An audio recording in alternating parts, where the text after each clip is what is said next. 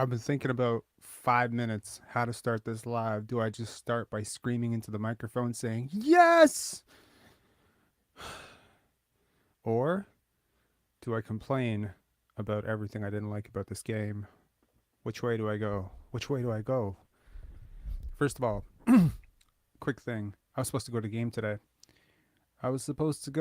today. And the young lady who won the tickets, she mentioned that her husband was not thrilled about the idea of, not going to this game. He'd always wanted to go to a game with her.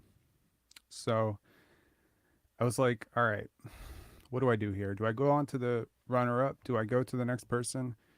No. I'm going to be a good person and I'm just going to give her both tickets. And as I'm talking to Erica Plays, shout outs to Erica Plays if she's in here, one of our moderators, I was like, man, if Scottie goes off for a 50 piece and after the first quarter, she's like, Scottie's going to make you regret missing this game. That was a very complicated game. Let's talk about it.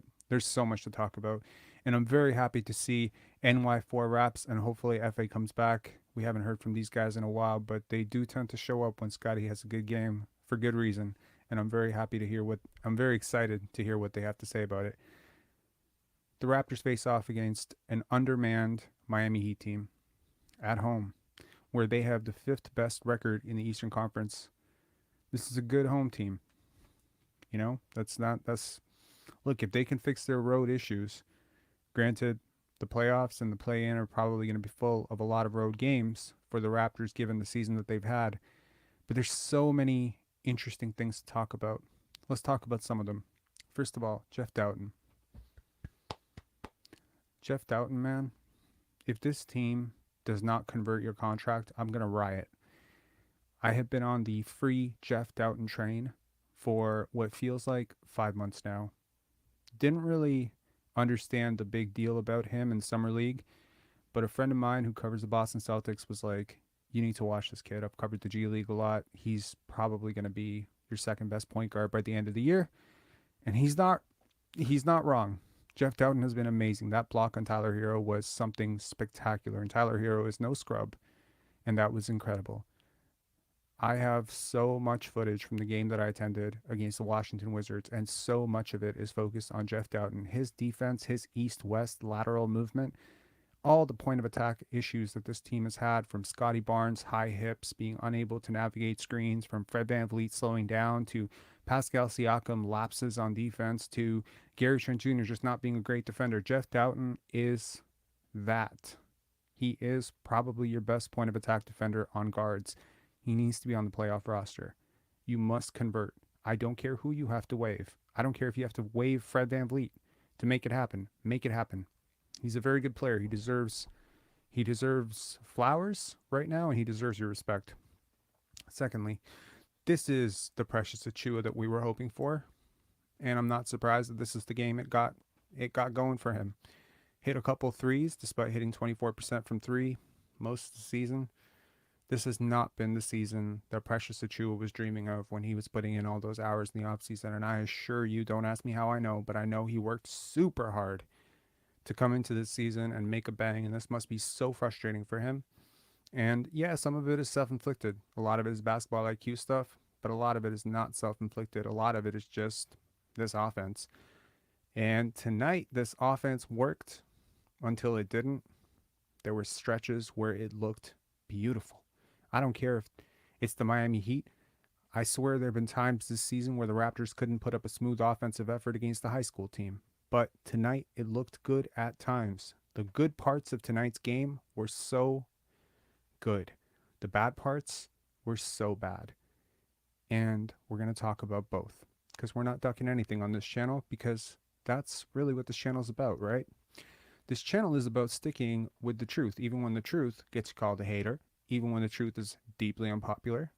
And the truth is, this team has issues. And tonight, you got away with some stuff. That initial start, Miami Heat came out through the first punch. Nick Nurse calls that timeout. And then it was just, there was no turning back from there, right? The Raptors turn it together. They put it on. They're going to have a 14-4 run. Scottie Barnes just goes absolutely apeshit in the first half. Just incredible, right? He commanded this game in so many ways, on so many levels, from crashing the offensive glass to scoring in the paint to scoring off the dribble. When is the last time? And I want to be really honest with you. You remember that play in the third quarter where the Heat doubled Scottie about 35 feet away from the basket and chased him around? They did that. They did that for most of the second half. They just wanted anyone else to beat them. They were not going to let Scottie Barnes continue to beat them because they had no answer for him. With no Jimmy Butler, they had no answer for Scottie Barnes. Sorry, Caleb Martin, too small. Sorry, Kyle Lowry, too small. Sorry, Duncan Robinson and Tyler Hero, too slow. Couldn't stop him. Bam Adebayo, nah, too slow. Scottie Barnes was him tonight. Pedicure worked. He got a pedicure. It worked. It worked. He was great. Just such a great control of the game. Such great pace. He played with pace. He played with energy. For most of this season, I have been accusing this team of playing very selfishly. Supporters of this channel support that message because they're seeing it with their eyes. People who understand basketball, scouts, coaches that I talk to, they all talk about it. It's an open secret. The Raptors play selfish basketball. It has taken a very long time for the mainstream media to adjust their narrative and acknowledge the elephant in the room. This is a team of individuals that has seldom played like a team. Okay? That's the truth. Masai Ujiri just briefly touched on it after the trade deadline. He said, we've been a bit individual, and that's putting it very kindly. And today, with no Alvin Williams on the air to disrupt the truth that definitely should have come out a long time ago, should have been openly aired a long time ago, Kayla Gray talks about how O.G Anunoby publicly addressed that the Raptors had been focused on a lot of their individual goals and had not been playing as a team, which cued Jack Armstrong to go on one of his epic rants, which feels like it just kept going and going and going, and I'm just sitting there laughing and crying and just happy that it is finally being said out loud. Thank you. Finally. Talking about playing for us, allowing the ball to move, allowing the offense to breathe, playing for each other, playing as a team. Oh, they won't tell you who's been disrupting the offense. No, but that's why you came here. There was a lineup, a specific lineup tonight. Jeff Dowtin, Scottie Barnes, O.G Anunoby, Precious Achiuwa, and Chris Boucher. Yes, this team is so far gone that Precious Achiuwa and Chris Boucher are the good guys now. This is crazy, actually, because last year they were two of the biggest disruptors of ball movement and flow that I could think of. But they don't have contract extensions coming up, so they're the good guys now. And that five-man unit had beautiful stretches of two-way impact where they suffocated with their length and activity. With no defender to attack, there isn't a constant need to help rotate off of corner shooters. The Heat looked scrambled. They couldn't score for minutes on end. They looked discombobulated. Who do you go after? Can't get past Scottie. Okay, swing it around. Can't get past Jeff. Swing it around. Oh, you got to step. Oh, there's Precious. Couldn't do anything. Couldn't do anything. Loved it. In the second quarter, for the first 4 or 5 minutes, that was beautiful basketball. That was honestly tears of joy, man. I can't tell you how long I've been waiting for this team to play this way. I don't care who it's against. I really don't care if it's against the G League Ignite. I just wanted to see this team play as a team, and they did it for minutes tonight. And then Pascal Siakam comes in, and it goes to hell. It just goes to hell. I'm not saying he had a bad game. He was okay at parts. He put up big numbers, but in terms of the actual flow of the game, if you understand the game, if you understand what a beautiful offense and what unselfish basketball looks like, you would understand that there are certain people on this team that consistently disrupt that flow when their teammates have it going. I often talk about the fact that there are sometimes you face a team that's just way better than you. They're healthy, you're not. They're talented, you're not. They're battle tested, you're not. And there might be like 2 paths to beat that team, and they have 200 paths to beat you. On those nights, you need to pray that they don't find one of the 200 paths to beat you, and that you find the needle in the haystack that you need to beat them. That is what's going to happen if the Raptors face the Boston Celtics in the playoffs. You are going to be praying on a star that team implodes and you find lightning in a bottle. But on a night like tonight, in games against teams like Detroit, there actually are 100 different ways to beat a team like this. You can beat them early, you can beat them late, you can come back, you can let them come back. You can beat them with a 40-piece from Pascal. You can beat them with a 30-piece from Fred. You can beat them with the bench. There really isn't a lot that a team that's this outmatched can do against you. Bam Adebayo, the shell, the corpse of Kyle Lowry, Gabe Vincent. This is what you're up against. Tyler Hero. I'm not saying this team couldn't have beat you. I'm just saying it would have been really hard to choke this one away. And despite that, there were times tonight where it felt like this team was hell-bent on allowing this team to come back in. That stretch in the second quarter where Pascal Siakam comes back and then, boom, Scottie Barnes goes out. Did not look great. Then Fred VanVleet comes back. Airball right away. Complete disruption to the offense. Then they find it. They close out the half strong. Third quarter, dominant. Great third quarter. Really played as a team. Fred VanVleet and Pascal Siakam participated. It was great. Fourth quarter, more of the same. And then you're looking at it. You're like, it's a 20-point game with 6.5 minutes to go. Why is O.G Anunoby still on the court? Why is Pascal Siakam checking in? How little does Nick Nurse trust his bench that Pascal Siakam has to come in a 20-point blowout?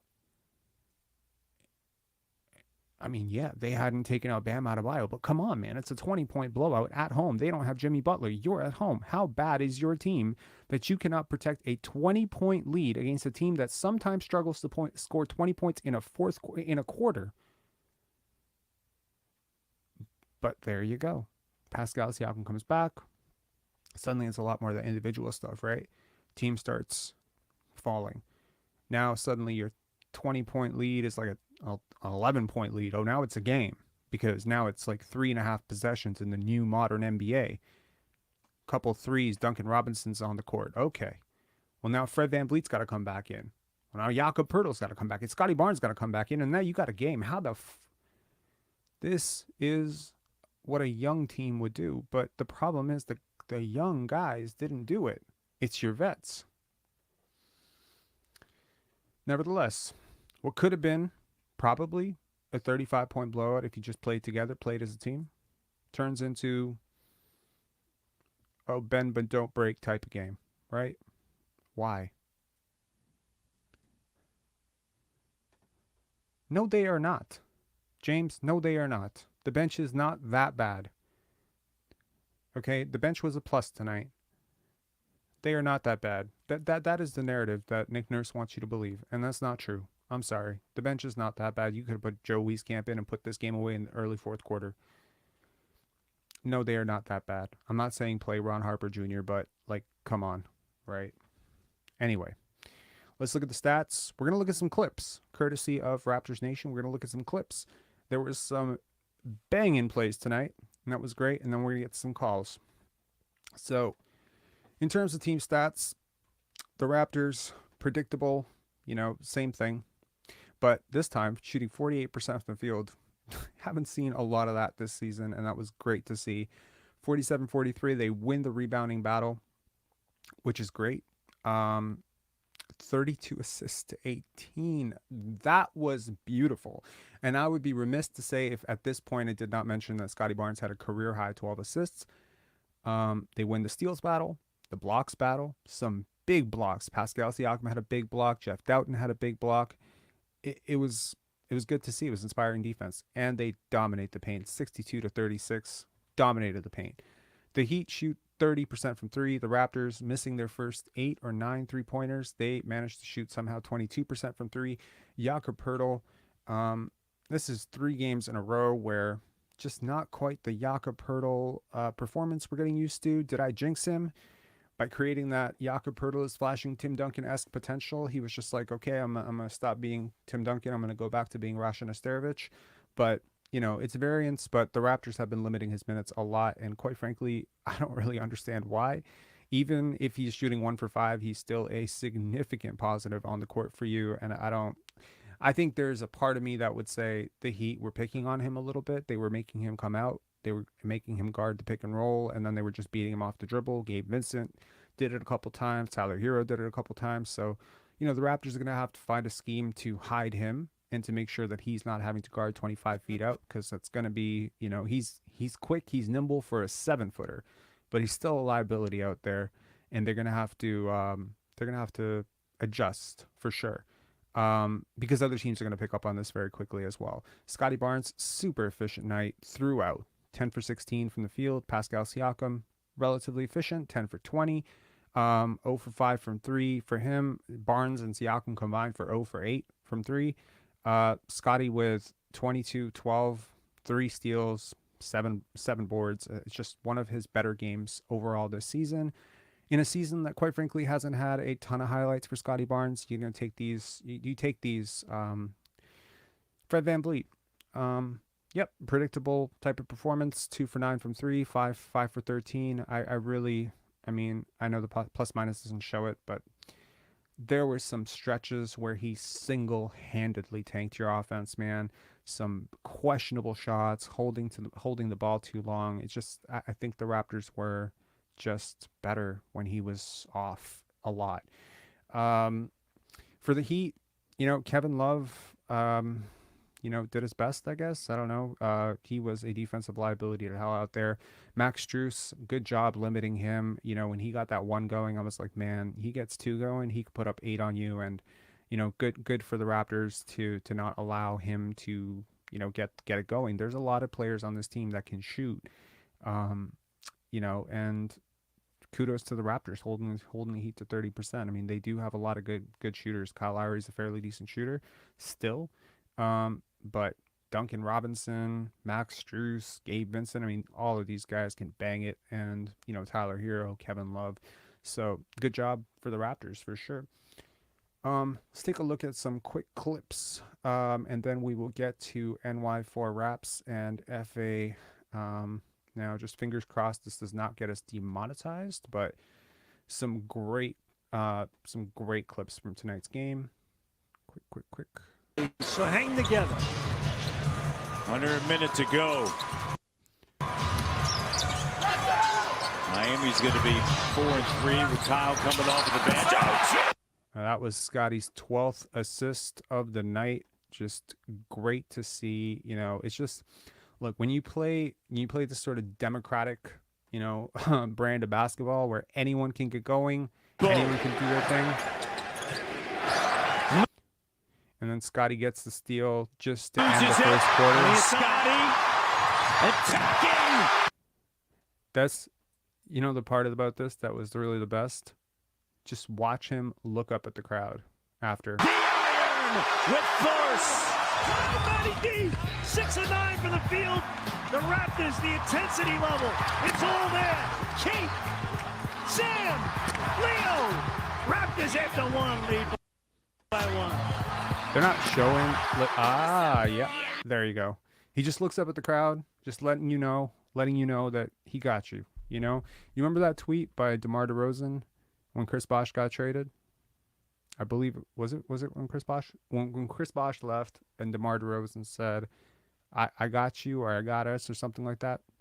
I think that was Scottie's "I got us" moment. I'm gonna tell you something fun little aside. I'm gonna flash another clip while we're at it here. O.G Anunoby. Here we go. They changed their looks after dead balls. Raptors 2 of 10 to Miami. 4 of 4 from the field. O.G with the steal. The two-way player of the year. O.G. What? Cookies. You know, I really hope they find a way to smooth things over with him, man. I really do. I'm just being straight up with you. Like, to lose this guy, just what he was talking about before the game, how he wanted to go up against Jimmy Butler. That's the right mentality. If you're a great player, if you're aspiring to be a great player, you should want to play against the best players. Show me a loser. Show me a loser when the other team's best player is going out and this guy's like, yes, yes, now it'll be an easy win. That's a loser. That's a person who's not built for the big moments. Never met a winner in my life who had that mentality ever. Quick fun fact. I got to tell you, I think the Raptors gonna make the playoffs. It's not based on one game. I'm just remembering something that I said to myself, and then I said out loud after the Raptors drafted Scottie Barnes. I said they are not going to miss the playoffs while he wears a Raptors jersey. He will never let them. That's how I felt about that 20-year-old kid when he was drafted, and that's still how I feel today. He's not letting you miss the playoffs. So I don't care if you put him out with the 5 G leaguers. You know, he's not missing the playoffs. He cares too much about this. I'm really happy he got some time off. You can see a difference in him. The last couple of games, you can totally see a change in his assertiveness on offense. And yeah, am I a little bit worried going into the play-in situation with all these contracts on the line that some guys are going to aggressively bet on themselves? Yes, I do. But I'm a little bit worried. But I will tell you that when push comes to shove, if you've ever played competitive basketball, you know that when the alpha decides to stand up and say, nope, we're going through me, people tend to fall in line. And it's been there for him all year. If he wanted it, it was there. Every fourth quarter, he decided, I want to take this game over. They have let him. Fred and Pascal are not in the way. Scottie's in the way of himself. He's allowing these guys to dictate offense, dictate flow, tempo, when he could easily just grab the ball and say, it's mine. They're not going to stop him. They cannot stop him. Okay? Everyone knows whose team this is going forward. Everyone knows. Okay? It is not a secret in the NBA. Go listen to other commentators. Imagine if you were watching a Denver Nuggets broadcast and they were like, Christian Braun, that's the future of the Denver Nuggets. No. Everyone knows. Okay? So, Scottie Barnes, this is on you. Anytime you want to do this, they're going to let you do it. Anytime you want to take over a game, anytime you want to control the tempo, anytime you want to be point, don't listen to, stupid YouTubers who don't know what they're talking about. You are the point. If you want to be the point, you are the point. Honestly, man, like have you seen anyone double the way that they doubled him tonight on the Raptors this season? Have you seen anyone? And look at how he dealt with those doubles. Did he choke? Did he flounder the ball? Did he throw it at people's feet? No. He dribbled it around. His handle is not great. I'm not going to cap. That is not great. It's not great so far. Okay. He has too many moments and it's got ways to go, but you see the processing speed. He sees everything. So even when you rush him, you try to rush him, you throw aggressive traps on him. What they did to him tonight is what we did to Donovan Mitchell. You remember the game where Donovan Mitchell had 8 points? That's what we did to him. Do you remember when Kevin Durant had a really poor scoring game against us and Kyrie had to bail them out at the end? That's what we did to him. On the catch, aggressive double. You never know where it's coming from. Coming from the left, coming from the right. That's the respect that Eric Spoelstra, one of the best coaches in the NBA, Kyle Lowry, one of the smartest players in the NBA, one of the best scouting teams in the NBA. That's the respect that they decided to say, this Scottie Barnes guy, we're not letting him put up 50. Someone messaged me on the Instagram and they said, yo, Rob, is Scottie going for 50?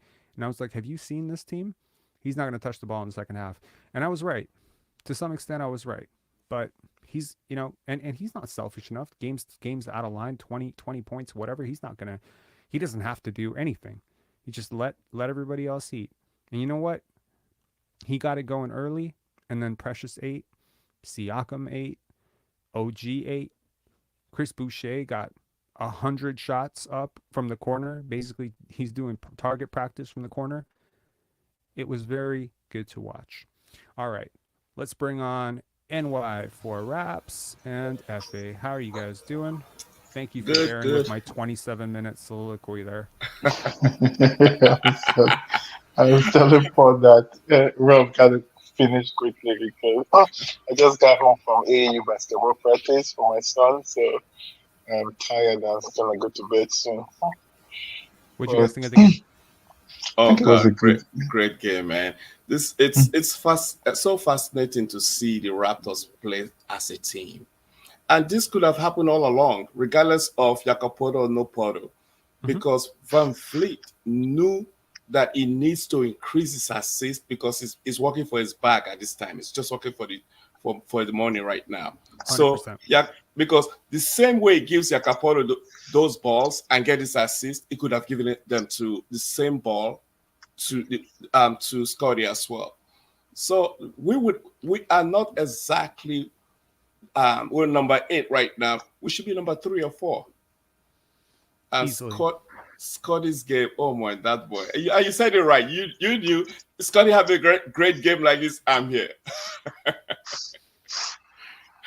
He let you know, man. Like, I mean, he grew up watching the Miami Heat. You don't think he has a special, every single time. Like that first game when we played in Miami, he was about to go off. Yes, He had like yes. 8-9 points really quick, and he was playing in front of the hometown crowd. His family was there, everyone's watching, and then he jumps over that guy's head and he ends up spraining his ankle for the second time in 3 weeks. And I feel like this entire season, from that point to this point, has been just turbulence, injuries, aches and pains. Even tonight, playing through the wrist, right? But you know one thing I like about Scottie too, as comparison to Siakam. Scottie does not. He likes the moment. Be it fourth quarter, be it playing in ESPN, NBA TV. He likes the moment. He's not afraid of the moment. And I think that's the reason why, even though I wanted to tank, but they're in the middle of nowhere right now, that's the reason why I want them to just make the playoffs, because I think Scottie's light is going to shine in the playoffs, in the big stage. I agree. Yeah. I mean, I honestly, I think I just, we got such a quick window into it. In the first game of the playoffs last year. And then he goes down with that injury, and you're left all summer saying, what would that game have finished as? I remember it was going to get a triple-double in the first game too. Yes. Most people are so nervous in their first playoff game. You talk to any NBA Not Scottie. player. Not Scottie.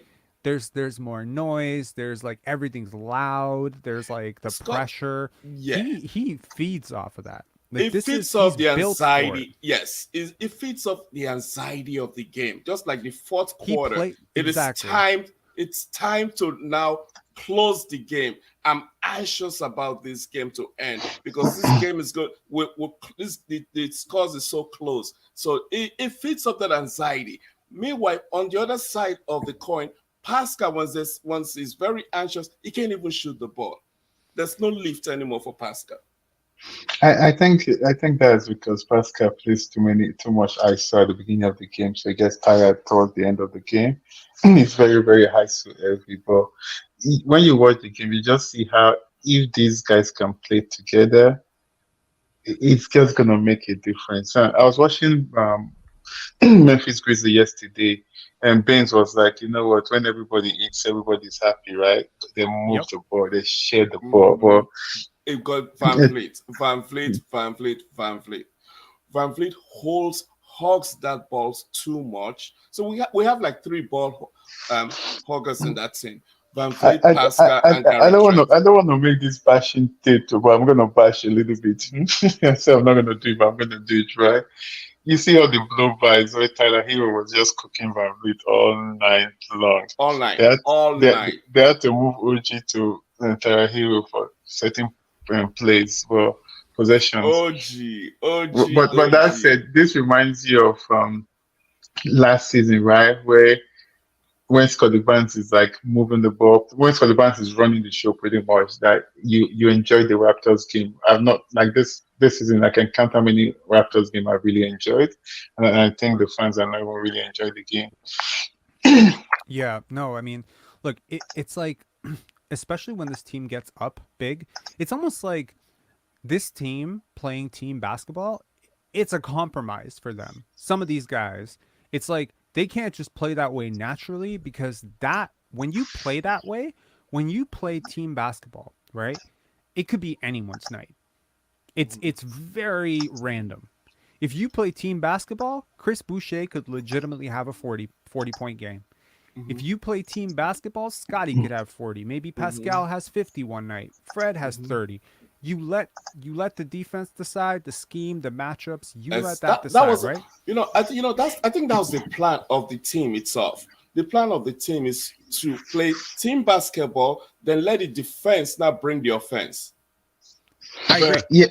Yeah, but I know we blame Van Vliet and those folks, right? But then one of the coaching staff, are they not supposed to be blamed for some of this? Like, if you're not playing team basketball, come sit by me. You're gonna be on the bench. Yeah, I've seen Popovich remove the whole starter and play the whole bench several times. But one thing you have to think about that too, this the politics of this whole thing. It's a rookie coach. If the coach wasn't a rookie coach, I think he would have been able to bench Van Vliet easily, because Van Vliet at the beginning of the season wasn't shooting the rock very well at all, and it was still playing. It should be coming from the bench.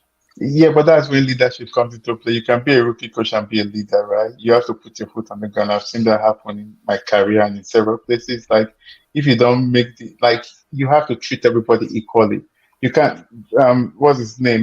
Some of the bench players, right, they'll play badly and they come sit by the coach, where Van Vliet is playing badly and jacking up shot, and you still allow them, then you blame the younger players all the time. True. Right. And there's a particular time too, Scottie Barnes, even though he wasn't shooting the hoops well, anytime he made a mistake, they take him out of the game. But guess what? Immediately they take him out of the game. In 1 minute, they put him back because they know he's doing a whole lot of other things in the game.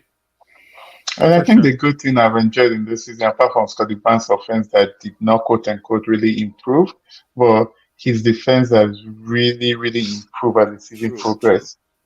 Yeah. Like, he's really, really improved defensively. So impacts the game in different areas. And the good thing also is that his mid-range is really coming along. Really, really coming along. Yeah. I'm seeing the next Kawhi. You seeing the next Kawhi? You know what? Like, I think he's been going to that mid-range shot a lot more. He has so many advantages there, right? It hasn't gone down for him, but it's a new shot for him, right? It's gonna take some time to build up, but him in the middle of the floor, it's gotta be where he jives, where he operates. And once that three-pointer starts going down 33, 34%, defenses have to hug him at the line. It's going to open up his game. Once the handle develops, the handle has to develop a lot. Like, last game I captured the whole thing from the top down, almost like from the rafters. Right? I was at 600 level in the box seats, and I'm looking down at the whole thing. And it's so interesting when you watch the game from that level. You see the handle a lot. You see how tight everyone's handle is. And Scottie's handle is loose sometimes. Like, sometimes he'll be going and he'll like fumble the ball, but he's got these gigantic hands, so he can control it still. But it's got to get so much tighter. And to be honest, like, when you look at the game, the history of the game, Shaquille O'Neal, right? Michael Jordan, Kawhi Leonard, big hands are a very big advantage in basketball. We always say it. It makes it much easier to control the basketball as a ball handler. So he's got the right hands for this game. But he has to work on that handle to be a lot better, and it's gonna get there. It's definitely gonna get there, and I'm looking forward to it, man. Because growth is not linear, right? All the stuff that he's been putting together, working on.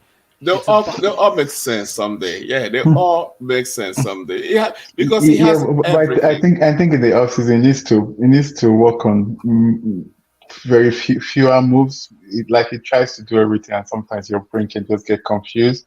I was reading about Jaylen Brown, right? Jaylen Brown, every offseason, he just works on one or two moves only, and he perfects that, and you see the kind of player he is today.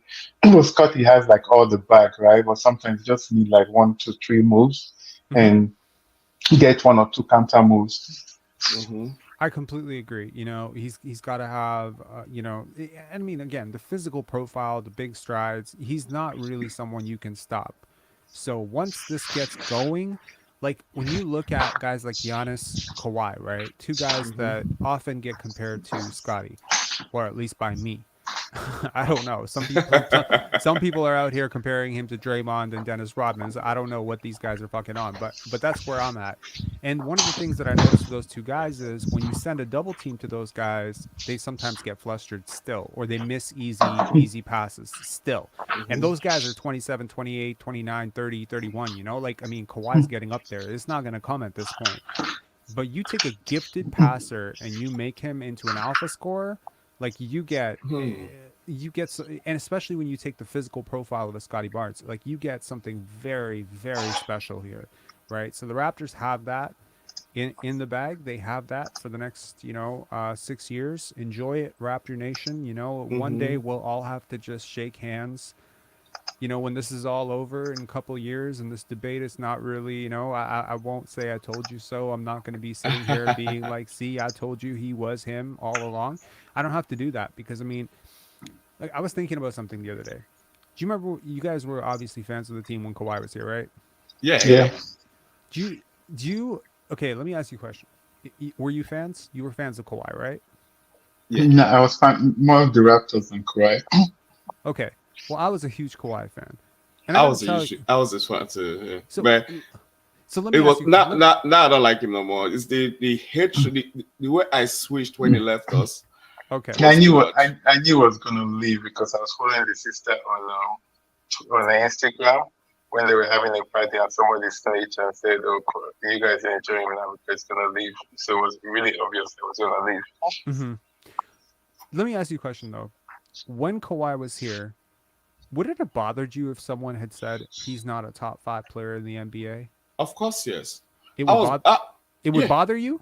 Yeah. Why? Because it's like Scottie to me then. I so much admired him for what he did with the team and how we got the ring that like even New Balance. I had to buy New Balance sneakers. I don't actually wear New Balance, but I had to. Yeah, and I think it's more or less because Kawhi was a winner. I guess what I'm trying to say is his status was not questionable to me. He was a top 5 player. The only debate was where in the top 5 he was. So what I'm trying to say is there were some fans who were trying to say Tatum was better or Jimmy Butler was better, but I never sweated any of that because to me it was like, this is not really a debate, so it doesn't bother me. I gotta say, every time something bothers me, I look inside and I say, what part of this is true? Because if none of it is true, it shouldn't bother me. True. Right? True. So when I call this team, out for being, very selfish, through most of this year, that's been my running narrative. It's, that we play too much ISO ball, too much hero ball, too much, contract shit.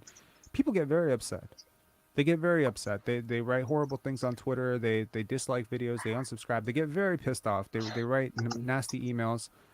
They spread false rumors. They get very upset. And I always sat there wondering, why is this so upsetting? It's basketball. We're talking about basketball players, not talking about their mothers. What the fuck is so embarrassing? What's wrong? What's wrong with this? And it just hit me today why it was so upsetting. Because it was true. Because it's true. And that's why it's upsetting. It's upsetting to hear Pascal Siakam's not a top 5 player. That's why people got so mad at that video. They were like, this guy's talking about not top. Because he's not. It's not. You're not. And you just wanted 2 weeks to feel like maybe he was, so you feel a little bit better about the Raptors. And here I come with my, depressing ass video telling you he's not. It's not. And I'm the bad guy, right? I'm the bad guy. I'm the Pascal hater. But look, Pascal is what he is. I want to get to a point. Look, when we can balance out as a fan base, when we can get to a point where we're 100, where we're not saying Scottie Barnes is Michael Jordan, we're not going to that extreme, and we're not coming to Pascal Siakam's better than Jason Tatum. We're not going to that extreme. Where we can come somewhere in the middle, we can have a more balanced debate. We can have a more balanced discussion. We can say Fred VanVleet is a solid contributor. But there's levels to this. Like, I look at the Dallas Mavericks in free fall right now. Total free fall, right? And people are very quick to say it's all Kyrie. Oh, this is what happens when you trade for Kyrie. This is such an insane take for me. It's not Kyrie. You have to look at the fault. You have to look at the players that went out for the trade, right? Yes, you traded Dorian Finney-Smith and Spencer Dinwiddie. Those are very good players. So you're gonna sit here and say Kyrie's a loser. Someone went on Twitter and be like, Kyrie's a loser. I'm like, bro, he has not lost in 10 years. He's an NBA champion. Exactly. He won the game. Exactly. With LeBron, he won the game as a rookie too. Exactly. And so sometimes our optics of a person override that rational part of our brain that says, shut up, you're wrong. No, the optics of it are, guy thinks the earth is flat, doesn't want to play, doesn't want to get vaccinated. He's a loser. But he's not a loser. He's a very good basketball player, probably one of the 3 to 5 best offensive players in the NBA. Definitely the most talented player in the NBA. In my opinion, honestly, the most skilled player. One of the one of the 5 most skilled players ever. Ever. Like this guy, I mean, this might seem like a hot take to some people, but this guy is more skilled than Allen Iverson ever was. Yeah. Like, this is craziness. And I've met Kyrie Irving. He's not that much taller than I am. So for him to be able to do this, he's a wizard with the basketball. How is he the reason? Like, and so, you say, well, there's more to winning basketball games than offense. Yes.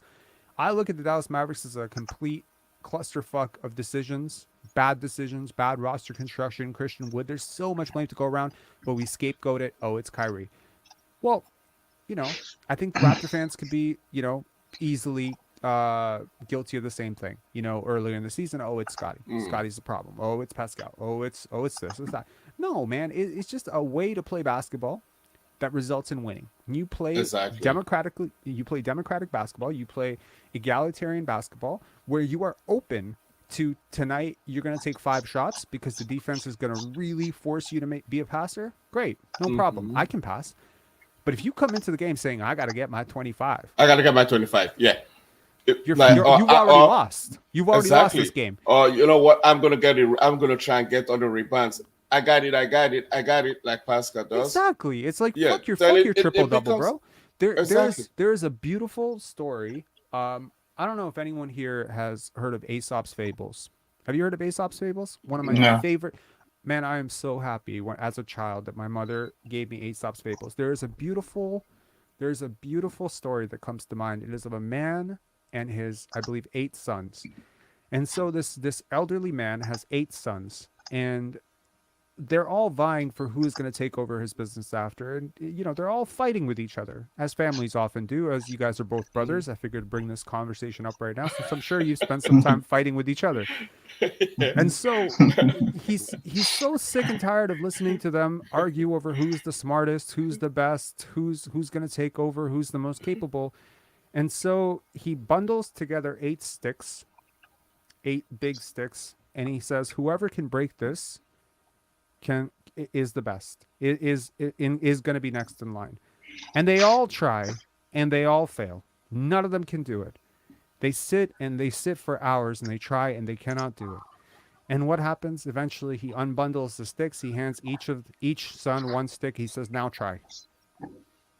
And they all break them at the same time. And he says, see, united we stand, divided we fall. The Raptors have played divided basketball all year long. Exactly. And so what you just said reminded me of what Phil Jackson did to MJ, right? Made MJ play 1-on-5 because MJ was like selfish. And I say, you see, you can't do it by yourself. You need your teammates. Absolutely. Yeah. Look, it's one thing to be, confident in yourself. But confidence, real confidence, means you have no problem taking 2 to 3 shots as your teammates thrive. No problem. It's a lack of confidence that forces you to take 15 to 20 shots to maintain your status as whatever the hell it is. And especially as a facilitator of the team itself. I think Van Vliet is already thinking past the season, thinking of his numbers, thinking of his next contract. Yeah, right. It's betting on himself now. Yeah, that's what it's doing. And look, at the end of the day, everything is business with Van Vliet. That's why no matter is right now he's playing excellent basketball in terms of shots wise. No, I'm not talking about the passing to every other person besides Porto, but for himself, he's playing excellent basketball because the shots are going in now. But however, I still don't want him back in this team next season. I don't want him back. I'm like done with him already. Yeah. I think it's just one of those things where if he was already paid, maybe he would have bought in. Because Fred VanVleet's not a loser. You know, he's won everywhere. He's won with the Raptors. He's won off the bench. He's won as a starter. He was officially he was a starter on the winningest, or at least one of the 3 winningest teams in franchise history, regular season, the bubble year. Our regular season was better than the year we had with Kawhi. He was a starter on that team. So he's capable of playing winning basketball. Yeah, and so is Siakam. They are both capable of playing very winning basketball. And look, someone said to me, well, we'll see how Scottie plays when he's up for a max. I was like, bro, if he decided tomorrow he would get a max, he's going to get a max no matter what. That's the difference. Scottie, you know, the difference with Scottie is Scottie is not selfish. Scottie does not look at the numbers. He does not look at the percentage. Scottie plays basketball the right way as a team. And if they all play the ball the right way, right? Everybody's gonna get paid. Period. Once you're winning, you get paid.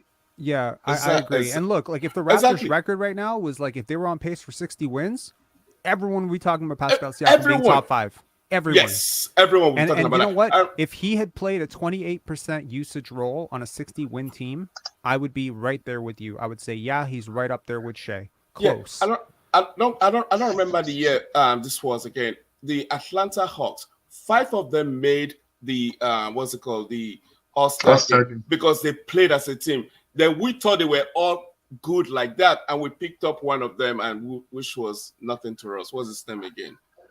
What did we pick again from Atlanta after they went to the All-Star? What's the name of that guy? The guy that's assistant coach for Milwaukee Bucks that we pay 64 million. Garvingham? No, the assistant coach he's a players coach for Milwaukee right now. Who? Toronto traded him with a pick to Brooklyn, I think. Yeah, we traded him to the Nets then. What's his name again? The one that we got to guard LeBron James and he couldn't guard LeBron James. Sorry, I can't understand what you're saying. Like, who did we trade? Toronto had a player coach? No, Toronto, Atlanta. I think they won 59 or 60 games. Carroll. DeMar Carroll, yes. He's with the Milwaukee Bucks right now. He's the assistant coach. Yeah, I didn't know that. That's cool. I didn't know that too. Yeah. So you see that. So before we picked DeMar Carroll, they played as a team. So we thought he was an excellent player, but we didn't know that he was a good team player when he played with Atlanta.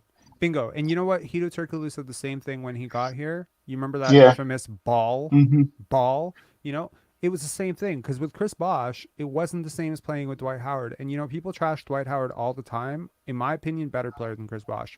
Way better player than Chris Bosh. Exactly. And he should have been top 75. Yeah. For sure. He wasn't selfish. Like and Dwight, you know, one of the most underrated things about Dwight, he showed up for the playoffs big time. Bigger the moment, bigger the Dwight. It was always that way with him, whether it was for Orlando, whether it was for Houston, whether it was for Los Angeles, he always showed up. So shout outs to Taiwan. You know, I think he was playing in Taiwan and now he's not playing there anymore. If he's still playing there, I can't remember. But anyways, like I think Dwight Howard is like somewhat of a misunderstood enigma because he clashed with Kobe and, you know, that whole Jeff Van Gundy thing. And it's just one of those cases of guy gets a bad rep and it just overrides all critical thought of who he really was. This guy was like the best player on a team that made it to the finals. His second best player was Rashard Lewis. There was no super team there. It wasn't, Kobe and Gasol. No, it was Dwight and fucking Rashard Lewis and Hedo Turkoglu. Like, he's incredible. Superman. Daryl says Dwight is still playing in yes, he's still there, yeah. Yeah, this guy Con going off in the chat. Bro, I'm going to tell you straight up, I don't think Pascal had a good game tonight. You can keep telling yourself he did. I think he played okay. Yeah, I think he played okay. It was just okay. It was just okay. Like, it wasn't great. He took a lot of shots. He shot 10 for 20. Would I feel maybe, like, would everyone feel a little bit better if it was 12 for 20, whatever? But I think some of these folks, they see the game for the numbers, not looking at how you are. That's what they see. They see the game for the numbers. You got to look deeper than the numbers. Look at like how they affect the game, right? How they exactly. Like, look at the beginning of the fourth quarter when you had Scottie Barnes and the other folks. Like, the ball was moving. The ball had life. Yeah, like Con, go back. Here are the two stretches I'm gonna ask you to go back to. Okay, just because like, look, I'm not gonna go at somebody who has honestly given us the biggest super chat in our chat's history and has been very generous. And look, we're not gonna become one of those communities where somebody has an unpopular opinion and we start ganging up on them. So everyone chill. Just let him work through this. It has his opinion. Yeah, he's not saying like Gary Trent Jr. had a great game. He didn't play, but like, you know what I mean. It's an opinion. You know what I mean. So like, exactly, yeah. So here's my suggestion to you, Con. Go to around the 7-minute mark of the second quarter, number one, and go to, if you watch the game again on Stream East or wherever, and then the second stretch of basketball, I would suggest you look at is around 5 minutes to go in the fourth quarter, maybe 6 minutes to go in the fourth quarter. Just look at those two stretches and just isolate Siakam. Like, just literally watch him on offense and defense. Don't watch and defense, and defense. Just watch him. Don't even watch him on offense. Watch him on defense and see. Yeah. Honestly, I say watch him on both, but he's right. Like, the defense was bad. And you will see how he disrupts so much of what's going on, because look, basketball works on a string. Like, look, like, let's say, for instance, we have an offensive possession which starts with Scottie at the top. He draws a double team. He passes quickly to O.G. Let's say O.G. holds the ball for 1 second instead of making the obvious pass. That's over. That entire play is over now because that 1 fucking second that he took. Let's say, flip it around. Let's say O.G. makes the pass and Boucher gets the ball and then he bounce passes it across the court or something and he gets a turnover. Boom, it's over. Let's say Boucher gets the ball and instead of passing to Jakob Poeltl, who's cutting underneath the basket, or Fred VanVleet in the corner who's open, he passes back to Scottie who's covered. Now that's over too. It's a constant read and react game. It's constantly making the right decision, and sometimes Pascal Siakam participates in making the right decision, a quick decision. The pass to Fred VanVleet, which resulted in the 3, and everyone was going goo goo gaga over it and was saying like, oh, it's great ball movement. It was great ball movement. That was a great example of good ball movement, and it required 4 passes to get there. But too often what will happen is 1 or 2 good plays will be made and it will end up in Siakam's hands and the ball will stick and the whole defense has a chance to reset. And now suddenly he's going to make a really difficult shot. He's going to make something that was really easy, like something like Precious under the basket for an open dunk, and he's going to make it into something hard, like a fadeaway over 2 defenders. And if he makes it, people like no offense, you're going to clap. But if he makes it or misses it, I'm going to fucking criticize, because that was an open dunk for Precious Achiuwa, who worked hard to get into that position. So the problem is, if Precious does that 3, 4, 5, 6 times and he doesn't get the ball every time, he's going to stop doing that. He's going to stop doing that. And then he's just going to stand in the corner and be like, well, fuck, if I want to get the ball, I just got to stand in the corner and wait for this guy to get trapped so that he's got an outlet to me. And it makes this the worst style of basketball. And people who understand basketball, like legit understand basketball, they understand this for sure. See, a good example is the last game, not this game, when Pascal stole the ball, right? Passed the ball to Scottie, and Scottie gave him a quick touch pass for a layup, right? That is real. Like, if it was Pascal or wherever, they'll be like holding the ball, bouncing the ball, and trying to like just touch the ball, move the ball, let the ball have life. Yeah. You can be faster than the ball. Look at this comment. This is how we should operate as a community. I just want to throw this out there. I will watch the game again now and take some notes, and one day soon I will call in class and session. Correct. This is the way we need to approach this. Look, if you want to tell me that Fred VanVleet is better at moving the ball than I realized because I have my hate blinders on, and ask me to, hey, watch this section, I'll watch it. I'll go back again and watch it. I'll watch it. I'll watch it, no problem. He changes. Look, how many times this year have I come onto a live and say Fred VanVleet played well tonight? Tons of times. Bro, tons of times. Sometimes I didn't want to, but I did. Yeah. Even when you say it, I get mad though. I get mad because I'm already. You're like keep the pressure on his neck, Rob. He's gonna go right back to it. No, I get it, but we're not like, I hate sometimes, like, I'm aware of stuff that people say about this channel, and it pisses me off because I feel like a lot of the stuff that they say about us, like, oh, he's never critical of Scottie. all the fucking time I'm critical of Scottie. What are you talking about? There's so many things that I'm like, I don't know. Anyways, it's not Like worth, at the it's not beginning worth of the season, addressing. how many times did we say that Scottie Barnes is too tentative, that he needs to attack, he needs to attack? Like, come on. Absolutely. Look, it's one thing to be hating on a guy. Like, we're not gonna sit here and hold Scottie Barnes, a 21-year-old, to the same standards that we're holding Fred VanVleet and Pascal Siakam. Does not make as much money as them, is not as experienced as them. And when he is that experienced, then we will hold him to that standard. When he's Look at Jeff. Yeah. Look at Jeff Dowtin today, right? 2 points, 1 rebound, 1 assist, 1 steal, or something like that, right? He played but great. The impact of the game, if you watch the game, right? Not the numbers. Not the numbers, yeah. There was this game that Thaddeus Young only scored like 1 or 2 points or 0 points or something like that, but he impacted the game really, really like a lot.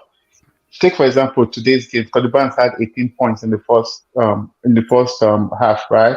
Then Miami started doubling and stuff like that. But he impacted the game in the second half by having 7 assists. Yeah, That's how you read the game. So, do you think Otto Porter will be able to come back during the playoffs? I don't know. I saw a rumor today that the Raptors will be looking to move off of Thaddeus Young, and then when I went to look at the post again, it was gone. So I don't know if that was. I think it was a post in the Raptors Digest. I think Thaddeus Young, right? If he plays, I forget how many games, then they have to pay him. They have to pay him like 500,000 more. So I think they're trying to limit the number of games he plays so that they don't go over the cap. I just want them to waive somebody, whether it be Will Barton, but I want them to convert Jeff Dowtin's contract, because whether they convert Weiskamp to 2-way contract and move on Jeff Dowtin to regular. I don't know if they can do that, but that would be interesting. But yeah, I mean, yeah. I don't know. I don't see how Ron Harper Jr. is back with this team next year, especially with another first round pick coming in. Hopefully, he's improving. He's improving in 905. He's been playing well. He's been improving, but David Johnson was pretty decent at times last year. Justin Champagnie was decent. Jalen. It's gonna depend on what he does. What he does in summer league, right? That's where we found Jeff Dowtin. Yeah. Anyways, guys, any final thoughts? OG, we gotta keep him. Oh yeah, it's gonna be interesting, right? Because I think Portland is gonna likely overpay for OG to keep Damian Lillard, and they have a lottery pick, and I wouldn't mind I wouldn't mind them giving us Shaden Sharp, their lottery pick, and maybe multiple other first round picks for OG. Well, if they get that desperate, maybe, but I like the vibe that Scottie. Somebody's gonna get desperate for OG. Somebody's going to get desperate for OG's we keep trading all of Scottie's favorite teammates. We've let go of Sam Decker. We've let go of Juancho, Svi, Utah, Goran. All his favorite dudes are gone. Like, it seems like every time he gets close to someone, they waive him. So I am sick and tired of doing that. OG is his favorite teammate. I want to keep OG for that reason. I want to keep pretty OG, much like one of the reasons. The other reason I love OG, I think he plays selfless basketball. I honestly think OG reminds me of Kawhi. Why if somebody gives you 2 young players and 4 first-round pick or 3 first-round pick unprotected? It's hard to say no to that. I get it. It's really hard. I get it, because that's a massive overpay. Because like they're gonna overpay for OG, because OG does so much on the floor defensively, and his offense is really coming along. It's push and go, but what I really loved Scottie's post game interview tonight. It was really great because he gave credit to everybody. Didn't say anything about nothing about I. There was literally nothing I was doing. Look, that 21-year-old kid is not 21. Yeah, all 21s are not built equal, right? Like, Scottie has more maturity at 21 than I do at 35 for sure. And I mean, seriously, he was just all about, people were in the right places. So they're like, how the fuck did you get 12 assists? People were in the right places. He didn't say, oh, It's just like you're giving all the credit to everybody else. You know what I mean? But And he wasn't that's leadership 101. he wasn't being leadership. facetious about it either. He's like, guys hit their shots and they were in the right places, and it's like all the credits to them. And I'm just getting shades of Kyle Lowry saying, "Give OG his flowers." It's the same mentality, team first. I love it. You love it when it comes from a role player. But this mentality, when it comes to an actual star player, is great, and it usually leads to a lot of winning. Magic had that. Magic had that mentality. Larry Bird had that mentality. There are a lot of great players. Tim Duncan had that mentality. There are a lot of great players in NBA history. LeBron, they share the wealth.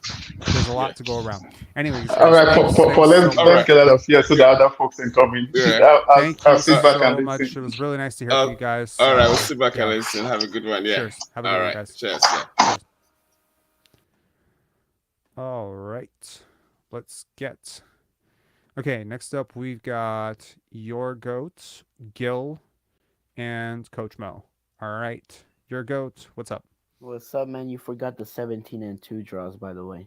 Right there, my name. You forgot to People say. are not here to hear about your embarrassing chess record. What did you think of the game tonight, man? Yeah, great win for you guys. Pretty impressed. I watched the third quarter. That's the only quarter I saw. And I've said it a lot of times. Mm-hmm. When the Raptors are confident in playing great ball movement, they look like a completely different team. They look fluid. I saw that against the Pistons, and yeah, the Pistons are a bad defensive team, but still, I saw it against the Kings in the second quarter when Scottie Barnes was the point guard, and they were just passing the ball excellently. And this game is another example of that. If you can have your team playing great ball movement, then this team looks a lot more competitive against pretty good teams like the Celtics and the Bucks prior to that. So my overall thoughts is that was a great game. One question I have for you is, what position do you think the Raptors will be in to end the season? Do you think they will stay in 8th, or I think they're 9th because the Hawks won their game, so or 8th, 7th, 10th? I mean, it's very interesting, right? I don't know. They have some very tough games coming up, and they're sort of at the mercy of their opponents, like specifically Boston and Milwaukee, and they've got a Philadelphia game. Like, I mean, this is going to be, we talk about tune-ups. Like when you're going into the playoffs, you want to tune up. This is going to be a tune-up week if these teams allow it. Like if they play their guys down the stretch, if they continue to play, Joel Embiid plays, if Jason Tatum plays, if Giannis plays, this will be a really great test. I mean, it could also be a real momentum killer for the Raptors, but I don't know. I think they could end up probably 9th. I'm gonna go with 9th. But they can go as high as 8. I think anyone saying 7 is probably overestimating. Yeah. But yeah, I think it'll be 9th or 8th. One thing is for sure though, the Raptors definitely will need home court. The problem is, unless you're 7th, right, or 8th, you have to win on the road. That's what people aren't realizing right now. So let's say, for instance, we're going to do a video at some point about everything you need to know about the play-in, but like one of the things, okay, so let's say you finish 7th, right? Then you play your first game at home, and if you win it, right, you move on and you get 7th seed, right? And if you lose it, you play your next game at home too, right? So both games are at home where you've been good, and Pascal Siakam can shoot. It's sort of weird listening to Jack Armstrong say he can shoot at home about Siakam, but it's true. His road and a lot of role players have that split where they're just way better at home. Young teams tend to be better at home. I think Scottie Barnes' numbers are also better at home from 3. So you can look at that and say, okay, well, you definitely want to have the game decides your season on your home court, even though in the play-in situation, and the only way you can do that is by finishing 7 or 8, right? But if you finish 9th, your first game will be at home, but the game that actually decides your season will be on the road. If you finish 10th, both games, if you make it out of the first one, you have to win twice on the road. That's tough. And I think if the Raptors finish 10th, that'll be a double whammy for MLSE, because that means you get none of the benefit of this play-in from a cash perspective, right? Yeah. You'll pile up Jurassic Park, but you won't get any actual play-in dollars. And yo, trust me, like if you were not ready to pay $600 for 600 level seats, but it's gonna come. Yeah. One game to decide the whole season could be the last game of the season. Oh my God, MLSE is going to charge so much money for a playing game. You have no idea. So if the Raptors make 9th, they get at least one home game. But if they make 10th, they get no home games. Yeah, that's why I was saying. I mean, this Atlanta Hawks versus Cavs game was important. I mean, I thought the Cavs were gonna win, to be honest, and the Cavs sort of made a comeback in the third, but then the Atlanta Hawks just played really well for some reason. So now I think the Atlanta Hawks are 8th, you guys are 9th. So and you guys have pretty tough games coming up, right? 76ers, Celtics, and Bucks. So I feel like you guys will be much more competitive from seeing the way you guys played, but I don't. It'll be tough, definitely. Anyway, thanks a lot for calling in, man. Always appreciate, and good luck with the lottery and the Detroit Pistons, man. And good luck with your chess journey. Don't tie with me too much. Yep. Bro, I played so good. Oh my man, I was a 1050 player, 1050 player. It said in the game. I played like a 1050 player. Congratulations Just on too your chess goated, journey. man. You've gotten a lot better, like sincerely. All right, man. Have a good All one. right. Have a good night. Peace. See ya. Bye.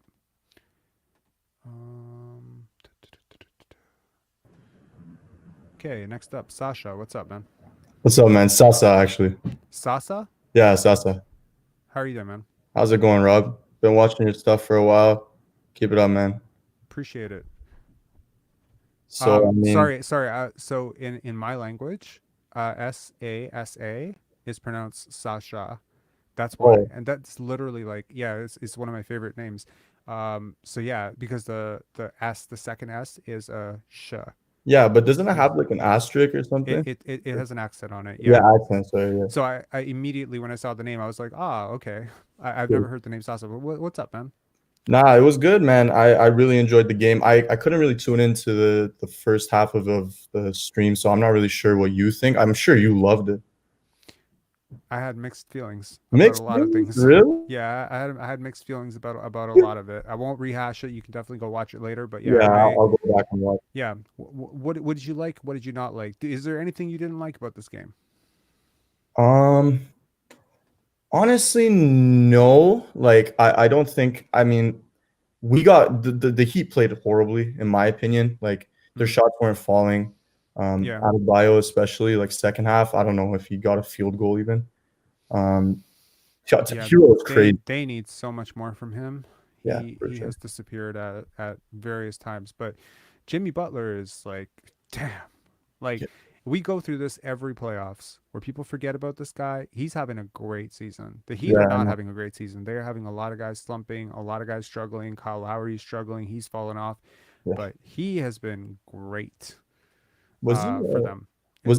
Jimmy Butler has been amazing this year. Was he an all-star this season? I don't know. Was he? No, I don't think so. Okay, but he should have been. He probably should have been, yeah. Yes. Siakam got it over him. I feel like that's pretty fair. No, it's not. It's not. But like before the All-Star break, I feel like it was. No, Jimmy Butler had way better numbers. I think he just played a slightly fewer games. That was the reasoning. Okay, fair. If I remember correctly. Yeah, the numbers were not even close. Like in terms of the actual impact metrics, oh my God, it was not even close. Like maybe the first 3 weeks of the season, yeah, Siakam was great, but by now, like we're talking Jimmy Butler's like honestly top 8, top 9, top 10 player in the NBA right now, and Siakam's not even top 20. Yeah. Okay, I don't know about top 10, but I guess we'll see in the playoffs, right? Or in the play-in if he even makes it out of the play-in. To be honest, if Jimmy makes it out of the play-in, I mean, I don't know. You got to look at the rest of the team too, right? Dude, sometimes. You got. I feel like this entire channel should not be called Pensari Basketball. It should be called Maya Angelou Quotes. But when people show you who they are, believe them. Okay, Jimmy Butler, like when he's like he is a winner. Like when I think about winners, I think about Jimmy Butler. Like this guy is not letting his team lose in a play. And the way I feel about Scottie Barnes not letting his team just duck out of the playoffs and just fall off the cliff and whatever. That spiritual energy and like, I mean, he's not a perfect player. Yeah, he has struggles from the outside, shooting, whatever, but he's not someone who tanks big games. Like, he shows up. He's built for moments, you know? So, and in the playoffs, everything's about those big moments, you know, those high pressure leverage moments where is the ball going to squirt out of your hand? Are you going to be loose with the ball, or are you going to be tight with the ball, you know? And I feel like Jimmy Butler's is big in those moments. Okay, yeah. I mean, I guess we'll see. They were really missing him tonight for sure. Where do you think the Raptors are going to finish? Man, we got really unlucky that Hawks game. I can't believe it. Like, I was really banking on Cavs winning that. I actually see us finishing 8th, but I don't see, because 7th would have to be like, I think we got what, 6-7 games left. Yeah, and like he would have to lose at least like more than half of those, probably like 5 of them, right? Yeah, 8th is the best case scenario. Yeah, I think, you know, like Brooklyn could keep sliding. That's true too, and that would be very interesting to see Brooklyn in the play-in situation, because I do think Mikal Bridges, I think people sleep on that team a little bit too much. I think there are some very, very good players on that team that in a single game could go off against you. But yeah, I would like our odds against Brooklyn by a hair. Like our odds against Atlanta. It's not that close, man. Like, That's true. Yeah, I mean, like it's not like the Raptors have been some dominant ass team. Like, I don't know what team is going to show up in the play-in. I'd love to tell you it's this connected team that's going to play for each other and play together and pass the ball and make the right play and defend, right? But we've gone through this before, where we watch a team struggle throughout the regular season and we're like, all right. They're way too talented. They're going to turn it on in the playoffs. And then the playoffs come in and they try to turn it on, but there's no water in the faucet. There's nothing there. They can't turn it on. And, you know, great teams have great habits. The Raptors have terrible habits. They have a lot of self-implosions. They have chemistry issues. They have pecking order issues. They have offensive structure issues. They have defensive lapses. Their defense has not been great relative to the personnel they have. My God, give a great coach, give a great defensive coach. And I'm not saying Nick Nurse is not a great defensive coach, but give a great defensive coach. Pascal Siakam, O.G Anunoby, Precious Achiuwa, Scottie Barnes. My God, this is an embarrassment of riches defensively. Jakob Poeltl, Chris Boucher. You could argue Fred as well. Not point of attack. Point of attack. You know, every defender is not, you know, all defenders are not complete defenders. O.G Anunoby is a very complete defender. Right. Jeff Dowtin is a pretty complete defender. He's great. I love him. You know, I love him too. I saw you. You said you were on the G box. You're watching him the whole time, right? Whole time.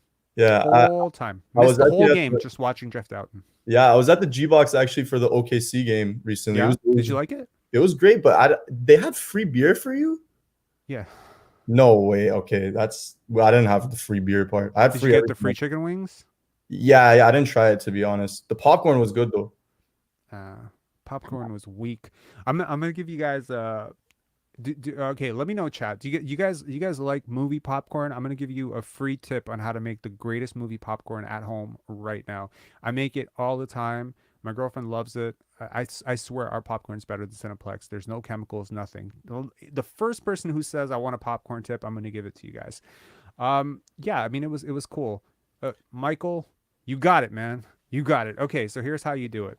So some people try to put salt on their popcorn. This is a mistake. Don't do this. So here's what you do. Number 1, if you have an air popper, don't do the microwave bullshit. If you have an air popper, use the air popper to create it. But if you want to go through some extra work, put some coconut oil in a pot. Bring your kernels. Bring it to a steam. Put the kernels in. Let them pop. They'll pop with the coconut oil.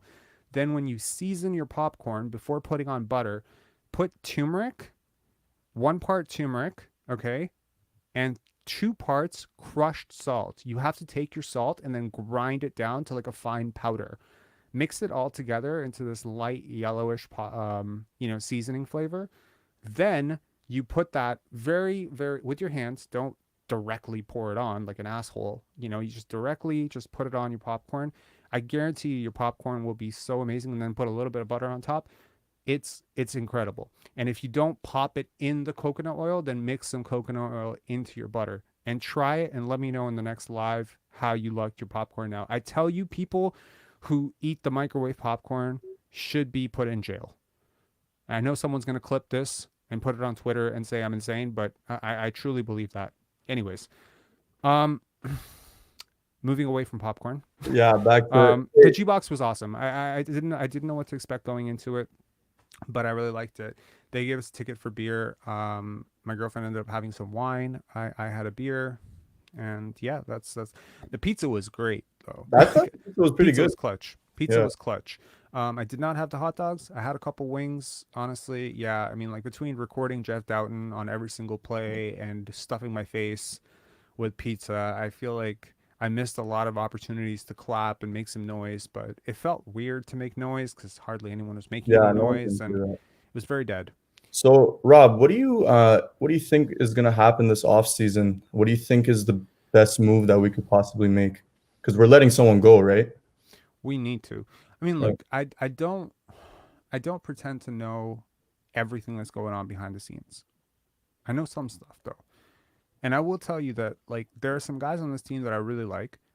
And despite what people think, no, it's not just Scottie and Scottie and Scottie and Scottie and Scottie and Scottie. There's a lot of guys. And I feel like they could be really great building blocks going forward and could have even bigger roles next season because they're young and they can develop. Jeff Dowtin, I would love to have him back, right? Some people are down on him right now, but Delano Benton's okay. I wouldn't mind, having him at the end of the rotation. I think him and Joe Wieskamp could be like a nice, 16th, 17th guys. And if one of them pops, like they could be someone who steps into a rotation minutes. Otto Porter, I would love for him to pick up his player option and be healthy next year. It'd be great. But I know at this point I might just be praying for Santa Claus, given his injury history, unfortunately. But he's a great player. He's very selfless. And I really liked what he did for the defense in the 8 games he played. I think Precious and Christian Koloko can be a powerful 4-5 off the bench. I really do. I think Scottie and O.G should be staples in the starting lineup. Scottie at the 1, O.G at the 3. I don't mind Gary Trent Jr. and I love Jakob Poeltl. So, starting lineup next year could be, Scottie, O.G, Gary, Jakob, and Pascal. But in order for that to work, someone's going to have to take a major step up as a shooter. Yeah, that's true. You lose Fred VanVleet in that starting lineup and you replace him with Scottie Barnes. I mean, I know the percentages are close. It's like 35% versus 30%, but like it's really not that close when you consider the volume of threes. Right? And you can't really win in the NBA without like taking a lot of threes because quite frankly, like it's hard to get to so many 2-point plays. But you take a guy out of your offense who shoots like 39% on half the nights or 38%, you become more efficient by default, but you got to make up for Fred's threes somehow. So I think Scottie and Pascal could maybe do it by committee, each of them dialing up their 3-point attempts a little bit. If you don't go that way, then maybe, Gary's just going to have to become a bigger part of the offense, and I think he's more than capable of it. I really like the progress that he showed this year. Going into the paint, finishing a little bit better. He's got like some creativity in there now. He can, do some push shots and turnarounds. Gary's a hell of a scorer. He has some cold moments, but man, he's cold too. You know what I mean? So yeah, he could be good too. And I like the addition of Jakob Poeltl. I hope we can get him back at a reasonable contract. Nothing like crazy, like 22 million or whatever. He can easily get played off the court too. But I think something reasonable, 15, 16 million. 17 million, I think, would be the biggest contract of his life. And I think, frankly, pretty fair. He played really well to start. A little cold to lately, but his impact is awesome. And I think him and Christian Koloko could just be a very good 2-man unit. And maybe Chris Boucher, I think he's been good, but he's been good. I could totally see him getting moved. Thaddeus Young probably waived. Yeah. Yeah, and I think, that draft pick, whoever it is, hopefully Case and Wallace, fingers crossed, probably be a backup guard. That would be great. A backup guard, maybe a backup 2 guard, a backup wing. I think this team needs some wing depth, some creativity on the wing, some 2-way talent on the wing. Something like an O.G Anunoby, but maybe in a smaller package would be great. And yes, I am obviously 1000% Case and Wallace, Justin Black. That would be great, but I don't know, something like that. Yeah. Why? What did you have in mind? No, I just was wondering because it's 4 of our players expiring, right? Gary, Jakob, Siakam, and Fred. Am I right about that? Siakam is not expiring. Fred is not expiring. So our expiring contracts are Jakob, Fred. Well, technically, Jakob is the only expiring per se. I mean, not the only, but he's the only significant expiring. Fred and Gary have player options that they are widely expected to decline, but I think that will depend on the market. I mean, Gary's value is pretty close to the contract he currently has. Would you say, like, in terms of trade value, he's around the same as Jakob Poeltl? Gary? Yeah. That's a really good question. I don't know. I think it's difficult when I think about guards and centers, right? Yeah. But yeah, like they're comparable.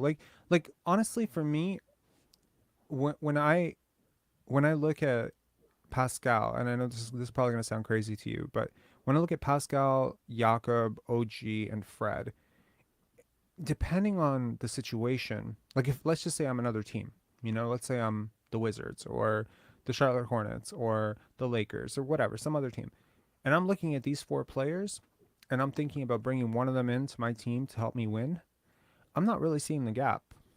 Right. They all solve different problems. Jakob is going to give me rebounds and paint defense. OG is going to give me a versatile wing defender who can knock down some threes. Pascal is going to give me a secondary ball handler who can rack up assists and some points in transition. And Fred is going to give me some steady ball handling without too many turnovers and some three-point shooting.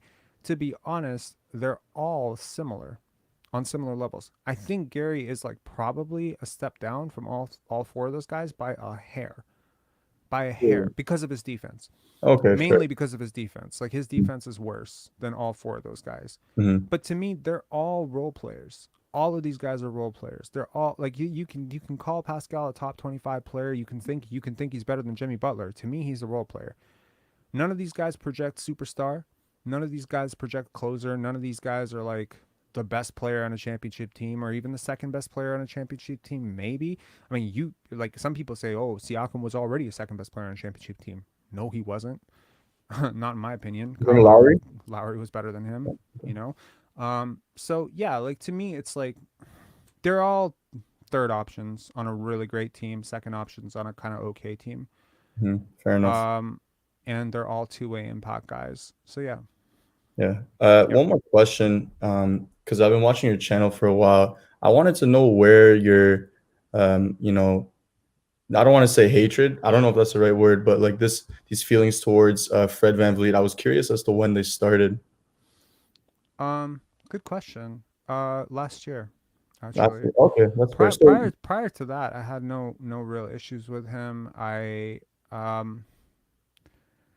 Yeah, it was last year seeing some of his body language towards Scottie. It was very annoying.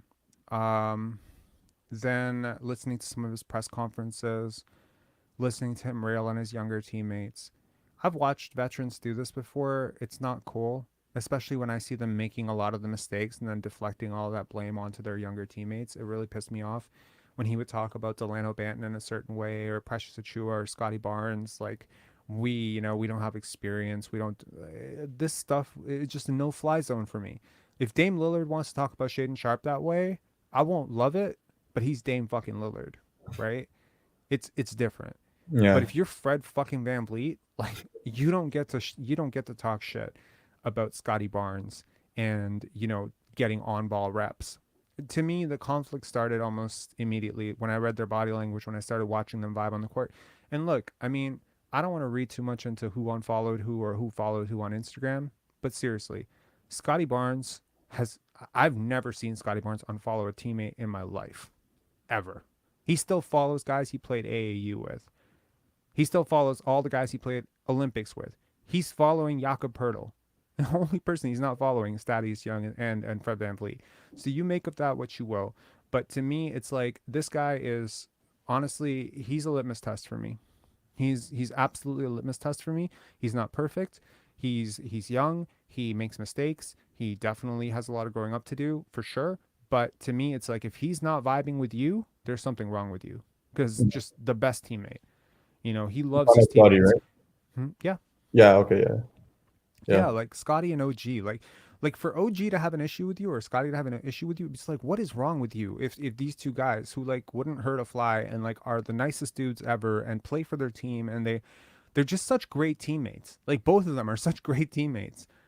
that if either one of them are just, they're having bad body language towards you, I'm like, man, you must be some next level toxic shit. So yeah, so that's where, and then the Fred stuff, you know, I think a lot of it comes from just how the announcers have talked about him too. So some of it is just not even with his game. It's about the representation of him, the mythology of him, you know, talking about how he won us a championship. Like I'm supposed to just fucking like forget the Philadelphia series. Like I'm some idiot who doesn't remember that Kawhi had to bail us out of a series where this guy shot 10%. Like, I don't like overwriting truth. Like, I'm not like, let's say for instance, Scottie Barnes has the best 7 games ever to close out this season, right? Let's say he averages 25, 7 and 7 for the next 7 games, which he could easily do it whenever he wants. I'm not going to write over this entire season as a bumpy as fuck ride for him. It was a bumpy ride. He did have terrible months. He had 2 months where he shot under 40%. We're not ducking that because you close strong. Mm-hmm. It is part of the story. That's part of the truth. You can't duck the truth. We're not ducking the truth. So, you know, like, to me, it's like whenever someone tries to rewrite the truth, I get very annoyed, like very frustrated. If Nick Nurse wants to start blaming his assistants for his offense and his rotations after the season's done, I'm going to get very upset with him too. No, you're the head coach. You know, own that responsibility. Great power, you get the credit. When you win a championship, I don't remember people being like, oh, Rex Kalamian. And you know, this assistant, I don't remember people being like, oh shit, what was that guy's name? That development coach that everyone loved. I wouldn't know. Oh my God.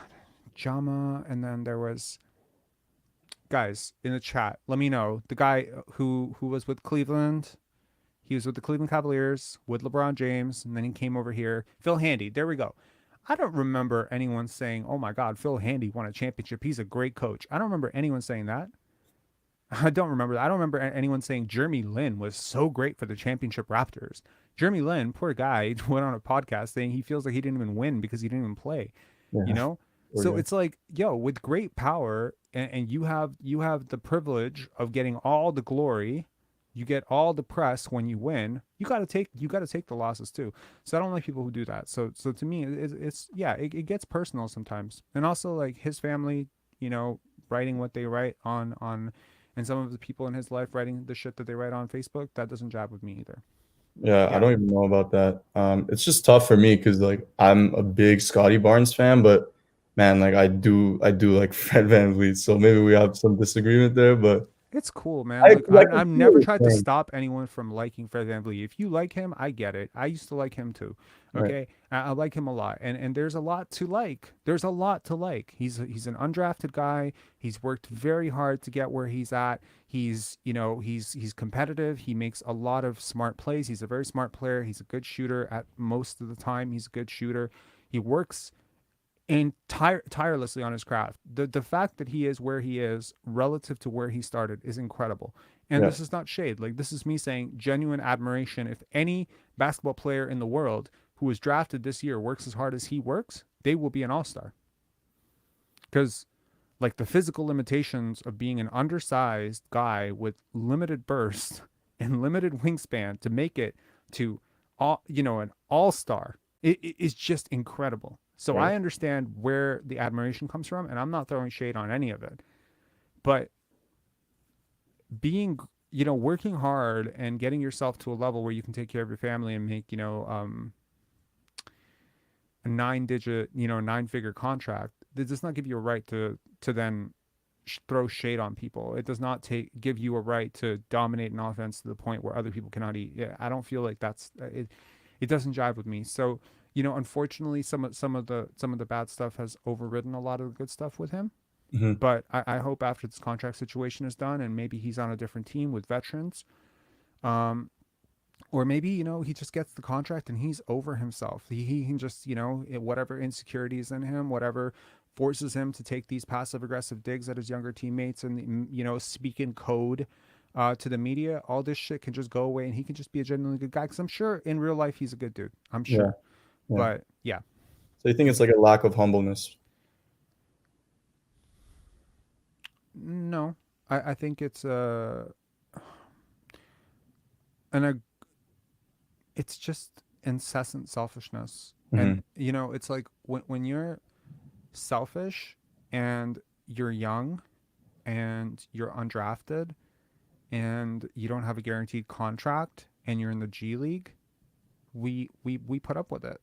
We like it. We're like, good for you, man. But at some point, you reach the big table and you have to cut that shit out. You can't keep doing that.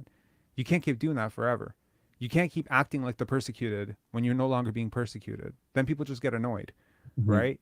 So unfortunately, you know, the problem is when we do things and they work, we tend to keep doing them. He's always been this way. His whole life. It wasn't annoying until he became an all-star. Now it's like, okay, like chill. You know, this bet on yourself stuff, it was inspiring before. To me, it's turned the other way. For some people, maybe it hasn't yet. But I read this fan base pretty clear. And I would tell you, if there was an approval rating on him, it would be lower than Trump's, you know, Trump for second term. So you would say like 30%? Probably lower, yeah. Lower? Probably, yeah. Yeah. A lot of people. I think this fan base is done with him. We fall in love with the players, you know. That's why it makes it tough. Yo, and I mean, like, you know, some people say like I did this. You know, they're saying like, yo, you put the Facebook groups and the channel and the lowlights. You're the one who turned the fan base against this guy. No, he turned them against himself. Yeah. Because if what I was saying wasn't true, if all I'm doing is spotlighting it, all I'm doing is making a video and saying, watch for this next game, and then he does it, and then you see it and you're like, shit, he's right. But if I did the same thing about a guy who wasn't playing this way, like if I was just like, look how selfish Scottie Barnes is, people would be like, what the fuck he's talking about? Yeah. You know what I mean? So it's and I'm sure if we were winning right now, none of this would matter. But we're not. Yeah, we're not at all. So anyway, thanks a lot for calling in, Sasa. I really appreciate it. Feel free to call back anytime. Really good conversation, man. Yeah, thanks, man. Have a good night, man. Have a good night. See you. Okay, Coach Mo has disappeared. Next up, we have Gill. Gill, what's up? Hey, Rob, how are you? I'm good. How are you? Good. Long time. Been pretty busy, but I've always been looking out, watching your channel. Just wanted to, no problem. Just wanted to touch on some of the last talking points you guys were speaking about regarding Fred. I think, if I'm not mistaken, you said you started disliking some of the things that he was doing last season. For me, it goes all the way back to the Tampa season, because the way he was talking about his younger players and, you know, passively aggressively throwing them under the bus and saying, pretty much attributing the team's struggles and the team's chemistry issues. I mean, you could probably say it's true, but for you as a leader, you know, quote unquote, to say that outright into the media is kind of like the young guys are looking at you like, what are you doing? I thought you're supposed to have our back. Like, you know, because in a locker room dynamic, you're not supposed to do stuff like that, you know? So I didn't like that. Look, there's a time when, you know, a little pat on the back, a little kick in the butt, you know, it can go a long way. If you have a teammate who doesn't respond well to private critique and you need to call them out in the media, do so calculatedly, but do so with love. It's very different when someone criticizes someone with love. It feels different. Like when you really care about somebody and you say, look, this person, you know, they've been really slacking lately, they need to pick it up. When you say it and the intention is to make them better, you hear differently. When your intention is deflection and blaming, it sounds different too. You know, if I liked Fred VanVleet a lot, I'm sure some of this criticism would be a lot less toxic to some people. But I don't like him very much. And I make no secret of that. He can play well. I can call it a good game, but I'm not a fan of his. You know what pissed me off the most about this guy is the fact that Kyle Lowry so willingly took him under his wing and, you know, showed him that mentorship from a vet who's, you know, because the thing is, Kyle Lowry's secure with himself. He knows he's a great player. He knew he was a great player at the time. You know, the fact is, I still don't think Fred VanVleet has that confidence, and that nor should he. Yeah, nor should he, because he hasn't like I'm gonna be real. Like he's a fifth option at best. If I know that's kind of crazy because he was an all-star last year to say, but for me, he's a fifth option. I don't see him as a guy. So when you go out there and you constantly do these, you know, weird tactics in the media with with some of these writers, so-called writers, and then you go out there and you throw your young teammates under the bus. I mean, you're just an ass at the end of the day, and nobody's going to respect you. And I think, you know, it's come back to bite him. And his game, he doesn't have he doesn't have the cachet of a guy like a Chris Paul. It almost worked though, right? I mean, it almost worked. It Yeah. almost fucking worked, because I gotta tell you, when I listen to this fan base talk about him sometimes, when I listen to casual fans talk about him, even those, you know, not even those, but those people with the premium seats, oh, they love him. They Well, love they're not him. really They fans. love him. They're just They're not there. really fans, but yeah, I mean, they shell out like $600-700 for a ticket. I mean, they must be some sort of fan, and man, they love him. And I think I understand it. You know, I've always understood this, and I messaged Vince Carter yesterday, and I let him know that, you know, in a lot of ways, Spencer basketball is in his honor, because of the example of what I saw happen to him. I know this city. I've been here for a while now. I understand how it works, how it vibes, how the media vibes. I understand. I can tell just from listening to a draft prospect talk for 10 minutes if they're going to do well with people like Michael Grange and Doug Smith, or whether they're not going to do well with people like Michael Grange and Doug Smith, because they have a very specific type, and they like a very specific type of person. You know, they'll like a Greg Popovich, a Nick Nurse, a Fred VanVleet. And they won't like, you know, certain other guys like a Scottie Barnes. Yeah. And I think there's that resentment. And I realize, you know, for those of us who don't think for ourselves, and who does, to be honest, like thinking for ourselves often requires a great deal of time invested in research. And who the hell has time for that? You know, some people are just like, give me an idea of what to think. And sometimes people listen to shows like this or The Athletic or, you know, various YouTubers, and they're just like, I wonder what this person thinks. Maybe if I agree with what they say, maybe I have something to talk about too. Maybe I'll just repeat what they say or whatever. The point of this show has never been takes. I've never been about takes. My point is to get people to focus on a different part of the game. I want people to actually pay attention to the movement of the basketball, not whether it's going in. I want people to look at the quality of the shots. Even the content of these post-game lives. I'm going to play something for you quickly. I just want your thoughts on it. Okay. One sec. I think this is it. Hang on. What the heck? Hang on. Okay. Give me 1 second. I gotta pull it up. Yeah, no worries. I have. It is Scottie's post game. I thought I had downloaded it. Anyway, so what did you think of the game tonight? Yeah, I mean, to be honest, I may seem like a Debbie Downer, but we probably should have won by a lot more. I didn't like the fourth quarter. I didn't like it. I just thought we reverted a bit. We weren't playing the way we were in the first three quarters. I thought I loved the energy. I loved Scottie's game. Obviously, he was. You see, that's the thing. Like when he decides, like, hey, tonight I'm just gonna go, and they didn't have anybody who can really slow him down. Bam is too slow. He's big enough, but he's too slow. You know, and in Miami it helps. They weren't playing very well, but I liked his game, and I liked obviously OG. I think those two guys need to be featured more. Fred VanVleet, his game, he kind of messed it up a little bit towards the end of the game. I thought this game should have been a lot bigger of a win.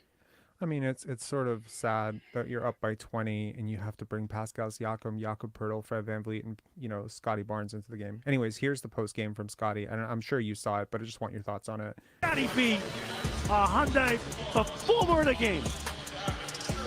Raptors come away with the W as we send it over to K. Late when the Heat were starting to make a run. We just stayed guarding the ball. We was rotating pretty well. I count 2 we's. Someone keep a we counter and let me know after how many times he said we. And I don't know if you guys caught this, but I went on a somewhat like popular Instagram reel rant about when, and I did it on the live too, where I got really mad at Fred VanVleet's post game, and I said, when you win, say we. When you lose, say I. So just count how many we's Scottie puts in this. There's 2 so far. And was protecting the rim. 3. Was allowing them to get no easy 4. looks from the threes. They got a lot of shooters, so we took away that 5. option from those catch and shoot threes, the easy looks, and we're just all rotating, being on the same page. Scottie, a 6. career high 12 assists. What was showing up for you on the floor that allowed you to make such difficult passes out there? Well, everyone just being in the right spot. It was just easy to play make. putting everybody in the right spots, me being in the top of the ball screen, and just being able to read the defense, what they're doing. Everything just worked out. Everybody in the right spots. Everybody's making shots. We had some easy late dunkers. 8. So everybody was just in the right spots, like I 9. said. When you think about just how important this stretch is, from what showed up tonight, what would you like to take from that in terms of finishing this regular season out? We just got to keep defending. 10. I feel like when we defend like that, 11. we can win against anybody. Once we 12. defend like that, we're rotating, 12. helping each other 13. out on the defensive end, and it just looked good today.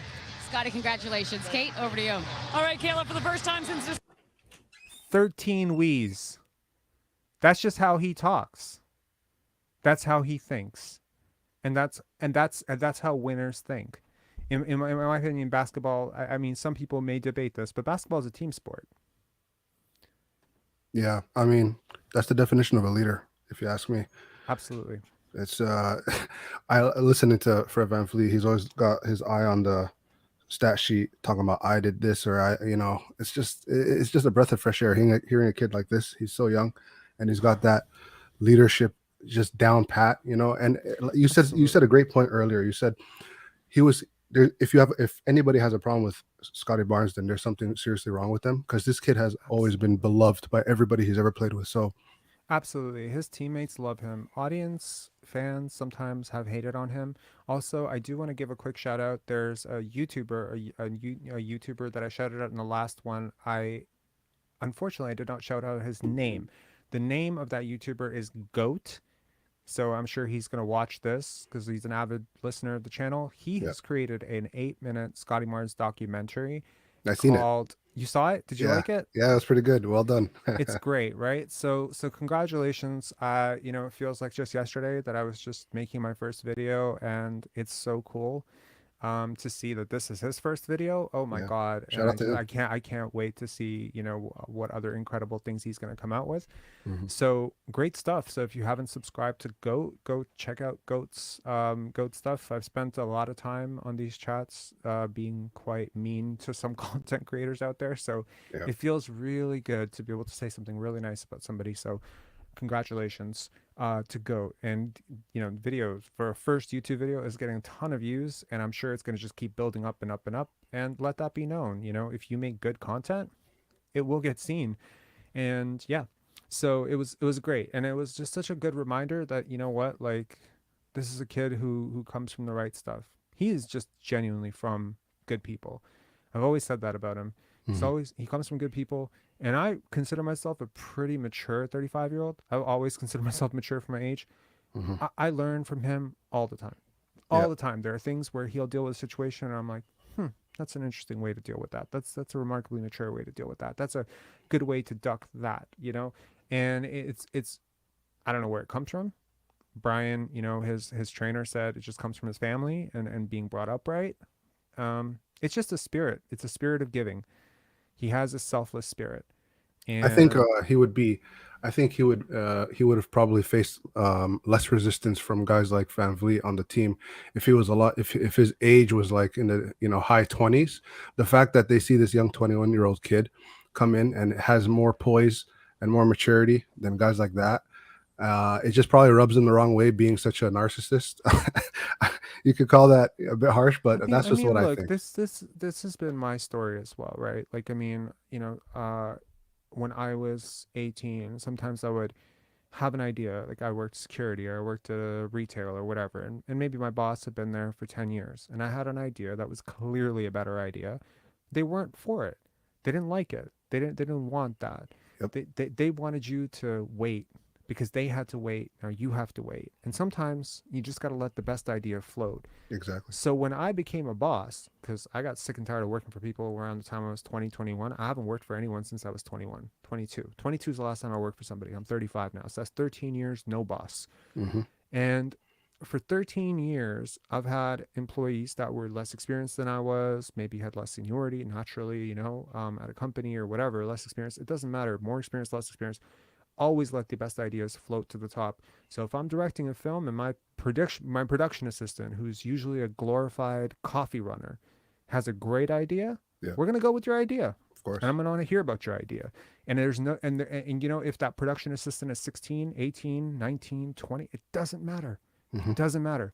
Because I was that 18-year-old kid who had a great idea and had some 45-year-old fuck tell me, like, no, you gotta wait. No, you're a kid. Fuck off. I've had that happen to me. I'm not letting it happen. I'm not making it happen to somebody else. And that, like, and I think, like, too many of us, we repeat our traumas. Yeah. You know what I mean? Someone beat us, so we beat down. Someone hurt us, we hurt. No, learn from the shit that people did to you, and then don't do it to other people. So that's my goal here.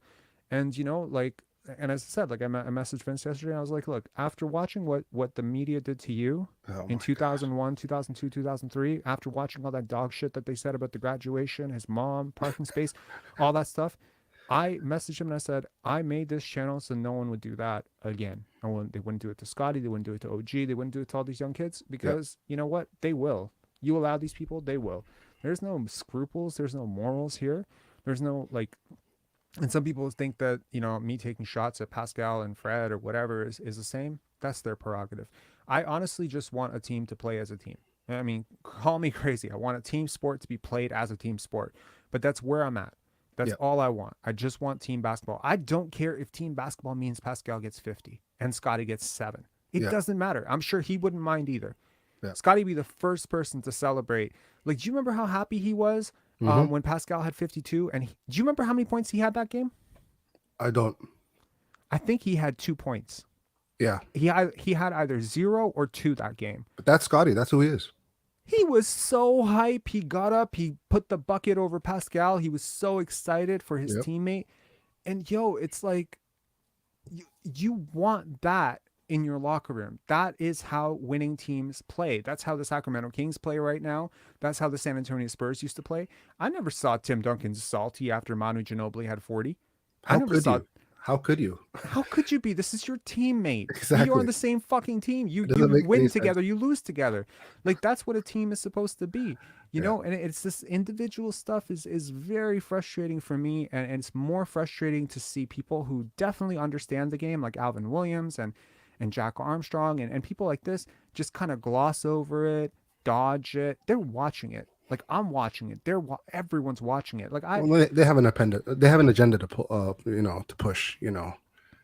But it's sad. It's sad. And you know what? Kudos where kudos are due. Jack Armstrong addressed it at length during today's podcast. He did. I was really happy about that.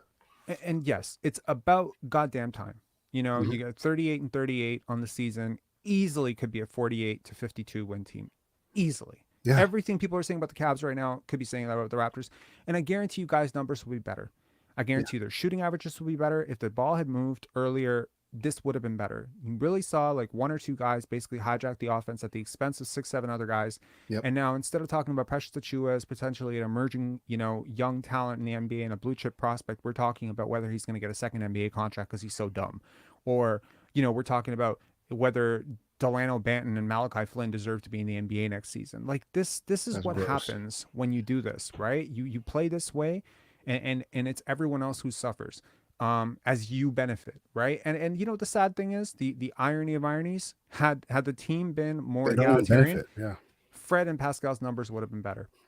They may not realize this, but Scottie would have passed them the ball ruthlessly had they allowed him to be a playmaker.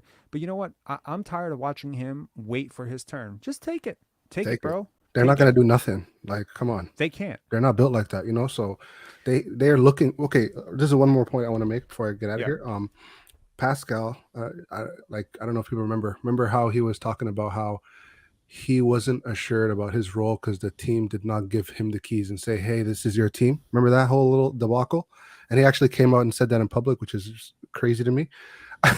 That is the type of stuff that shows you who is him and who's not, you know, because a guy that is him will never say stuff like that. Kobe didn't wait. Kobe was jacking up shots. He didn't care that Eddie Jones was on the team. He didn't care Shaq was on the team. It was like, no, I'm him. It's my Kobe. team. It's gonna be, you know. And it's like you can be critical of guys like that too. Yeah. There's a fine line to walk though. Like if, and I say it, like if Fred VanVleet was more talented, then this would be great. But he's not, and it's not. There's levels to this for sure. You know, like you can tolerate Kobe Bryant acting like that, but if Smush Parker started acting like Kobe Bryant, you'd be like, "Yo, Smush, chill, chill the fuck out. You're Smush Parker, right?" I remember, I'll never forget it. You know, I remember we got into, was getting into a fight with this dude. It was at the Maddie. I don't know if anyone remember the Madison pub. Have you been to the Madison pub around the Annex, U of T area? No, I haven't. So there's these dudes from Scarborough, and Scarborough and the Annex don't usually commingle too often, but these dudes that come in, and they were boxers, both of them were boxers, you know. And this one guy who's like a frat boy, you know, type, you know, who's probably, you know, he goes to the gym a lot, he puffs up, he thinks he's him, you know, he thinks he's like, because he's tall and he's you know, but he's not a scrapper. He's never really been through anything in his life. He's never had to fight somebody, like really fight somebody. He's had those, oh, hold me back, bro. He's had those type of fights. He's never had a real fight. And these guys, they were with a girl, and that frat boy went up to the girl, and this guy just told him straight up, the boxer dude, she's like, yo, she said enough, chill. He kept going. He's just like, no. So he's like, yo, let's go outside. This guy thinks it's going to be one of these, you know. Yeah. Hold me back, bro. This guy was not going for a hold me back. I tell you, like, I wish I had a cell phone camera on me so I could record that and like send it to World Star Hip Hop, because I would have made this guy famous. I swear to God, when he started puffing up and this guy did not look scared, you saw the moment where his eyes registered that this was about to be the beatdown of his life. Yeah. It took 8 security guards to peel him off. 8. Yeah. Cops had to come. This guy's face was so bloody. I don't think I've ever seen anything like it. Yeah, that's what happens. And it was just like, yo, like this is what it is. Because let me tell you, when two people go up and they puff up, everyone's puffed, you know, everyone's like, oh, you know, they're talking, right? Yeah. Fred can talk, Pascal can talk, whatever. But if you, like, Scottie is like, he's not playing. No. You know what I mean? He's not violent. I've never seen really Scottie get into a fight or whatever, but like, there's like, when he says it's give me the ball, you'll give him the ball. Your body will literally volunteer him the basketball. Yeah. You know, because that's what alpha is. Yep. That's actually what being alpha is. Because in a group of, you know, pissy men who can be very, you know, high on testosterone and think that, you know, it's a very competitive environment. All these guys were the best player in their school, best player in the next school, best player in college, best player in whatever. But when you get up to it, you know, when you see those Team USA practices, Kobe is different. Yep. Kobe moved different. Even when LeBron was there and Carmelo were there, Kobe was still the guy. And that's where you feel the difference of an actual alpha, like a Kawhi. Kawhi. You know what I mean? Like that dude, he vibes different. He moves different. And when he says, give me the ball, like I remember this one play, I think he gave the ball to somebody and they fucked it up or something. And he's just like, I didn't pass you the ball for that shit. And it's just like, it's those moments. So I think, you know, Scottie's kind of waiting his turn. He's doing his whole, like, you know, I'm a young guy, I got to pay my dues, whatever. But when it's winning time, fourth quarter, whatever, he does not wait. He will literally go into the space that you are occupying and demand a post up in front of your post up. You know what I mean? Like, I trust this guy fully, even though he hasn't had the season we all wanted him to. I trust him fully, and I expect in the playoff, that he will show what he is. Now, can he drag this team to, you know, a competitive first round series or a play-in win? I have no idea. But I'm positive that he will not be, the moment will not be too big for him. That is what I'm positive about. For sure. He's that guy. But yeah, awesome. For sure. Anyways, thanks, Gill. Thanks for calling in. Thank you. Cheers.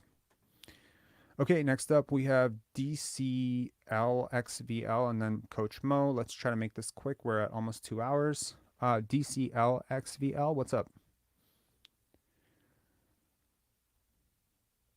Hello? No? Okay, moving on. We're going to get to Coach Mo.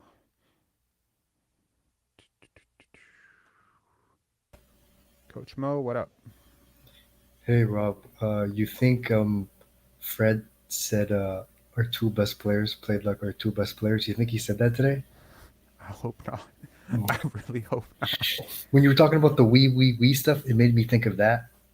And the previous caller, I do remember Pascal saying they didn't like say it out loud. I'm the guy now, kind of thing, which is like give me the most shots type of situation. But another thing I find entertaining in in the games is when Matt Devlin, every time Siakam shoots a three, he has to remind us that he shoots like 37% or 38 at home.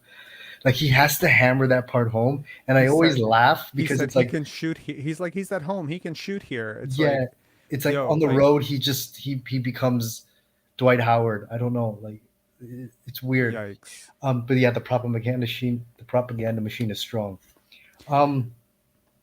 Yeah, you mentioned it in the opening, but when that lineup that started the second, and then when Barnes went to the bench, dude, it was a glaring difference in ball movement. Nurse had to call a timeout right Dude, away. And I've actually, since I started coaching like youth kids, I'd actually have to pull some kids aside sometimes and be like, dude, you don't have to grab the ball and dribble it for the sake of dribbling.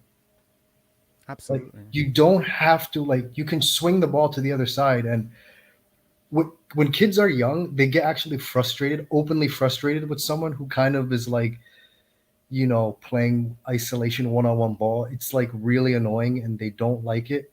And it builds some sort of resentment. Now, when you're older, you can keep it together, especially when you're being paid millions of dollars. But oh, I mean, like the body language. Yeah, the body language like is so over. It's so insane. over. It's so over when people do that. Agreed. OG today, he has over 20 points and 5 assists. Do you know how many times he's done that this year? I just checked. So 2. This is the second time. This is the second time. And OG barely, I think OG is at 1.9 assists per game for a guy who plays as much as he does. But today, Scottie was the featured guy and he created so many plays. But like, I swear at least 3 of OG's assists were from a hockey assist from Scottie, where it's like, even when Scottie makes a pass, it's in their shooting pocket, so they can they can either shoot or attack the closeout aggressively very fast, right? And surprisingly, when Fred and Pascal were on the bench, Achiuwa found out how to shoot again. I don't know. It's like magic. He now can shoot. I don't know. It's like he can shoot again. Yeah, we'll give it some time. An entire season versus one game, but I completely agree that the shots that he was getting were so wide open. And also they were in rhythm. What do we mean when we say in rhythm shots? So like there's a rhythm to an offense where the ball is supposed to go, and you can stop the rhythm if you're Kobe Bryant, and we won't get too upset. Sometimes I even got upset with Kobe doing it. But typically great players will sometimes disrupt the offense because typically an offense in rhythm is meant to generate a certain quality of possession. There are some players in this league that are better than the offense. Luka is better than the offense. LeBron in his prime is better than the offense. Kobe in his prime was Michael in his prime, Dirk in his prime, Tim Duncan in his prime. So when these people stop the ball movement and they kind of like go into a post up or whatever, it's typically it's to get something sure. But there's usually one guy doing that. Typically it's one guy, but I mean, like, you know, it could be 2 guys. It's Michael and Scottie, or you know, Shaq and Kobe or whatever. It doesn't really matter because the point is those guys are superstars. And if you're a superstar, the assumption there naturally is that you're good enough to generate more points than an average offensive possession. I mean, have you ever seen a superstar that generates worse than their team average on possessions? No. So the whole point of this entire, you know, exercise in moving around the basketball is not, you know, to piss off Fred VanVleet. Is to generate what is supposed to be a clean look for somebody. By the way, unless you are effectively that effective, like if you're a Luka or whatever, unless you're a Joel Embiid or a Luka Doncic or something like that, then you don't have the right to disrupt the movement. No, because the movement is what is creating the offense. Now, when you disrupt it, and you generate your own shot, and then out of that, you know, shooting opportunity when, you know, you can't create or you turn the ball over or do you remember generate Fred's really first possession? Do you remember Pardon? Fred's first possession back in the game in the second, and he just went 1-on-1 and just shot that like high arcer? I was like, wow, this dude. And you know what's funny Is there a about stat Fred? for air balls? I guarantee we lead Do you the know league what's in air funny balls. about Fred? He thinks he's slick, but I notice it. When we're up like 18 or whatever, and it's like late in the third, he takes always this, does let me this. take this quick three to like pad my stats to get close to 20. It's like what someone needs to do a stat check on his pull-up threes this year. They have to be in like this sub 20%. They have to be. But he takes like 2 a game, and they're just awful shots. Yo, Awful. like his deep threes are terrible shots too. They used to be Like, good. They used to be good. They used to go in. Yeah. Let me. Yeah. Anyways, Jeff Dowtin, dude, getting by that guy. Good luck. Oh my god. Clamps. He yo, is so good. You It know, is incredible. I watched you and Leo on that live you guys did, and you talked about Mike Sacramento Brown. Kings? Yeah. Mike Brown and Nick Nurse, dude. To me, I'm on get rid of Nick Nurse train. I'm already on it. And the final nail on the coffin is the fact that he put Barton over Dowtin, to me, is the nail in that guy's coffin. Because now you're saying, why is there no bench? Because this guy doesn't play them. And he's playing worse guys ahead of him. I have been asking. You can't justify Barton over Dowtin. That to me is a fireable offense. That's the last straw that you can't say, I don't have a bench. You can't say it anymore because you don't play them. You're about to get Twitter famous again. I guarantee it. Did you see that? I heard. I don't know. I said your moment of fame on Twitter? Replacing Achiuwa with Siakam's. You're gonna say it again. You're gonna double down. A better defensive team, but you're gonna double down. Okay, that's cool. Double down. I don't care. It makes us a better defensive team. If Siakam is going to be a 100%. Ghost half the time, yes, we will be. Yeah, the only thing I hate about that Twitter thing is because I said, he's inconsistent. I should have agreed with you. Honestly, like, I mean, Precious Achiuwa, if he is getting his offense, he might be the worst offensive player in the league, like the past 2 months. He might be. Okay, he had a really good stretch in the last 2 months for like 4 or 5 games and then we traded for Jakob and it all went to hell, but yeah. But like the Barton decision, it's like the only reason why Barton is not playing is because he's hurt. He'd be playing over Dowtin. For a guy who won't be here next year, who probably won't get much play-in time, much playoff time, and then he won't be here next year. That's who you're putting over Dowtin, who's better than him right now. How do you justify that? And his post-game press conferences are getting annoying. Probably. He's like now getting passive aggressive because he's not doing that well. He just doesn't seem relatable. He always looks frustrated. He's always complaining. Nurse? Yes. Yeah. Like, when was the last time you see this guy? It's weird. It's just weird. I mean, he's on the hot seat. He is on the hot seat. And I'm surprised to say it. Like, my opinion of him, I have gone from he is above criticism. That's 4 months ago. I was like, no, this is on Fred. It's on Pascal. They're hijacking the offense. He's a good coach. He's coached well. And then the more I sit on it, the more I think about it, I'm like, you know what? No. Like, he's enabling this. He is. He is a head coach. He is a part of the problem. He's been a part of the problem this year. Absolutely. He hasn't been a part of the solution. And I really think out of the three, the Siakam, Nurse, Fred trio, at least one of them has to go. Like, one of them has to go. You can't bring all three back. It all works in an enabling circuit, right? Yes, so, like, and you have to cut the circuit off. Absolutely. You're a drug addict. First thing you got to do, change your fucking friends. First thing, right? Because you change your friends, suddenly you don't hang out at the same spots anymore. You don't have the same mutual friends anymore. You don't have the same triggers anymore. You got to change the circle. So Fred VanVleet, Pascal Siakam, Nick Nurse, this entire freaking cabal, it works together. It enables each other, right? So you change the coach, immediately Fred has to build a new relationship, and hopefully that coach is Ime Udoka or someone like that, because that guy's not taking any of your fucking bullshit, and he didn't take it from Jason Tatum. He's definitely not taking it from fucking Fred VanVleet. And, if that's the case, Well, now we're definitely going to be, restructuring the offense. And now if you don't like it, you're actually going to sit for once in your fucking life. You're actually going to be benchable. Because Yes. Fred VanVleet so far, regardless of how much this guy struggles on no. defense, no matter how big a team wants to go, no matter how much they pick on him, he is always, no matter if he shoots 37 minutes. one for 10, 37 2 for minutes. 12, 0 for 12, it doesn't matter. He is never going to get benched. And that is crazy.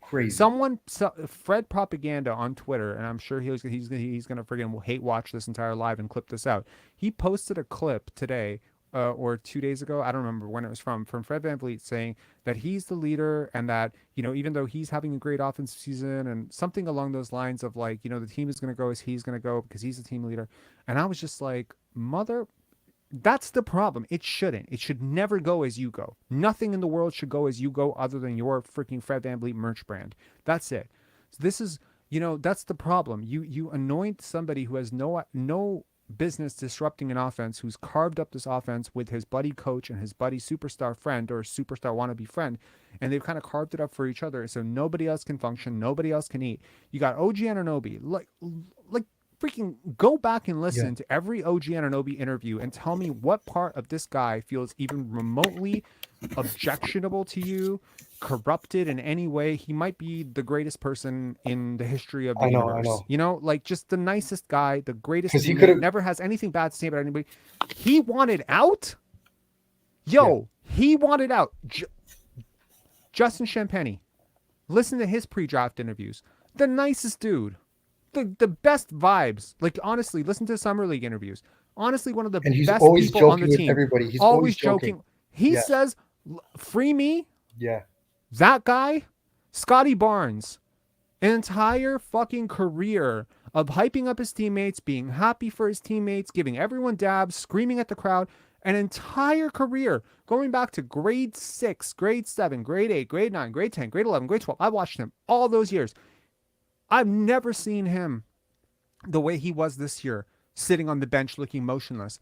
You look at the best people on your team and you see their reaction to what's happening, and you still have the fucking gall to defend this, you're an enabler. If you sit there and you tell me, no, Fred and Pascal, no, you're a hater, Rob. No, you are an enabler. You're an enabler and you're not a fan. You are an asshole. And if you would have told me at the beginning of the year that Achiuwa and Boucher would be a part of the solution, I would have told you you're crazy. That they're on the side of good. Right. I would have told you you were crazy.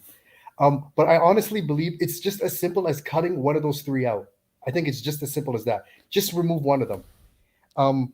I think ironically, they added Jakob to be because he's a buddy of those guys. But he's actually more on he's more uncorruptible as well. He's like OG. He's uncorruptible. Yeah, you thought because you had old vibes with this guy that he was just suddenly going to lose his sight of who he is. He probably got here and be like, damn, y'all changed, because he's a team guy.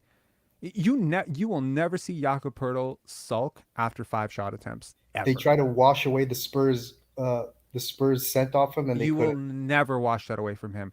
He is unselfish. He was unselfish in Utah. He was unselfish with the bench mob. He was what made that bench mob so great. In my opinion, he was the most underrated part of it. Fred got all the credit. Pascal got all the credit, but there was no backup center who could deal with this guy. He was clogging up the middle. He was very switchy back then. He was giving them all sorts of advantages. At times, I thought he was easily better than Jonas Valanciunas. He was so good. And the fact that immediately him and Scottie is like vibes, Scottie's like, I love passing him the ball. He's so unselfish. He's such a smart. When have you ever heard, here's the thing. Have you ever heard Scottie Barnes call Fred VanVleet smart? Have you ever heard him call Pascal Siakam smart? He's called Jakob Poeltl smart like 5 times because he is, because if you understand basketball, I don't think when a guy is smart. Okay. I don't think Pascal's high IQ. I don't. Fred, sometimes I think Fred is like doing it on purpose because I swear he knows better. He knows better. Like, and I actually agree with you that, like, in a vacuum, Siakam's better, but like in like a 5-on-5 team game in the NBA, in most situations, I think Fred's better. Like, he's just more useful in his most optimal role. He's just more like useful. when I made that 7 players that I wouldn't trade for Kevin Durant video, I left Fred on that list of 7 players I would like to keep if we get Kevin Durant, because honestly, all the Fred problems go away if you get a guy like Kevin Durant or Luka Doncic or Giannis Antetokounmpo, because none of those guys, he can't, like, you created a monster in a way, right? You remove all the checks and balances. It's a Vince Russo WWE WCW situation all over again to fans of WCW and NWO and WWF in the 90s. You understand the meaning, right? Vince Russo, brilliant guy. WWF, super creative. Vince McMahon supersedes him. He has 20 fucking stupid ideas a day. He has one good idea. Vince is like, stupid. Yep, that's the good one. You send him to WCW. You're like, now you're the head honcho. You make all the decisions. Suddenly you get like the worst year of wrestling that you've ever seen in your life. And partially it's because there's nobody on the top to stop him from his bad ideas. And Pascal Siakam, Fred VanVleet, great if they're not the top guys on your team. Pascal Siakam with Dame Lillard. You think he's going to go and tell Dame Lillard, no, this is no, that's Dame freaking Lillard. No, what you do is you remove all the checks and balances against these guys. There's a reason they couldn't take the reins from Kyle Lowry, even though Kyle Lowry was 34 years old and willing to give them up and the most selfless guy ever. I messaged you and I told you I was watching a Lowry game where he, like, the things that Lowry was doing, FYI, it was like a Saturday game or a Sunday game. The Heat lost by 29, okay? The Heat lost by 29. Bam Adebayo played 35 minutes. He was a minus 24. Jimmy Butler played 33 minutes. He was a minus 33. Now it's one game. But the minutes I saw Lowry play, I was like, this dude's amazing. Like, he had like what, 3 points. This dude set 2 screens for Strus to get him open for threes. He'd like thread the needle in a pick and roll so beautifully. He got Bam a dunk. I'm like, this dude's playing amazing, and the stats don't show it. In 22 minutes, when in a game they lost by 29, he was a 0. And my eyes were like, wow, this dude's amazing. Yeah, I love this guy so much. Yeah, Yoni saying, bro, why was Rob watching Scottie high school cap? It's not cap. He was one of the top high school players in the country. He was actually one of the top grade schoolers in the country. I think in the offseason, this team needs to trade. Like I said, they need to get rid of one of the 3. I think you trade Pascal, and to me, you do it for a couple reasons. You push up Scottie, the pecking order, up 1. You push OG up 1, right? Mm-hmm. You make Achiuwa's role more prominent. Like, you want to see what you actually have in these guys, and I think you just get value for Siakam what you can get. I like, you know what? Look, objectively, I can tell you Precious Achiuwa might be the dumbest basketball player I've ever seen. I wouldn't argue with that. But I like him. Yeah, I don't know why the hell it is. He grew on me. Last year, he frustrated me to no end. I wanted to. I think a lot of it with him is he needs confidence instilled in him. He needs outward confidence instilled in him. I think he needs an offense that is predictable, a role that's predictable. I think he needs options taken away from him, right? Yes, he needs more restraints. You know, like today, when I was seeing him, I was like, he's supposed to get a dunk there, and then boom, he got the dunk there. He's supposed to get the pass in transition there. He got it there. And sure, it wasn't perfect. He wasn't perfect, you know, but he's supposed to get the shot. He took the shot. He made the shot. You know, role players need consistency, predictability. They need momentum. They need creation. You know, you see a team like the Los Angeles Lakers, if you remember, you know, the 2000-2001 Lakers, 98-99 Lakers. Even if you look at the Sacramento Kings and their beautiful offense under Rick Adelman, those role players were goated, man. They were amazing. Yeah. They were great every night. Scott Pollard, you know, Hedo Turkoglu back in the day. You know, you look at Derek Fisher, Rick Fox, Robert Horry. These guys never had to think too much. Their role was very simplified. That's what great coaching and great superstars are supposed to do for their role players. They're supposed to make life easier for them. That's why the superstars get paid the big bucks. Superstars don't get paid big bucks so they can take 25 shots. That's not the role of a superstar. The superstar is supposed to make life easier. Today, you see what Miami looks like without a superstar. Yeah. You see what Miami looks like without Jimmy Butler. Suddenly, all those nice open shots that Tyler Hero was getting, not getting them anymore. But that's what a superstar he was is supposed to stroking do. tonight. He that dude is a scoring machine. Yeah, Jeff Dowtin still got the block though, right? Yeah. But the Heat, FYI, the Heat, I heard today, the worst ranked offense, and they were minus their best player. So them scoring 100 is a mission without Butler. Like it's a journey for them. Yeah. But I think Rue's making a good point. He says, do you think a dude that picks up basketball at 16 can ever make up for the loss in basketball IQ? I'm going to say no. I think they can be really good. I think they could be really skilled. I think they become an MVP. I think they become a champion. I think they become a lot of stuff. Like yes. Hakeem Olajuwon. There are guys who picked up basketball, though, from when they were kids, and they don't have high IQ. Well, I don't think that's the question. I know. I'm just saying. I'm just saying. Fair. Fair for sure. But I look at guys like Pascal, but even guys like Joel Embiid. Like I see a guy like Joel Embiid, and I see a guy like Nikola Jokic, two guys who picked up basketball at very different ages. And I see a very different understanding of the game. Now, granted, it's not really fair to compare him to a Nikola Jokic, but compare him to a guy who's been playing basketball his whole life, like a Scottie Barnes, or a Shane Battier. Like anyone who played basketball, like when you were 4 or 5, 6 years old, especially if you were taught the right way. Now, Kobe Bryant was a very big critic of the AAU system, and I am too. And if you're taught basketball the correct way, if you're given the right footage, like I can't wait to have a kid.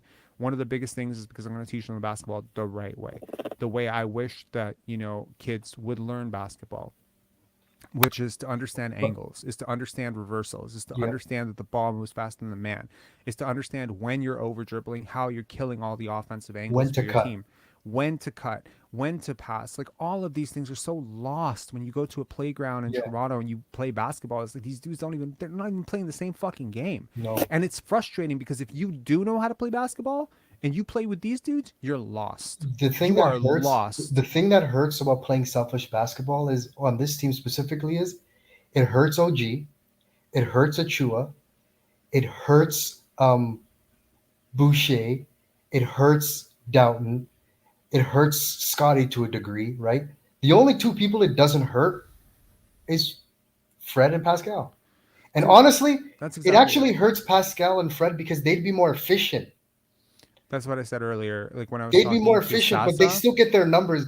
OG, when it's selfish ball, that dude struggles. Field goal percentages in the gutter. He doesn't score much. Like, well, the thing so is, many like, people don't look good. Everyone struggles. Everyone. The only thing that doesn't struggle is that every night is your night because you make it your night. Yes. Right. And again, it's about trust. You got to trust the process. I hate to sound like Sam Hinkie or Joel Embiid right now, but you got to trust the process. And basketball is a process. Every single basketball possession, you go watch the Indiana Pacers. They're not a good team, but they have a process. Every single process. There is no predetermination that this is going to be a Buddy Hield shot. There's no predetermination this is going to be a Miles Turner touch. There's nothing. It is all action. All of these actions are meant to generate opportunities, and every reversal, every opportunity, every action, every cut, every screen is meant to shift the defense. And all you're doing when you're moving all, like, what are we doing when we're doing split cut action and all this shit? Like, what are we doing here when we set up? You are waiting for one defender on the other team to misread one situation. And they're always going to. There's always going to be a mistake made. There's always going to be a mistake. There's no team that is so perfect on defense that they're going to make every single read correctly. Now, some teams are so great defensively that even when they make a mistake, they can still cover for it on the back end. They can switch fast enough. They have a Marcus Smart. Absolutely, like we should be able to. Right, like you get a cross match in transition or something, like where Fred VanVleet ends up getting matched up on a center, and you can't recover in time to help him, or you do send a recovery and the guy passes out right away, and that guy hits a three. Like that shit's gonna happen in basketball. No team is perfect on defense, and no team is gonna read everything perfectly. Although it would help, it certainly would help if you had that ability. But the goal is when the breakdown happens, how do you deal with it?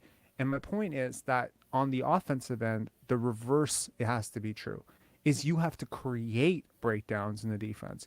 Now, there's multiple ways to do this. The easiest way, obviously, minus having a superstar, is to move the ball. Allow the ball to hum from side to side, do reversals, set screens, play for each other. And when you do this, eventually the offense, the process of the offense is going to reward you with what is likely a very good shot. That could be a dunk for Scottie Barnes. Yeah. It could be a corner three for Fred. It could be a top of the key three with not a defender in sight for Gary Trent Jr. Yeah. But let the defense determine what that shot's going to be. What Fred and Pascal do is they suffocate the offense. They make it so that they rig it. That's what I call it. I call it rigging. They rig the offense so that it always results in them having a touch. So let's say, for instance, the action is that Jakob Poeltl is supposed to cut to a dive to the basket. There's Pascal right in the middle, right there, camping out, demanding the ball. Let's say the action is that Siakam's supposed to set a pick for Dowtin, and Dowtin can go downhill when his defender misreads it. Siakam won't set the screen. Instead, he's clapping for the fucking ball. That's what I mean. And that's what frustrates me as someone who actually understands this game, who sees this game, you know how many NBA players actually watch the show? It's ridiculous. Like when I get messages on Instagram, I'm always shocked, but I shouldn't be shocked because we're speaking facts here. And another problem with playing selfish is the defense gets to rest because it's like, okay, go one-on-one, dribble for 20 seconds. They're conserving energy, but when you move the ball, they have to play 5-man defense. They have to rotate, and it's like a compounding effect, right? When you have to play defense and then go play offense and then play defense and then play offense and then play defense, you get tired quicker. But if you just have to stand in a corner and watch a dude go one-on-one, you're like, great, I'm just going to conserve all of my energy, and I'm going to cut harder. I'm going to set harder screens. I'm going to run the floor harder. But before we go to the post game, I wanted to ask you one question. Did you see how the Heat guarded Scottie with that aggressive double team to get the ball out of his hands multiple times in the third? Yeah. What'd you it's think funny too, because in most games, they always have like a guard defending him, right? All the time. And it's like, that's why I don't know how they're going to do it, but I think starting next year, Barnes needs to go up one in the pecking order. OG needs to go up one in the pecking order. I don't care how they do it, but that needs to be done. And that one play where he posted up, Scottie posted up Hero, and they didn't immediately double, and it was a layup. It was like, come on. That's an immediate blitz, but absolutely. No, I agree. He just gets rid of the ball so fast. It's so beautiful. It is, and and his 12 assists, he had 22 and 12. I never felt like he hijacked the offense. For as much of stats he put up, I never felt like he hijacked the offense. And there was a game earlier this year, not too long ago, Fred had like 15 assists or something like that. And it's like you just spammed the yak pick and roll over and over and over and over again. You hold the ball for 15 seconds. It's like, dude, half the point guards in the league would have got 18. You just hold the ball forever and you have like a top 5 pick screener.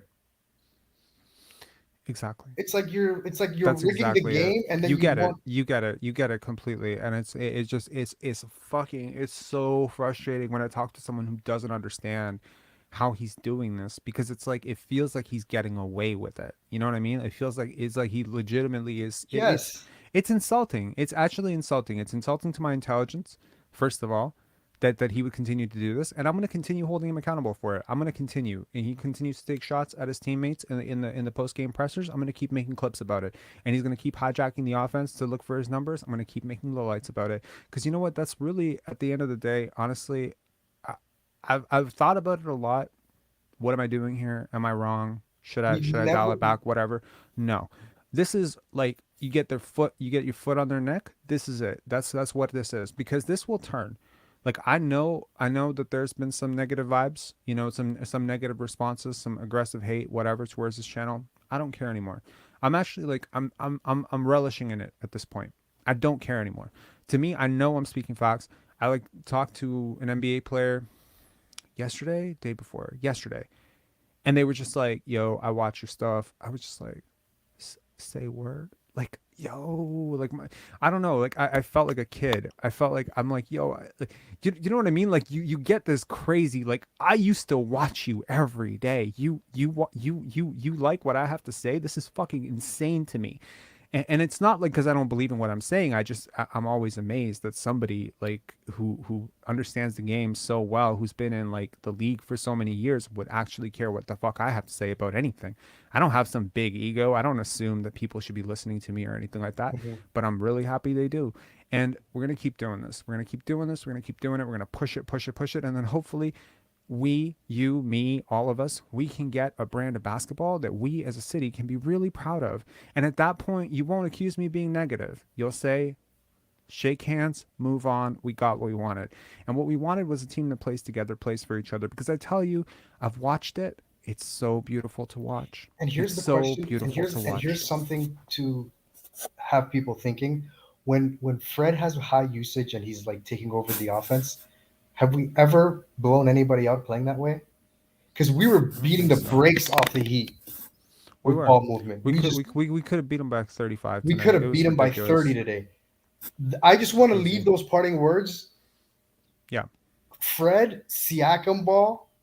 When have we blown anybody out? Did we blow out the Knicks when Siakam dropped 52? No shit on Siakam. I'm just trying to remember. No. They're all nail biters. Look, I mean, this happens, like I understand the NBA is a business. I understand numbers are always going to be part of it. I get it. I've just never seen it done to this level. Like I have, but not on a team that claims they're trying to be good. I've seen this done on lottery teams where guys are like hunting for stats. I saw Mike James do this shit.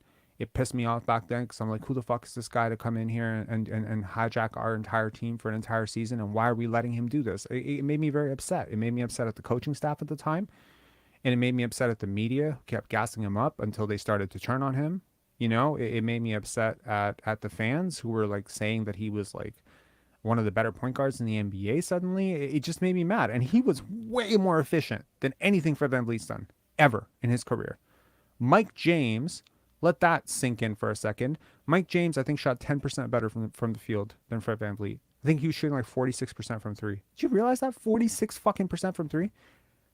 I think those are his numbers. It was maybe it wasn't 46. It was a ridiculous amount. Let me just put it that way. It was north of 40. His season was so efficient, and I still ripped him back then because he was so selfish. And it's like, yo, like, I don't know. It's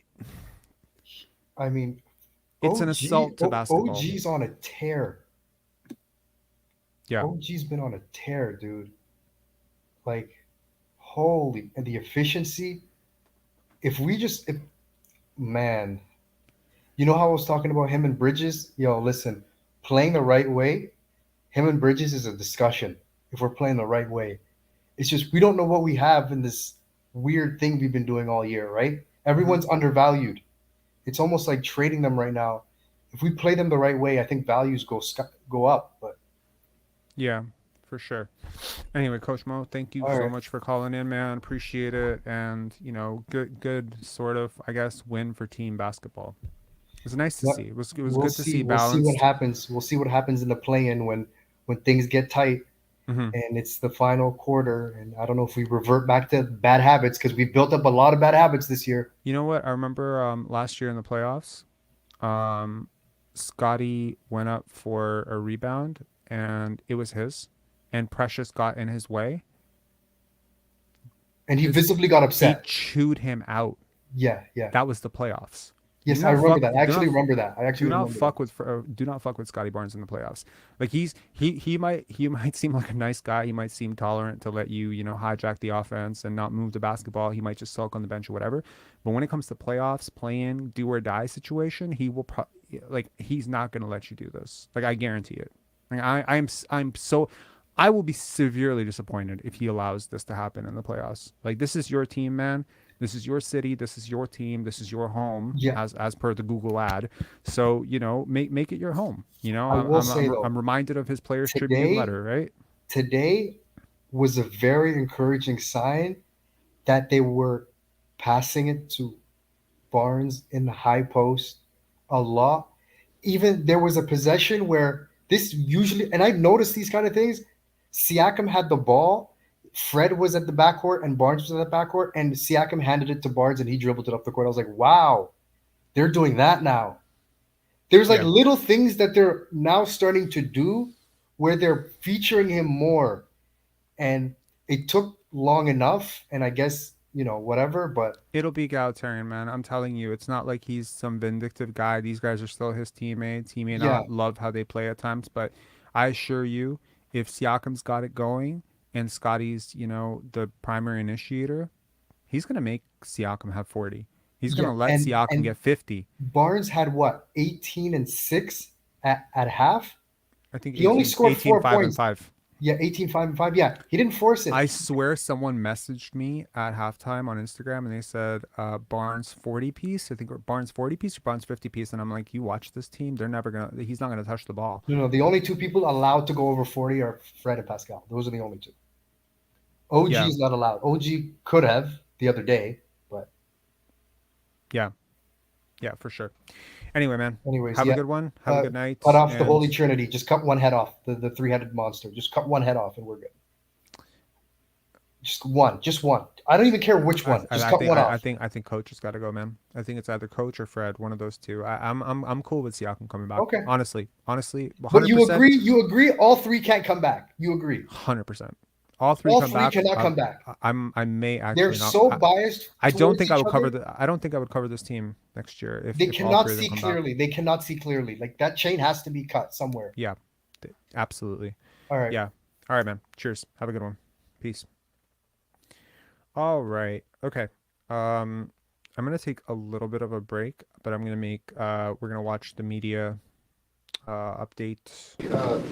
Miami obviously plays a lot of zone. Out there playing. Sorry. Scottie, Miami obviously plays a lot of zone. You found yourself, especially in the third quarter, in the middle of that, making the reads. How different of a look is that for you, like compared to the normal defenses you see, and what were you able to find? Was able to run our sets and be able to execute out of them. People was in the right spots. And the reads were open every single time, so that's what we went to. It was just a simple read. In the beginning of the game, you were able to get your scoring going a bit more. What was going on there that allowed you to do that? I would say just trying to go early with the early post-ups, transition. So it was just me playing, and things were just coming to me. Your shooting efficiency and shot quality are higher over the course of the season when you're playing with Siakam on the court. Why do you think that is? He draws a lot of attention. Of course, he scores the ball really well, but he also has a high IQ to be able to pass out. Damn it. Okay. There we go. We got a Scottie complimenting him, Siakam, on his IQ, and I stand corrected. I said that I've never heard it, and I just heard it. He has been complimentary of Siakam before. He's said that he's the team's best player. He's a really good scorer. He gets a lot of attention. I've never heard him comment on his IQ before. Maybe I erased it from my brain, but there you go. He said it. Out of the double teams when he sees them coming very early. So he draws a lot of attention, so it just creates for everybody else. So when it's 2 on the ball, it's a 4-on-3 out there, so it's easier to score. Given that you guys have a lot more size at the wings than most teams, do you think that other teams are more susceptible to your offense playing a 3-2 zone instead of a 2-3 zone? Say it again? Do you think that other teams are more susceptible to you guys if they play a 3-2 zone as opposed to the 2-3? Yeah, I don't know. It's out there playing. Hopefully, when we execute, things go well. Once we start getting a little messy, then things start to go bad. But once we're in the right spots and we're executing our plays, everything goes well. Scottie, you had a career high in assists tonight. How important is it to you to be a playmaker on this team? Every game's different. Teams play defense differently.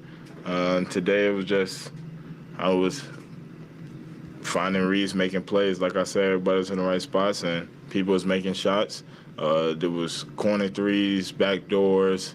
They were double team out of the post, so cutting. Everything just worked out well today. Nick says that if you want to be a pass-first player, you got to score to open up the pass. was just saying that. Did you feel that changed in defense, and do you feel that sort of when you are aggressive early, it opens up your passing later in the game? I guess. Like I said, I was just playing the game. Whatever was coming towards me, I was just trying to make the right reads off of it. So when I saw them coming to double off the post, because the height advantage, I just made the right reads, passed it out, and like I said, guys were open. People was cutting, corners were open, people was making shots. How closely have you been tracking the standings and Miami coming in here in second place, just a few games up? Did you, like, this is... We need every one. We need every game right now. It's gonna be close, but we need every game, and every game is very important for us. Yeah. You guys have had so much success at home, especially recently. Your next 5 obviously are on the road. How important is it that you sort of transfer some of that momentum that you built here and steal some of those? Like I said, every game is important. We need every single one of these games to just put ourselves in better position. So we just got to keep going out and defending each and every single night, bring our own energy when we go to other places, when we're going away. So I feel like that's going to be our carryover, just bringing that energy, being able to bring effort each and every single game, just try to get that win. You mentioned going early tonight. How much of that is like the game plan you have going in, the team game plan going in, matching up with what the opposition's actually doing versus like you just feeling it on a particular night? We just go out there, we find it out, and then we see the matchups, and we'll just go to it. Whatever's working, we'll keep going to that. Today, I just felt like I had a height advantage, and being able to just try to get deep steals and being able to post up, it was obviously going to draw other people in. So everything's working that way. So just finding those advantages and trying to take advantage of them. How much of that 40-inch vert did you use on the putback? No, I had a good lane, you know.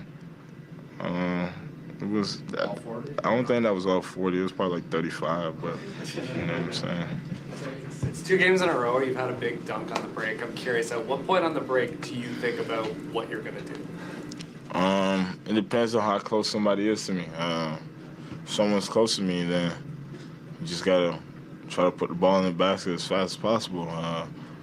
And then if you're open, and you know things start going through your mind what you want to do. So I would say that's back to figure out how close people are. Yeah, you know that's my favorite, but that's my go-to right there. The look back. Was you to flourish alongside Scottie, or Scottie's numbers have been up alongside you? What allows you guys to work together and find success? I mean, I don't know. We just play. I don't know. Like I don't know. I mean, I don't think what it does like stop what I do, or vice versa. So I don't know. I don't understand the question.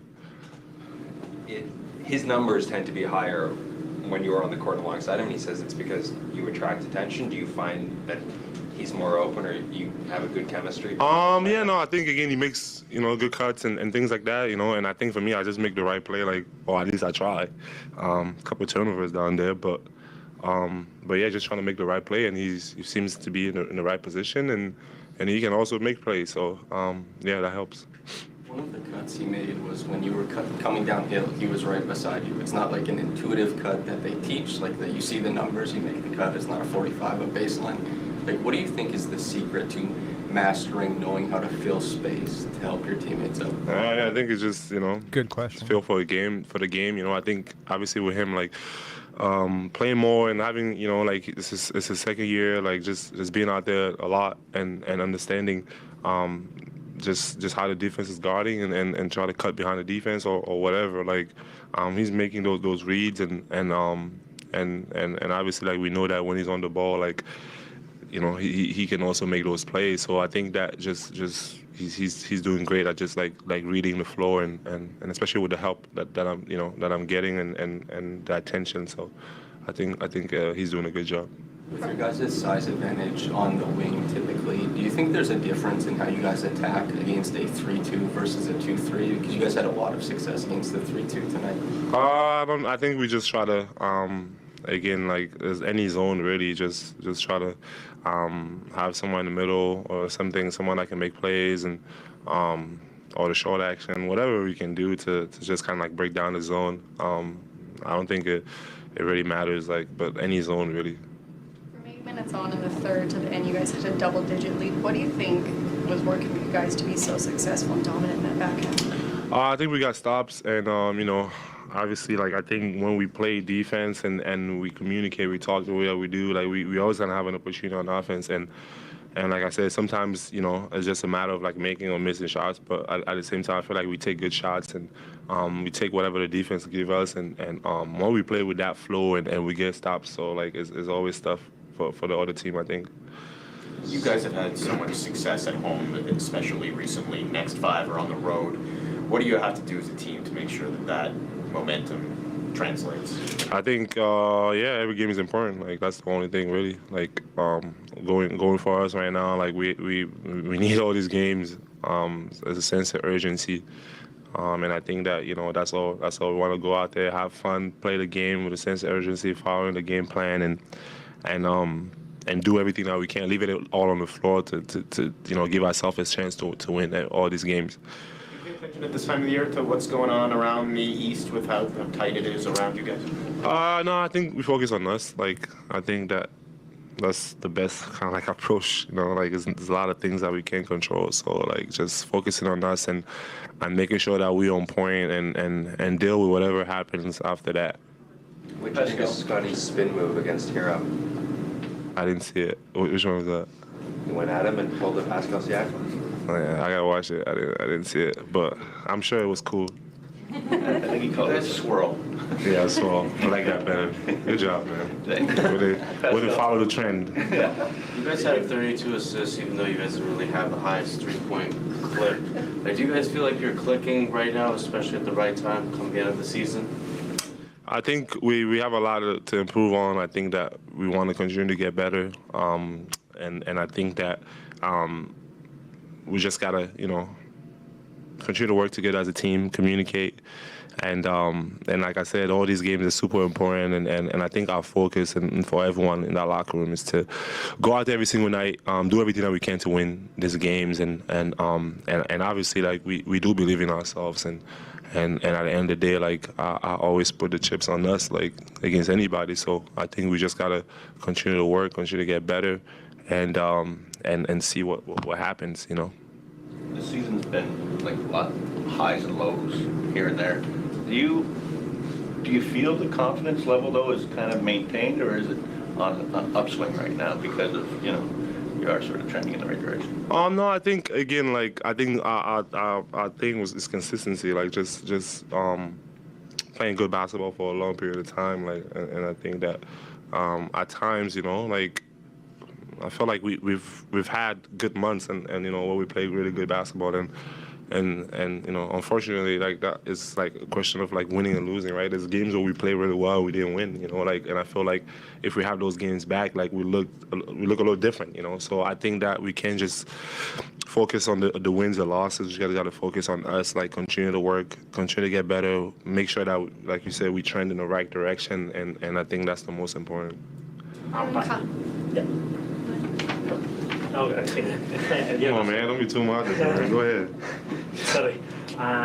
Yes, apart from the physicality, the versatility, what are the keys of the mindset in OG to be able to defend every night so many different players? Right. Yeah, no, he's been awesome. I think he's gifted. You know, that's what I think. You know, not a lot of people can do that.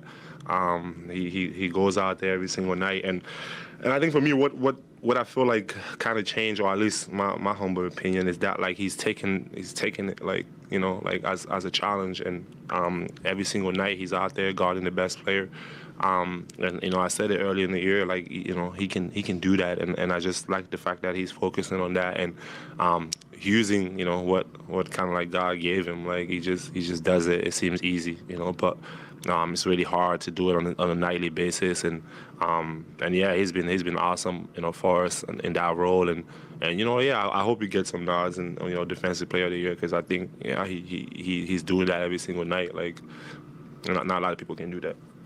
You and Kyle had a nice moment after the game. Any chance you want to share what you guys are talking about? Nah. I mean, like, again, it's Kyle. You know, obviously, like we love to see him, and this is a huge part of, you know, I'm sure a lot of people here, and not only that, but us, you know, guys that were here when he was here, like, always been a big brother to us, and it always feels good to see him and spend some time, and yeah, like, man, he's our big brother, so it's good to see him. Good times. How hard on you was he as a vet?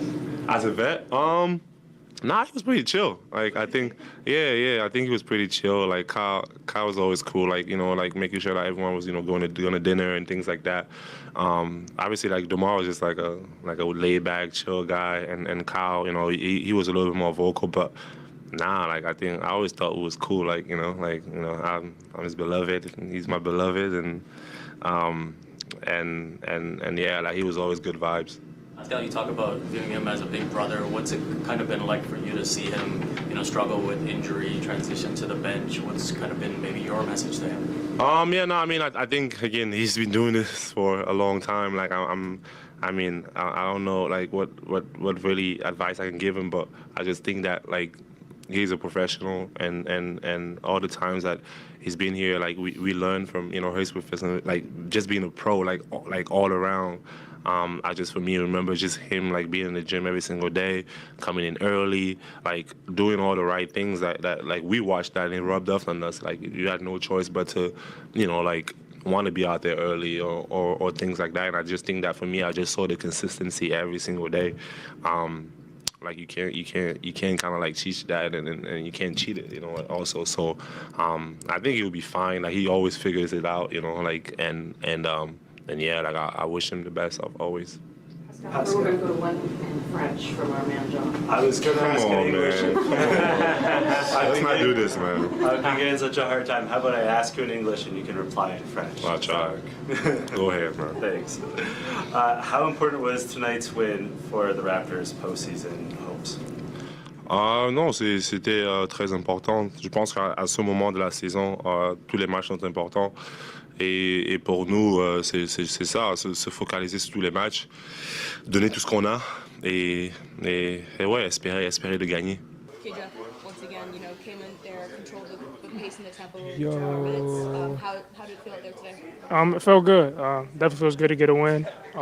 Just with that second unit, we're just constantly bringing energy to the team. You know, just trying to keep the lead. You know, we're getting stops on the defensive end. I think that helps our offense and helps our transition game. We're just trying to be consistent. So I'm just glad we got the win today. What do you think it is about the Miami Heat that is always a competitive defensive game? Yeah, just us knowing that team very well. You know, every time we play against them, it's always going to be a dogfight. You know, two scrappy teams. You know, energetic guys love playing defense and love getting after it. It's always going to be a good matchup every time we play against them.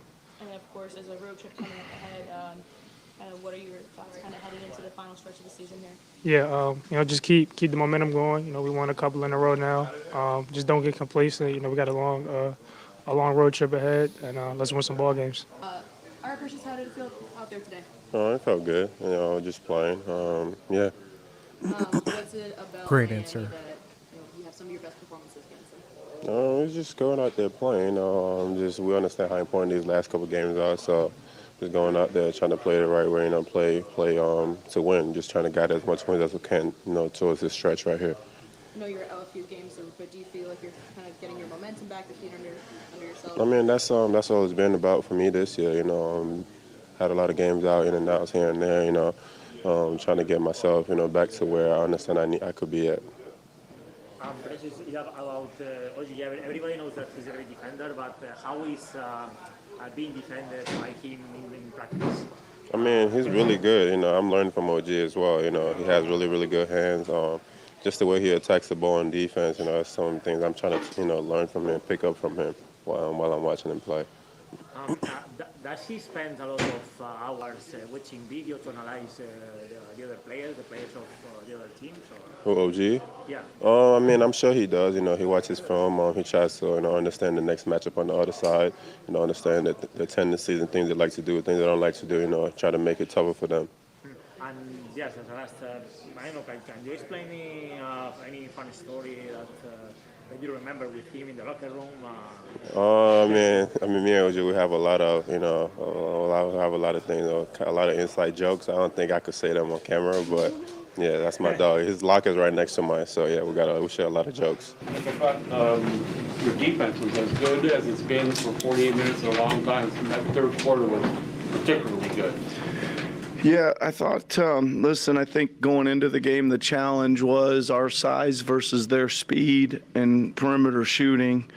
And I think that from about the midway through the first quarter on, not every time, but we really flew at guys to challenge shots. We got a piece of a couple threes. We made a couple guys reload and still landed and re-challenged. Like we did a good job of making them miss out there, and we did a pretty good job communicating. I mean, we lost them a couple times, but there's a lot of stuff happening out there, slip outs and speed and stuff to keep track of. But we did a good job of keeping track of it most of the time. And you're right. I felt like we had a lot of possessions where they were really searching for a shot. Right. I mean, they'd get one, but it would be pretty tough at the end of it. So, and it felt like we created a decent number of turnovers, 16. Not bad, but a little low for us, but still a decent number, right?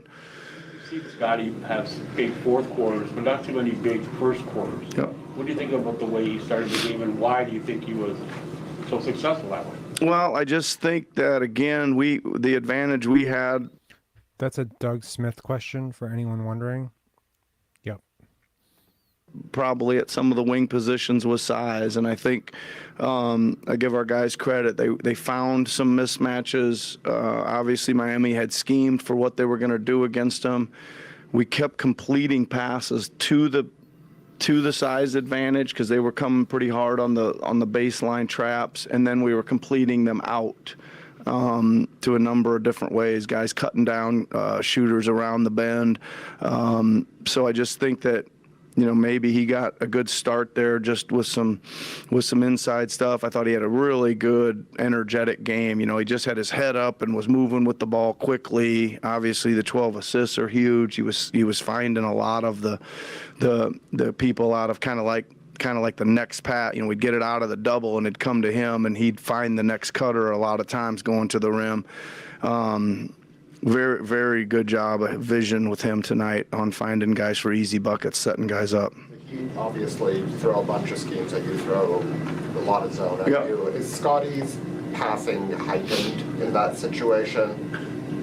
Yeah, and his size is as well, right? I mean, you guys probably saw that little segment where we had we ran the same play about 3 times in a row, and it was hit Scottie at the free throw line, and he was wheeling and dealing from there. So his size lets him be open, even if they're kind of put a guy with him, he can still kind of throw it up and he can catch it. And then if they do that, then you certainly have 2-on-1 on the backside, which is what we had.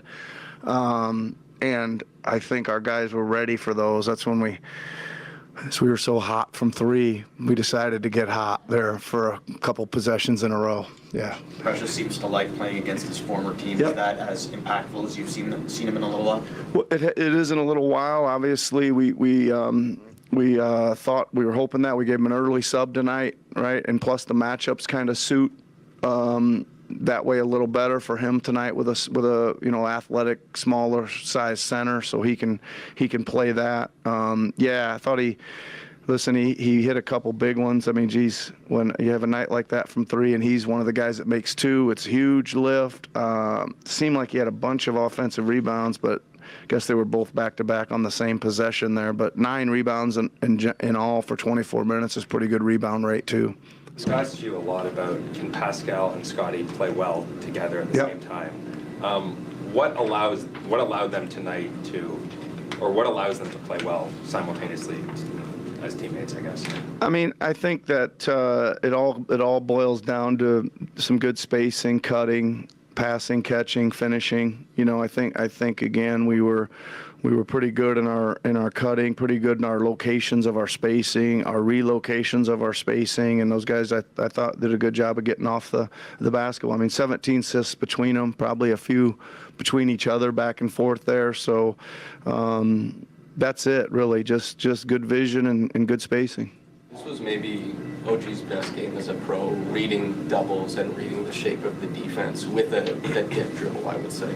Yeah. What do you think made him so successful? Well, again, I just kind of opened with this, is that we were getting it to some good matchups. They were running a pretty hard double teaming scheme at those guys, and I think, when you know it's coming so quickly, you got to get off it, right? Like, even the catch gets, they kept kind of speeding it up even, and even when Kyle was in there, he was really getting there from all the way over on the other side, almost underneath him as the catch was being made. So those guys knew somebody had to be open. And again, I thought we did a really good job of hitting them from the pull behind guy, being open, the low cutter, the late cutter. So our guys did a good job of reading the schemes, and again, the willingness to get off it quick is always a factor. If you can kind of get off it as the double team's coming, now you've got two guys out of position for sure. Yep. 12 of Scottie's assists came after the first quarter. How much do you think that aggressiveness with his scoring in the first helped open that up? Yep. I've always said that, right? If you're a pass first guy and you want to pass, you're going to have to score some, right? So that they have to put two or more on the ball, and then you'll be able to pass. Yeah. For Jeff, getting those reps going up against Kyle Lowry, what can that do for him, just in terms of learning? I don't know. I mean, Jeff again was really solid. He had a chance to have another really big game with a couple open threes, but he didn't. I thought he was going to make that one as the shot clock ran down.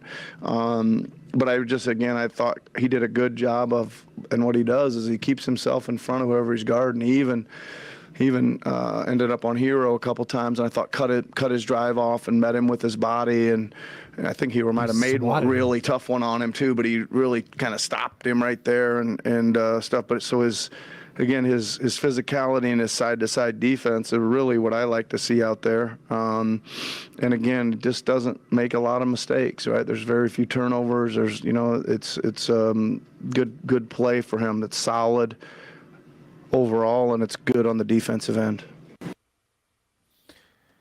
All right. Looks like we're getting to Vince. Vince, what's up? Seems like the chat is ready for a Vince performance. But first, how'd you feel about the game? Did you watch it? Did your life get in the way? Yeah, no, my wife.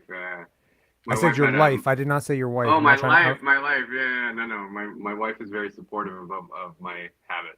I saw like bits and pieces of like a lot of it. I saw probably, I don't know, maybe 70% of the game altogether. Like everyone else seems to be like, it was positive. The skeptic in me says, we beat a bad team. I know Miami historically isn't a bad team, but I feel like they're kind of a shitty team right now. Well, without Jimmy Butler, I agree. Yeah. And, but the good part is that hopefully when they break down this game film tomorrow, it'll stick out what parts really worked and what parts didn't work. Right. And the parts that worked, it was team basketball. And that, honestly, like even with Jimmy Butler on the court, you could do a lot of the stuff that you did. The problem is those bad moments, the start, that drought in the second quarter, and the finish, those three moments. I swear, you take the first 3 minutes of this game out. I know this is very selective, but if you take the first 3 minutes of this game out, you take minutes 6 through 9 in the second quarter, and the last 6 minutes of this game out, you probably win by 35. I don't think Jimmy Butler is affecting the game by 35 points. So you can beat a team with Jimmy Butler on it in the regular season at home. Problem is, if you do face this team in the play-in, you're going to Miami. Right. We're going to Miami. Oh my God, Will Smith is brainwashed in my brain. But like, I mean, that's not the same situation, especially for this team. It doesn't play well on the road. But yeah. Yeah, for sure. Yeah. And it also the game tonight also begs the question: how many teams would like Miami? Obviously, their major deficiency is scoring as well. How many other teams in the league do the Raptors beat tonight shooting the way they did from three? Right? Now That's every game has its own flow, so you can't compare. But you look at all the rest of the box scores tonight, right? Miami Heat put up the least amount of points. Toronto Raptors put up the second least amount of points out of every single team that played tonight. Now, all things being equal, you're not going to play the same game. Some teams are running up and down. I think OKC and Charlotte put up 135 I think OG points. deserves some credit for that. Like, to be honest, I think OG and Scottie guarded really hard tonight. I think Jeff Dowtin was great. Precious Achiuwa got extended run, and I think he was competent. You know, Fred on Tyler Hero was not something I ever want to see again because it really got him going, and he just has such a huge size advantage on him. But other than that, I think the defense worked tonight. I think the Miami Heat came out guns blazing. I think they hit their first 4 shots, and they threw that first punch. They missed a lot of open shots, man. Like they had chances to come back into this game, and that's scary to say because they were down 20. Like you think they scored not a lot of points. Yo, we let them back into the game. Sure. Like we could have held them to like, I know this sounds crazy to some people. We probably could have held them to like 78 points tonight if we really wanted to. And here's the crazy part. On a bet, I took over 220 on this game. I lost by 1,000,000 points. Wow. Yeah. But I also took Raptors money line, and that was easy money. So it was like right when they got out to that 12-2, 12-4 start, like the Raptors odds moved up. I was like, okay, this is an easy cash. Right. Yeah. Right. It was I listen, overall you can't be too upset unless you're still on the tank train, which I think has left the station a long time ago. We are firmly past that point. Like if we finish 11th or 10th now, I'm going to be very disappointed. Like yeah, like look, I can adjust. I can happily adjust. At this point, I do not want to see us get bounced in one playing game. And I definitely don't want us to be 10th because I don't want that sole play-in opportunity to be on the road. I would like them to have a chance to at least play one home game because really, look, this is what we play for. Right. The whole season boils down to that. A playoff series. Now, in the absence of a playoff series, perhaps, now it's a play-in tournament, right? Right. But it's still like you could look at the play-in like a mini playoffs. Right. It just, there's 4 teams, not 8 teams for a conference, right? And so I think, I don't know, I've kind of gone back and forth about whether the play-in is it better? Is it worse? Do I prefer, when a team that was 10th just knew their season was over 2 weeks before the season and they could just lose? Right. Or is this better? I think this is better. I think I've gone back and forth on it a few times. Playing for what? I think it's okay. In a high leverage moment, it'll be nice to see. Because I'll tell you right now, if Pascal Siakam comes out and he scores 5 points and you get eliminated in the play-in, like that's gonna be one long ass summer. That I mean, therein lies the potential, like absolute heartbreak of this entire season. Is that if that happens, or even if they make the playoff proper and drop 4 straight to Milwaukee or Philly, like that's gonna suck too. That's gonna leave like I don't think bad so. I taste think in everyone's mouth. look, nobody, like regardless of how this season went, right? Like let's put it this way. It's possible for an 8th seed to play a better first round than a 5th seed.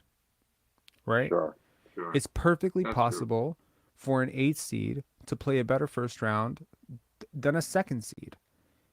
It's possible. I'm looking at the basketball. I don't care about the wins or losses. Yes, the wins would be nice, but if you were expecting this team to beat Boston or Milwaukee in a 7-game series, you're insane.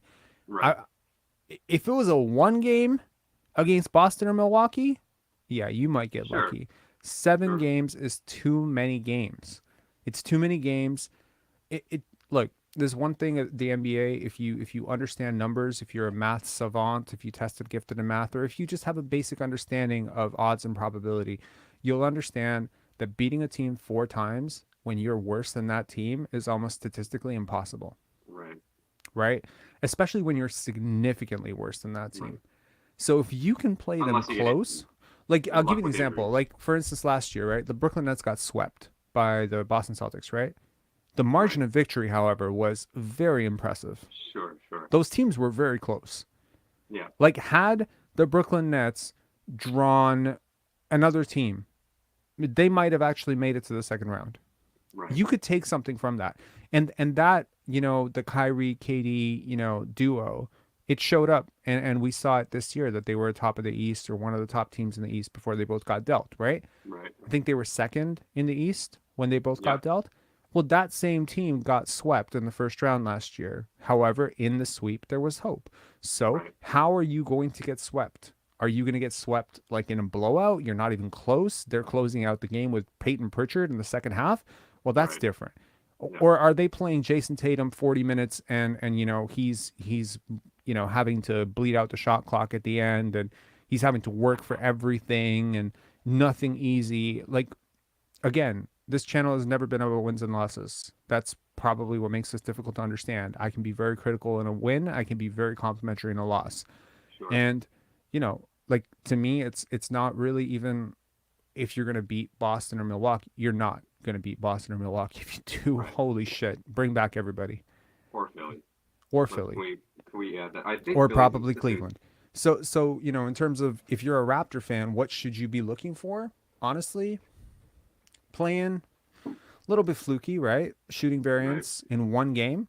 Precious Achiuwa could hit 8 threes in one game. in a single game, if he was given the opportunity to. Scottie Barnes could hit 5 threes in a game. Sure. Does that mean, you know what I mean? He couldn't do it for a 7-game series. Five threes a game for a 7-game series would be a dramatically different player than the one we've seen all year. But in one game, anything could happen. And so you say, like, hey, that's the potential heartbreak of a 1-game, do or die elimination style tournament. I think of it on the pendulum. If there's heartbreak, there can also be one of the biggest moments in Raptors, last 3 years. Right. We haven't won anything in the playoffs in 3 years. There was Tampa, there was last year, and then there's this year. There has been no winning. So even a glimmer of hope where we, make it from 9th and then we beat the 10th, maybe, right?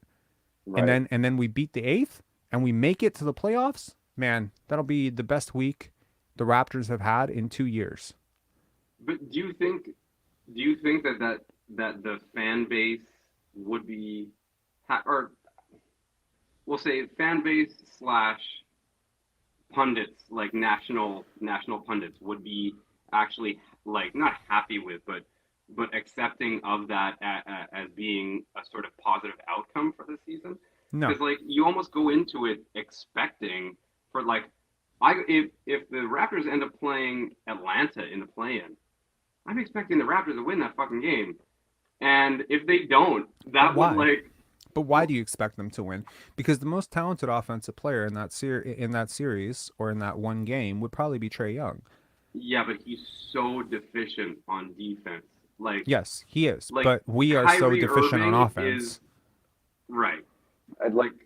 I guess with Trae Young, though, it's like he's so, like, Kyrie Irving is not a defensive player by any stretch, but he's way, way, way, way, way, way better than Trae Young.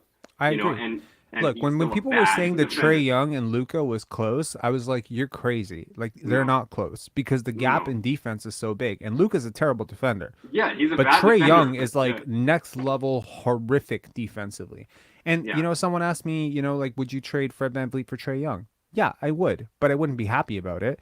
Right. The offensive talent, however, of a Trae Young is immeasurable. Like, he is a great passer. He is a great shooter, even though he hasn't played like one this year. And in a one game, I tell you, in one game, talent can overwhelm your senses. In one game, he could put up 60 on you. And Fred can't stop him. No, Right? I don't think that Fred can stop him by any stretch. But, like, yeah, I just think that collectively as a team, I feel like they have. I feel like the Raptors have more talent, more collective talent, and both, like, between offense and defense. This is the Maybe I'm craziest. just This is the projecting craziest there, but- comment ever. Trae Young is just a 6'3" Fred. Are you kidding me? Clutch Tatum, you're better than this. He's not. Is Trae Young 6'3"? No. He's not. One, he's not 6'3". Number two, he's not Fred. This is crazy. Yeah, no, he's better than Fred for sure. Like for sure. It's not even. Trae Young is a good player. I think we should sort of. Yeah, he's a good player having a he's really good bad player. season. Like there Also, is a if he was on the difference. court with Scottie, I feel like that would be actually a pretty good tandem. That would be right? amazing. Yeah, that'd be great for Scottie. And I think like, Scottie's malleable. Like if you like some people like say that, oh, he's so insistent on playing point, blah blah blah blah blah. I think he's insistent on playing point because he knows he can do a better job than Fred at running an offense. Like if you put a great point guard next to Scottie Barnes, I'm positive he would back off the Right. point guard stuff. Like I Right. know he would. Right. Well, I don't know he would, but I assume he would. Like if you put him next to Chris Paul, you think he's going to be like, no, I'm point guard? No, Right, he's right, right, he would happily be a roller and wait for Chris Paul to retire and probably learn everything he could from Chris Paul. It's just, yeah, Do you think that's been part of the weirdness with Fred all season? Is that he's been coming in so hot with the I'm a point guard stuff. And, well, I mean, look at it this way. You put yourself in Fred's shoes for a second. You're a 28-year-old undersized, undrafted guy, right? Right. You've built up a ton of leverage within this fan base. This leverage does not carry. It does not convey. You can't just go to Cleveland and carry all of this with you. Hell They no. won't give a shit that you won a championship coming off the bench for the Raptors, just like we don't give a shit that Patty Mills won a championship coming off the bench for the Spurs. We don't care. He's not our war hero. So all of this credit that he's built up, it only conveys here. Right. The memories only matter here. And now your team drafts a shiny new, guy that this random YouTuber swears is him. Yeah. Right. I Yeah, mean, we know. and he's being pretty freaking bold about it, right? He's Come just on. letting you know. Right. And he's a point guard, and It's he's a not good- backing it's a off that good- claim. It was a He's good not backing game off. No, Pardon? of course. And it was a good game to hype that narrative for sure. Going into this, I fully expected him to have a great game. I've been expecting him to pop for about a couple of days now. I actually recorded a video Because it like was national TV? 4 days ago. Because it was on national TV. Number one, it's on national TV, but no, I think the time off that he took, 3 games, I was seeing a change in him. Now, I've been told in the past by someone who would know well that I understand Scottie Barnes really well. Like they're like, damn, intuitively, you really understand this dude. You understand what makes him tick. And I think that I do. Partially because I think in a lot of ways, I think I have a lot in common with him mentally. Like in terms of how I think about certain things, I think like ethically, emotionally, like there's a lot of compatibility and similarities in how we think about stuff. Sure. And I'm noticing certain things about him like over the years about how he speaks, his body language, his tone, his posting habits, etc., and how that converts to his on-court play. Largely just it's a trend you notice. If you follow any player or whatever, you notice like LeBron, like, in the playoffs when he goes into dark mode or something, you notice like, oh, he's gearing up for something, This is LeBron going silent. And I think with Scottie, it was really interesting to see him sort of disengaged from, some of the stuff that was happening on the court, like a teammate would dunk or something and he wouldn't get up. He wouldn't react to it. And I'm like, I've never seen that in my life. AAU, high school, college, I've never seen him not get really excited for something one of his teammates did. And suddenly Chris Boucher has that putback and he's in street clothes and he gets up and he's the most hyped guy on the bench. I was like, okay, he's coming back. Like he's coming back. He's going to do this. And suddenly I see him start posting. And yesterday he posted, that Instagram story that I posted with the Kobe voiceover about getting better every single day and Scottie Barnes is on it.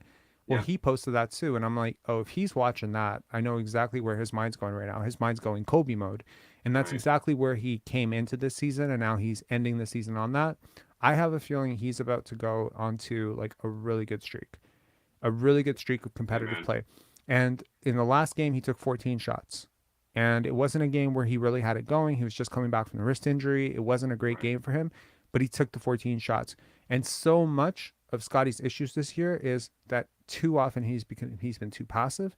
He has not been assertive. And there are certain times where he has a matchup he could easily exploit. And it would be beneficial to his team for him to do it. And he won't do it. He didn't do it. He deferred. And I understand the frustration of this fan base at times where you see one of these dominant fourth quarters and you're like, bro, you could have 50 whenever you want if they're guarding you this way. Why don't you do it? I get it. Right. So, you know what? I think he was saving it, allowed the teammates to eat, allowed those other guys to get their numbers, whatever, but now it's winning time, and that's Scottie Barnes time. So I think he's going to go for it. I hope you're right, man. I hope, you know, the only sort of, I'd say there's a potential feel-good sort of story to come out of this, what's been an overall down season. In that if we're able to obviously get past the play-in, make the playoffs, give whoever we play, give them a couple L's, you know, take it to 6 games. I think if I'd be happy with, unless it's Philly, I'll only be happy if they take it to 7. Say fucking. Okay, so let's say for instance, well, I'm looking at differential, right? I'm looking at how do you play them, like for instance, and even the differentials, I want to know like how did you get that differential? Like let's say for instance, game 1, Philly, on the road, you get blown out, right? Game 2, it's close, right? It's really close. You seem to fix some of the mistakes. Game 3, you're in it, but you lose at the buzzer. Guess what? You're down 0-3. But that's way different than getting blown out 3 straight games. Right? That's way different. There's a way to be 0-3. Last year, what you just described is exactly what happened last year. Exactly. Yeah. I think in game 3 we were close, and we lost really close. Or in game 2 we were close. One of those games we were really close, and then we lost. Well, my point is like there's a way to lose in which it's not even close, and there's a way to win. Like let's say for instance, I'll give you another example. Let's say they go up by 25 on you and they put their bench in the third quarter, and you stage a random ass comeback and you cut it to 12, or like Joel Embiid or someone like that twists an ankle and he's out for the game, and you make some faux comeback and you win one.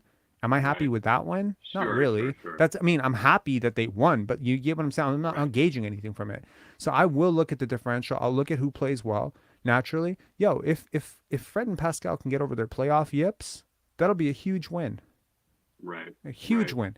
If Pascal Siakam come out and put 30 points per game against the Boston Celtics, I will happily, because he's a player that plays for a team that I cover, that I love. I love the team. I don't love him, but like I love the team. So if he is that guy, and he's gonna show up 30 points per game, efficient 30 points per game against the Boston Celtics in the first round, and we're gonna be close in those games, hallelujah. You're not gonna hear shit from me.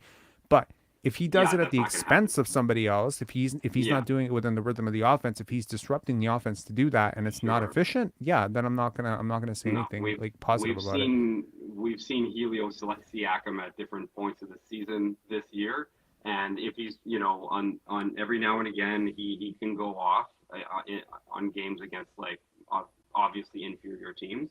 I can't remember who he hung 52 on earlier this year, but who was it? The Knicks? Mm-hmm. Right. Yeah. At That was the before Garden. that was That's before pressure. they hit their stride. Yeah, but I mean that was a high leverage moment, man. Like there's some really great players who put big performances up at the Garden, and I was very happy for him that day. Very happy. I actually think that they match up well against the Knicks, and that even though the Knicks have their this is a feel good season for them for sure. If we were to somehow get matched up against the Knicks, which is obviously not going to happen, but if it were, I feel like the Raptors could actually take that series. I think Jalen Brunson would make Fred VanVleet his bitch. I really do. I think he would take him to the post and he would like body him. So I think Jalen Brunson is like the comp for Fred in his mind, right? In Fred's mind. In whose mind? In Fred's mind. I think Jalen Brunson is the. He seems to want him. more money than Jalen Brunson, which is crazy to me. He thinks Tyler Hero is his comp. He says Tyler Hero money. He wants Tyler Hero money. Fucking hell no! Like, sorry, I'm not the biggest Tyler Hero fan, but like, I'm not a fan at all. I see his obvious offensive ability. You know, I'm just like, hell no, you can't do that. Obviously. Would we be a way better team if we had Tyler Hero instead of Fred VanVleet? I think we'd be better. We'd need someone else. Like, how different would this season look if had Otto Porter played? big difference. I People feel do like, not understand honestly, how good that guy is. No, I think it would be like a 10-win fucking difference. Seriously. I think if he plays, okay, something crazy like 75 games, which is not typical for him, but I think he played No, like obviously. 60 plus games last year. But he is such a difference maker. Number one, he's not a high volume guy, so he does everything that Juancho was doing well, Right. but he's a great defender, a great rebounder, and a great shooter. Yeah. So basically, everything Juancho did well and everything Juancho didn't do well, he Yeah, does right. that, Yeah, right? right. Plus, What we he's wanted like he's both super to be. switchable. Even at this age, he can guard three, 4, 5 pretty easily, and he's competent on twos. He's really smart. He's got a great presence about him. Like he's a great person, like a really great person. Like I can't say enough about him. Just as people, like some of these people, you like really start to fall in love with who they are as people, like who they are off the court, their philanthropy efforts, and just listening to him speak, and even over the years, like when he was with Washington, whether he was with the Golden State Warriors, I talked to media people who covered him, who had close relationships with him. They were just like the best guy, like the best person. And yeah, I think he would have been a great difference. Number one, he's an NBA champion, so you can't use the whole "we have a championship, you don't" type of bullshit on him.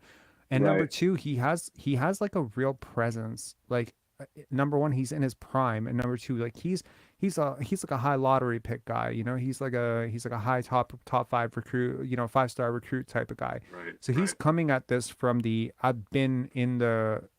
he's had a comparable career without the extreme highs of a Pascal Siakam, you know? He was the prototypical 3-and-D guy. He is basically the OG of, like not the OG as in the O.G Anunoby, but like the OG as in the original gangster of what you're trying to build up here, which is a team full of Otto Porters, the guy, guys who shoot threes and defend. Yep. And yeah, I think he would have had a massive, immeasurable impact. His analytics, the games that he played, big reason why I think we floated to 500 without Siakam. If he was the guy that came into the game on games that Pascal was struggling, I feel like everything would have just calmed down immediately. I don't want to make him our version of Jorge Garbajosa. Like remember Brian Colangelo's insistence that our entire season would have been different had Jorge, but very similar idea. I just mean somebody who could stabilize the parts of the offense that needed stabilization the most. Absolutely. Stable shooting. Like I don't think that guy's shooting wanes. I don't think pressure gets to him. Absolutely not. He proved that as a starter in the fucking playoffs last year for the championship team. Right? I know, and I was shocked that they got him for the price that they got him for. I fully expected them to have to pay the entire 11 million mid-level exception to get him. I hope they can get him next year. I hope. He has a player option, and he has probably every incentive to check back in because he only played 8 games this year, and I'm sure the market for him is not super hot heading to 30 years old. So hopefully he has a player option in, and he bets on himself. But see, the difference is with Otto betting on himself, like he's still going to be a team guy. He's still going to be team first. And it's almost like you get something that you've been missing and you desperately need this guy. So his rehab, I hope it's going well. I haven't heard any updates on him. Is he potentially sneaky, coming back in a month if we somehow by miracle make it out of the first round? Is he someone who might be available? Oh my God. Right. Even I've got no updates whatsoever. If he could even show up for the playoffs, I'd be like, you know what? Sign me up. Who would he replace in the rotation? Would he replace Precious? Boucher? Sort of a combination of Precious Boucher minutes, right? Like you would still I think both those guys would play matchup dependent, but I feel like they would he would come like a combination of him and maybe Gary. Gary's having kind of an off night. I mean, somewhat lost in all of this is they just did this without Gary Trent Jr., which is pretty impressive because Gary's been one of your better players this year for sure. And I think more Jeff has been great. Yeah. And what I don't want to see for seniority or numbers or whatever. True. I don't want to see Jeff Dowtin get relegated to perma bench. Like Yeah. we have been very good in the minutes he's played. He has been an amazing positive for this team. Every Did time Will he's Barton played play this. at all tonight? No, he's injured. Okay. Okay, good. Yeah, Yeah, like- I know nobody politically correct. Nobody wants to say anything about a guy who got injured, right? But there was this Facebook post. I died. They said Will Barton is injured. The response was, "I wish him a speedy recovery. 2 to 3 months would be great." Yo, I Oh, died. man. I don't wish the dude harm, that's for sure. No, But, we just want him to take his sweet ass yeah. time to come back. You know, that No, would be for just sure. that would just be great. You know, maybe I don't know, some elective surgery, you know, perhaps mean, like Listen, I don't know, like low key in previous years, Will Barton wasn't bad. Like I saw him yo, on he's Denver. been bad like, for a while. I tell you, this is why I was so critical of that pick. And I tell you, like I look back at my channel history. There's no video that lost us more subscribers per view than that Will Barton video when he got signed. I was like, yo, after everything I've done this year, Will Barton was the straw that broke your fucking back. But people were just like, that's it, man. I listened to you do low lights on Fred. I listened to you do low lights on Pascal. But Will freaking Barton, no, you didn't, Rob. That's it. That's it, man. This is the line. You don't cross it. I'm telling you, I look at his analytics. He has not been a positive player for like 4 years. The last time he was Bro, positive was like 18, 19, I think, for the Denver Nuggets. Negative Raptor defender throughout. Raptor fans are the most sensitive fan base in the NBA, my friend. It's I don't fucking get it. crazy. Because I guess like everyone, like, yo, like people like receipts, right? I want you to go back and I want you to spam the comments. No, I don't want people to spam the comments, but really go back and like go and listen to every single person when we signed Will Barton and go listen to what people were saying. Were people just parroting each other? Were people like, oh my God, we got a great shooter. We got a great shooter. Yeah, he's shooting like 24%, bro. Like, I mean, he's basically Precious Achiuwa, but he doesn't defend or rebound or anything else. Like, he's been terrible. Like, I think he has a PER of 5. Yeah, that's hard to do. League average is 15. Bad. He's been bad. No, but honestly, He's not bad. You're not getting away with that, Vince. He's not bad. Since he's come for the Raptors, he has been the worst player in the NBA. That's not cap. That's actually true. Okay. Verifiable, the worst rotation player in the NBA, and that guy's getting minutes over Jeff Dowtin. Are you crazy? No, He's course, 7 years older than him. Sorry, this season, absolutely, there's no reasonable explanation for playing Will Barton this season, especially on a new team. Like absolutely none. But I will say this: in the past, from having him on fantasy teams, exactly. I've watched him. And he was actually a smart player for a couple seasons in the past. So when, let me ask you a question. Did come here, does his I was defensive impact hurt your fantasy stats ever? No, right? No. So all you care about is off of Jokic, yeah, but look how objective can you be when a guy's giving you that many threes? You're like, oh my God, you know, Will Barton's great. He got me 6 threes tonight or 4 threes tonight. Oh, no. And that's the thing is that he, like in previous seasons, like his 3-point shot was there. You know what I mean? Like it was there this season too. He shot 38% for the Washington Wizards. It was there this season too. But he's come to honestly, we need to do another honest trailer for the Raptors live where we talk about like the land of no jump shot. You know, The Land Before Time. You remember The Land Before Time? That kids movie that was so great and lovely and colored my childhood with dinosaurs. Yeah. The original, dinosaur movie before the Jurassic Park movies came out. Okay, Land Before Time, the land of no jump shots. So that's basically what happens. Funny. You come here, you forget how to shoot. That's just how it happens. Okay. You put yourself in an age bracket, like an age bracket when you highlighted that. My Land Before Time was like the Never-Ending Story. I love Never-Ending Story. I love Never-Ending Story. God, what was that guy's name? What's the main character from Never-Ending Story? Oh my God! Hold on, I gotta look it up now. Never-Ending Story. Trio? Atreyu. Atreyu. Yeah. Atreyu. No, I think Okay, it's shout that's outs crazy. to all 80s babies, I guess, like late 70s, early. Atreyu, there we go. Black Nubian nose. Someone Yeah. says Sebastian. Do you remember No, Page no. Master with Macaulay Page? Culkin? No. Page Master. I believe it was called Page Master. No. No. But of the Culkin, I don't know if you're a Succession fan, but of the Culkin clan, I never thought that Kieran Culkin was going to be the MVP actor within that Really? that family. Yeah. Have you Macaulay watched Culkin, Succession? underrated performance. Good son. Have you seen it? Oh yeah, where he plays a little bit of a psychopath kid. Yeah. Yeah. I remember that. I remember really that. underrated and really uncalled he was for. good in My Girl too. He was in My Girl as well. That guy has range. He had range. Yeah, for It's sure. too bad his parents sucked. Yeah, true. Dad but sucked. and the reason did you watch Succession? Have you ever seen that show? Mm-mm. Bro. Ooh. I watched Brooklyn Nine-Nine. I know all Brooklyn Nine-Nine, The Office.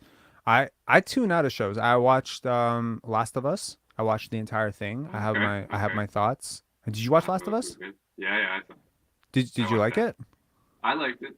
Sure. I tend to lean toward at like end of times shows. I fucking love them for whatever reason. Even though You've The come to the Walking right Dead- place. Yeah, even though The Walking Dead got horrible toward the end, toward the end when I finished watching, because it just kept going on and on. I still I feel like I stuck through for like 8 or 9 seasons or something like that, because I just love those like end of days. I don't shows and movies. have that. So like my girlfriend's the same way. She starts watching something, she's got to watch it till it ends. And I'm like, yo, if I see the cliff, I'm getting out of the car. Like I'm not even like That's because you're a filmmaker, of course. maybe that's it. I learned to kill my darlings on the editing room floor. But like I tell you, like you, for instance, you, right? So someone told me this is not a very flattering thing, but someone told me you look like that guy from You, Penn Badgley. And I was Right, like, sure, oh no. sure. Like I hear too many comparisons, but this was not and it was a particular picture where I apparently did. And before I had a beard and all that stuff. Maybe that's why I grew a beard. It's just because You was very bad PR for my dating life. Nevertheless, I watched the first 2 seasons. It was good. The third one, it got a little political. I didn't like the whole vaccination stuff. Fourth one, I heard bad reviews. I'm out. I'm not watching it. I don't give a fuck that I watched the first 3. I wish I could go back and inform my childhood self to stop watching Family Matters before it got completely crazy off the deep end. Like so many shows that I loved in my childhood got so bad. It's almost like you have to commend the shows that went out on top. Shout outs to Seinfeld. Seinfeld, sure. Yeah, like The Office, the last 2 seasons were kind of bonkers. You ever I see think that? The Fresh Prince, I think like the last season was not as great. I think most shows peak around season 3, 4. Yeah, I think some of them tend to hang on for a little while, a little too long afterward. But yeah, no, shout outs to Parks and Rec was a good one. I like that. Parks and Rec was great. Did you ever see Schitt's Creek? Little Canadian? Nah. Canadian. It's really good, dude. I've heard it's amazing. I mean, look, I guess like we all have different things that we identify with. For me, Brooklyn Nine-Nine, you know, I'm from New York. It kind of it hit different, you know, like things that feel relatable to me. I think the representation element is a really big thing for me in television. Yeah, I need to see my childhood in some way represented in what I'm watching to some extent, like something relatable. You know, for me, there has to be something tangible. I wasn't like a big Buffy fan or anything like that. I can't watch Lucifer. I don't like. I'm not even a Star Wars guy. Like my girlfriend calls me a fraud every single time I use one of her Star Trek mugs or Star Wars mugs. Because she has a whole bunch, right? Sometimes I'll be drinking coffee. And she's like, you're a poser. You're like drinking from the Star Wars thing and you have a Darth Vader figurine because your mom gave you one. But you're like a total poser because you didn't watch the show. You didn't watch the movies. I didn't. It's true. That's really funny. So you've never seen any Star Wars shows or any Star Wars movies? Like the originals? No. From the 80s? Hell, damn. That's I know, and I'm I- a filmmaker, and I didn't watch any Star Wars movies. Crazy. The only Star Wars experience that I have is the Star Wars game, the N64 game. The actual thing, yeah, that was actually pretty cool. But that's my only Star Wars experience. Respect. I think at this point I'm doing it out of spite. Like I Yeah, don't want to let all those people who tell me I'm missing out win. So I'm just avoiding this until my deathbed, and then I'll watch them all in like one row, and I'll be like, Right. why didn't I watch this sooner? It's so great. Nah, you're Yeah. not gonna say that. You're not gonna say that. They're good for sure, but it's just like, there's Inception now, and there's fucking, there's like Inception was great. Okay, so phenomenal movies. Like, So- what's the other Christopher Nolan one with all right, with Matthew McConaughey? Christopher Nolan. Wait, am I thinking of Christopher Nolan? Interstellar. Wasn't that Christopher Nolan? Yes. Yeah. That wasn't movie all right, was- all right, all right. No. I used I was trying to think of Matthew McConaughey's Oh, okay. name. That's just how he's addressed now. Yeah, All right, yeah, all that's right, all right. right. That's right. Yeah. That movie's like, those are next level movies. Like, and So even as a comparing the filmmaker and original as Star a Wars. film critic, I will tell you, Inception is lost on a lot of people. Oh yeah. It's lost on a lot of people. It takes a deep viewing, but I'm very curious. Chat to those of you who've watched Inception, because it was a very popular movie, and I think a lot of people watched it. And one of the things I like about Christopher Nolan is he has the same thing that Kubrick had, which is his films are like onions. I call them onion films. So basically, they're deeply layered, and you can pretty much find meaning in whatever. So The Shining is either a metaphysical examination of loneliness and isolation, and paranormal and the paranormal, or it's like a slasher film, and you're gonna pretty much make of it what you want. And The Shining is kind of one of those random films, or quite frankly, a lot of films that Kubrick made have this like extreme polarity in terms of how many different meanings and subjective meanings you could take from it. And I think Nolan is attempting the same thing, not nearly as well. So I'm curious what okay, so Yoni says Last of Us, was it good? Honestly, I liked it. It was I all liked right. Last of Us. It was all right. It was all right. I got to tell you, it peaked episode 3. I That think, was it. I think the acting, the story was good, well written. Cinematography was obviously You know where very where good the as story well. was better? The video game. I think the video game was better. You know what? I can't commit to playing any video games, but I heard from my gamer friends that it's like one of the best games ever.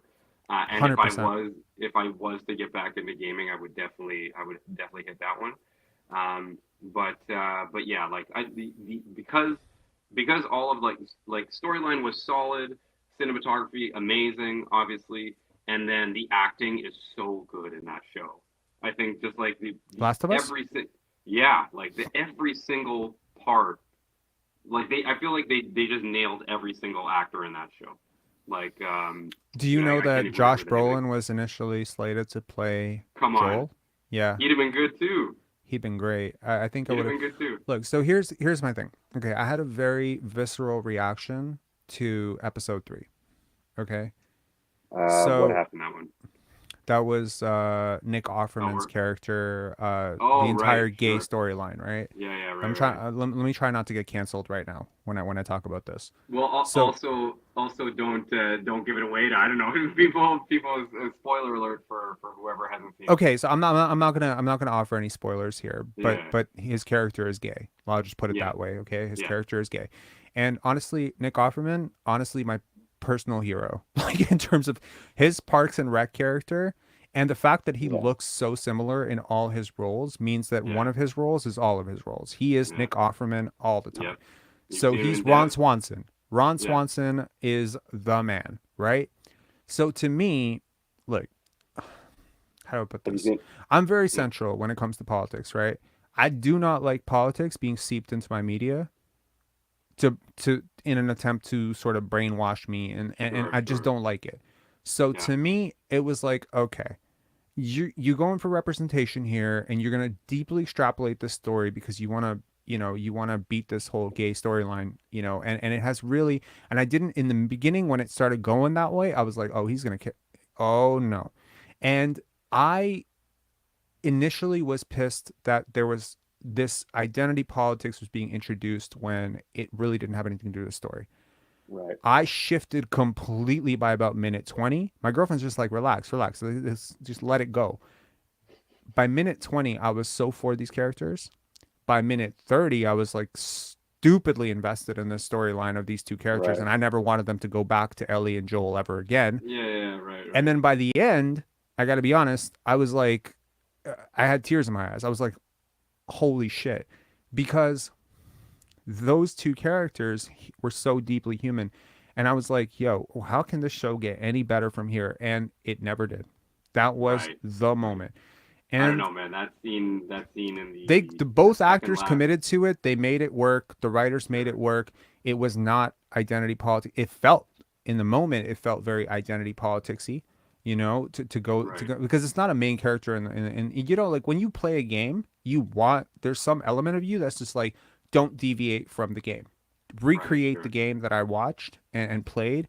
Recreate my childhood. Like, obviously, for those of us who played Last of Us or Last of Us 2 or whatever, we had emotional experiences to that, right? And so we don't want people to recreate our emotional experiences, probably, and I think like there was a part of me that was just like, don't deviate too much from what was already great unless you're going to make it greater. And yeah, they made it greater somehow. Like that storyline, it was hinted at in 2012, 2013 when the game came out, but they flushed it out. And the problem that I had with the show is really like just it felt, I don't know, it felt on the nose at times. There was this, and there was a deeper meaning to it, which was that the cordyceps virus was like love. Did you read into this? No. So I look at the thesis statement of any show, especially a deeper show like Last of Us, where there's like an actual political, social, ethical, philosophical message, and there's deep messages in this, not just about viruses and mushrooms and fungi. It's deeper than that. It's talking about love, life. The concept was that the cordyceps virus, it creates more of itself because that's love. I had not read this anywhere. No. Anything that loves creates more of itself. And you love your partner, you created a child with your partner, that's love, right? So when a virus, it's also love. It's recreating more of itself because it's love. So it's humanizing the concept of a virus. It's a fascinating, thesis if you think about it on a deeper end. But yeah, that was good. So the Inception thing, I'm interested, chat, to those of you who've watched Inception, just tell me what the thesis point of Inception was.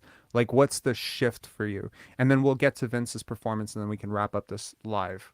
You got a request for Alan Parsons' project, the Chicago Bulls thing. Do you know it?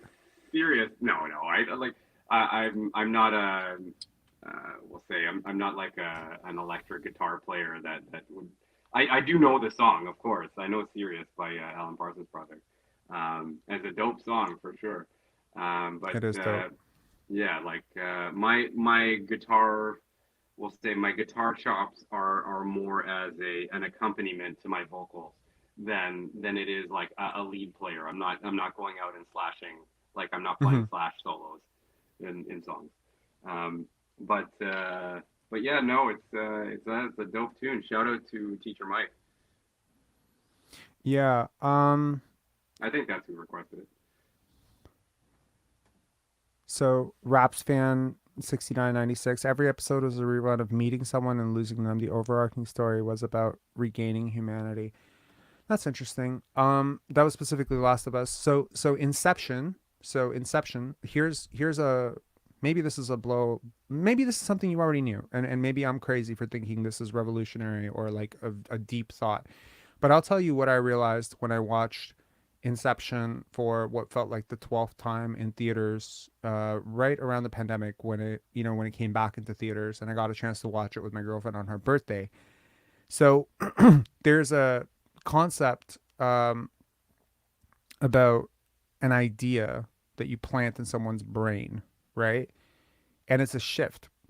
And for the main character, really, of Inception, what was the main idea, right? I don't want to ruin it for anyone by chance who watches this who hasn't watched Inception. I'm not going to assume that the 2,000, 3,000 people who watch this have all watched Inception. But the concept here is that any one idea that changes, that especially when it's a root idea like your concept of money, your concept of success, your concept of love, your concept of what you deserve, if that can be changed, altered, and I call those base ideas, fundamental ideas, right? That concept or perspective on your identity, if that changes, and for one of the main characters, it was that his father loved him. Right? How many of us have sat here and wondered if our parents actually cared about us at all? I think a lot of us have. I certainly have at times, So how many of us have wondered if our partner actually cares about us? What if you knew? What if you knew for sure? How would that change your life? In some definitive way, you 1000% that doubt could be resolved. What if, for instance, some of us procrastinate? I wish this was a plug for a procrastination app. It's not. But some of us procrastinate. And I mean, so many of us think that procrastination is because we're disorganized or we're lazy or whatever. It's actually not any of those things. It's because we're afraid. We're afraid. Most people procrastinate because they're afraid. They procrastinate on their taxes, procrastinate on asking somebody out. I remember this girl, I was in love with her, 18, 19, 20. I loved her.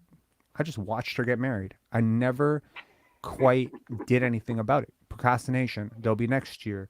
I'll fix this. I'll fix that. I'll fix my teeth first. I'll do this. I'll get money first.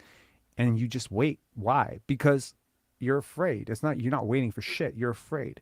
You're afraid of the rejection. So I feel like if some of us could just get that shit resolved, and I think for most of us, that concept that we need to resolve is ourselves. We are the problem that we need to solve. So it's am I good enough? Am I good enough for, and what am I good enough for? Am I just good enough? Am I worth loving? Boom. If you knew for sure you were worth loving, your life would change immediately. That's a fundamental root thing. So the concept of Inception really is it's like hypnotherapy. Yeah. Or hypnosis. If you can get a hypnotherapist to go into your brain deep down and change one fundamental thought that you have about yourself in relation to wealth, money, work, love, it could change thousands and thousands and thousands and thousands of things in your future. Just one idea. I think that's the concept of Inception. But yeah. That's a cogent outline of that movie. I kind of want to go back and watch it now. Yeah, we got range here, right? This live has range. We go from yelling at selfish basketball right to the nature of existence, and yeah. I feel like I've been in on a few of the more philosophically charged pods in the past. I've definitely been in on a couple of them. I like it, man. I like it. Yeah, I mean, you're a musician, so we naturally artists vibe in that headspace, I think. Totally. I don't want to broad brush you as okay, you're a musician, therefore you definitely explore the concept of life on a daily basis. But yeah, I think there's a natural tendency toward self-reflection, because a lot of the times, or many artists, myself included, you write songs from the perspective of your own experiences, right? And so that naturally causes you to delve more deeply into existential existential thoughts, or thoughts about your own place in the world, thoughts about your place in your group of friends, perhaps, thoughts in love life. Obviously, that's a very popular one for singer-songwriters. There's definitely a natural lean toward that. I'm definitely not like the hippie guy that's going to drop, super Yoda-like wisdom on people. I'm that guy. I naturally have a general tendency toward pragmatism. at the best or the worst of times. So yeah, I'm definitely, but yes, I've definitely examined. I'm not an artist who shies away from that for sure. And with that, maybe, or am I being put on spot for a performance here? Hey man, that's you build it up. You build it up. Okay. You got let's hear it. So I'm just gonna turn my mic off. Do you want to hear like a cover? Do you want to hear an original tune? Like I don't even know where to A start. cover of what? Shoot, I know a lot of music. Name some artists you like. Name some artists that I like. Rihanna. No. Something more. We need an umbrella cover from you, man. Alicia Keys. You're like motherfucker rock and roll. I gotta. Oh, okay. Creed, Moist. Do you know Moist? Sorry, Creed the band, the Christian rock band. I don't know any. They're a Christian rock band. Oh yeah. How are they Christian? Yeah, they're Christian rock band. With arms wide open. How is that Christian rock? Oh yeah, no. Yeah, I think watching the video, I'm pretty sure there's some Jesus shit going on in there. Well, I mean, there's nothing wrong with that, but like, I mean, I did not know they were Christian rock. I thought they were. Yeah. I mean, I didn't expect they were punk rock, but like, I didn't know they were Christian rock. Yeah. Let me see. Hold on. You requested Alicia Keys. I know what song it is. Oh, for real?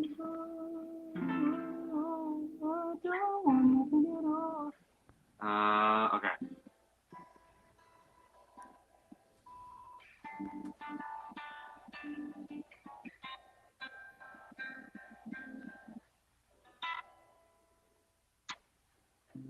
Some people search for the fortune. Some people live just for the fame. Some people live for the power, yeah. Some people live just to play the game. Some people think that the physical things define what's within. No, I've been there before, but that life's a bore, so full of the superficial.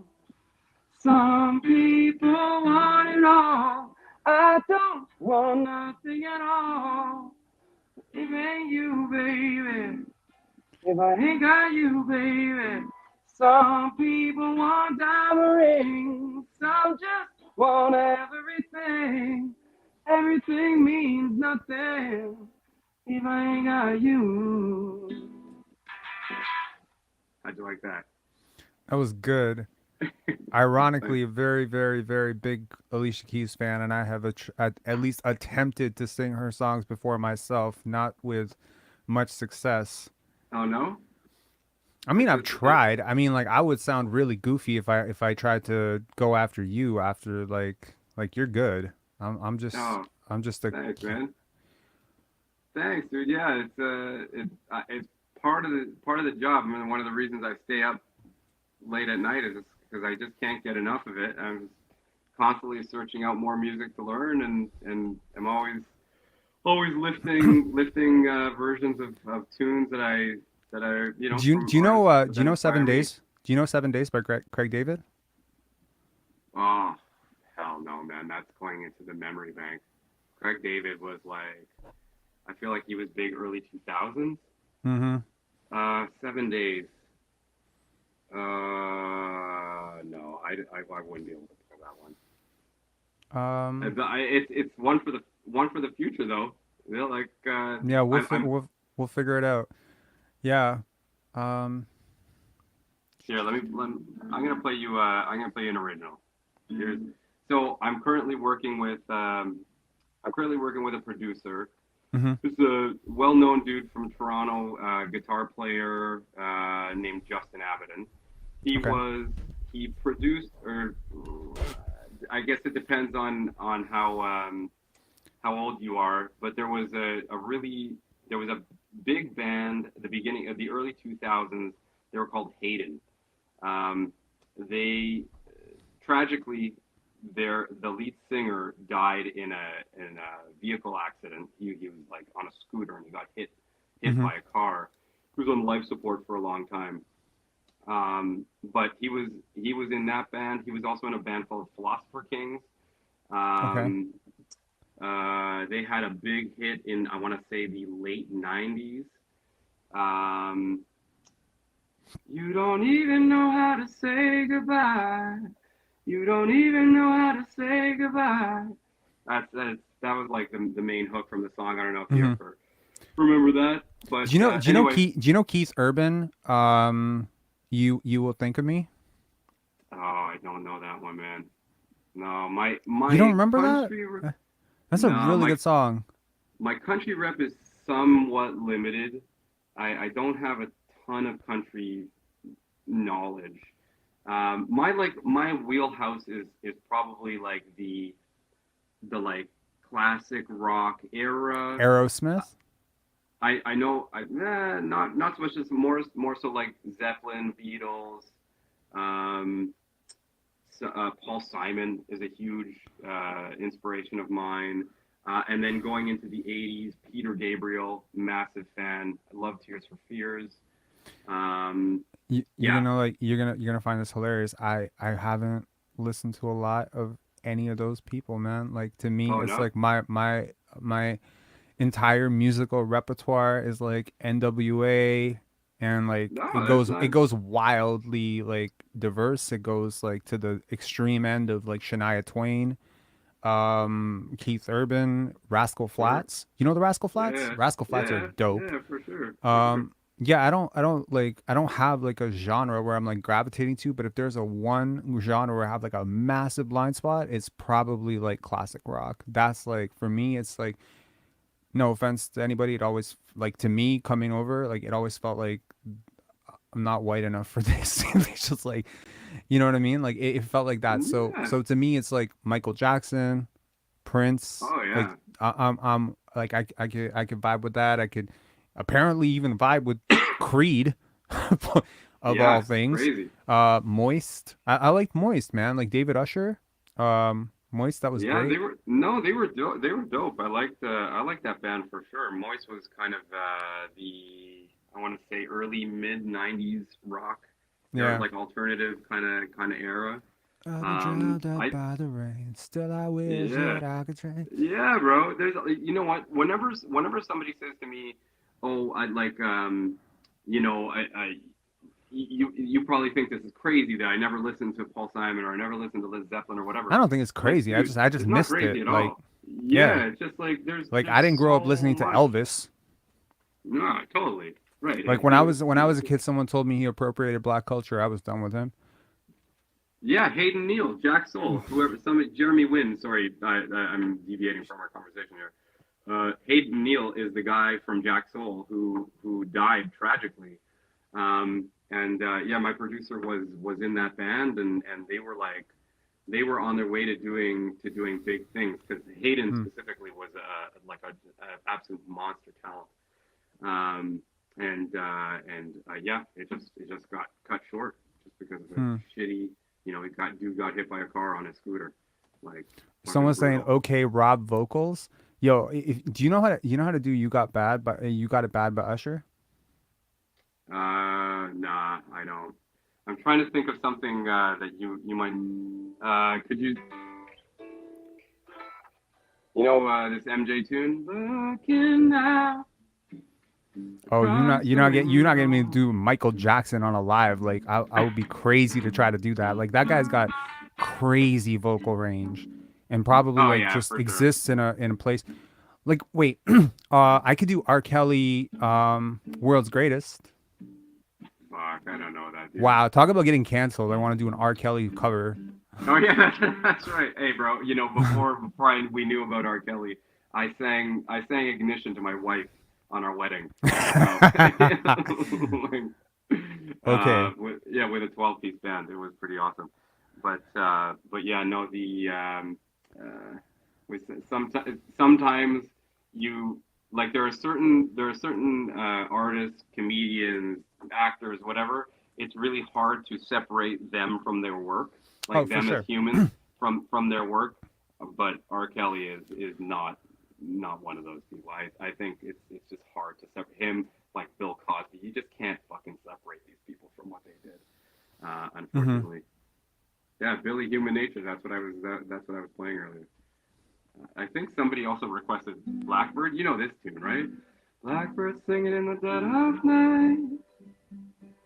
Take these broken wings and learn to fly all your life.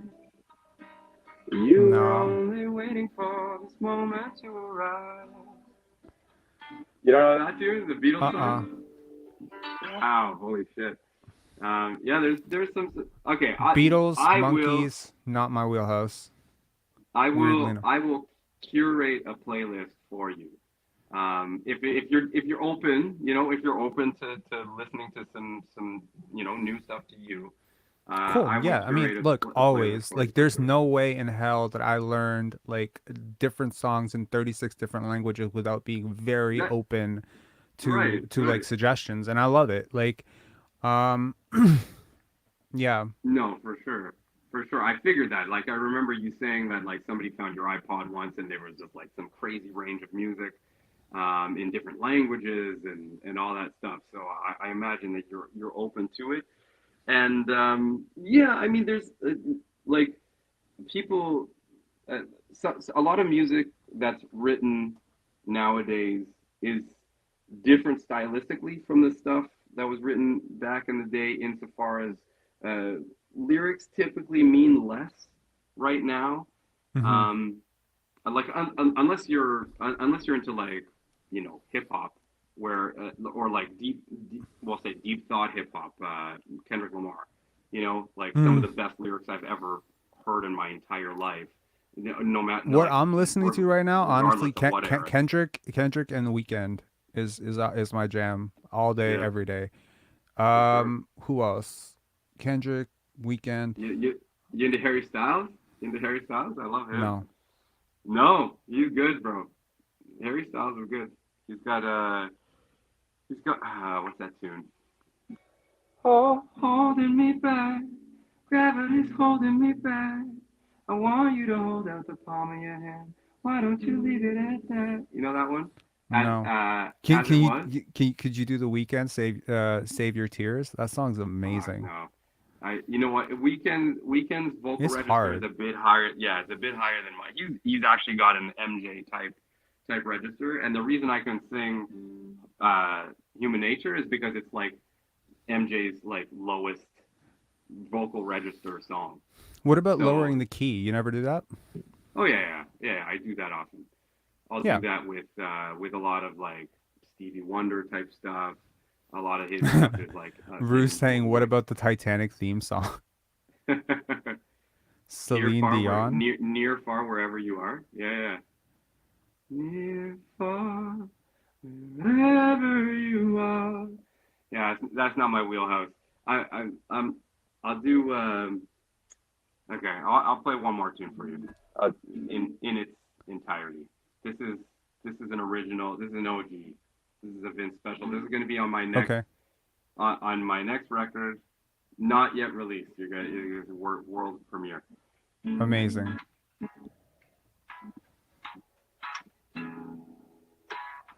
Is it a swine of a certain kind? Is it a look-alike, quick to remind? There's been an incident, a passing blow, took all of us, and you didn't even know. Confidence, malign, mankind, unkind.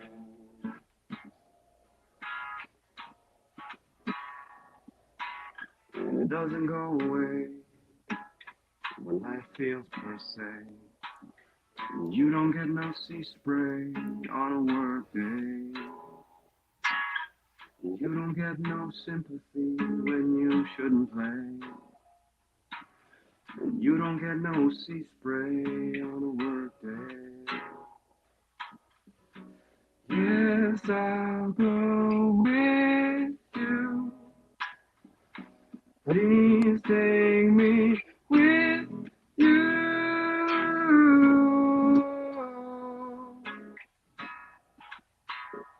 When I'm cold, my bones will shiver. When I'm old, my bones will quiver. So I'll just live to the dream time where I'll sip of only the sweetest wine. So come on, let's talk about it.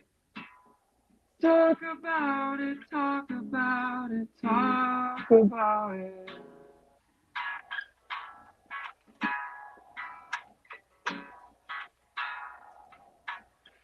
You don't get no sea spray on a work day.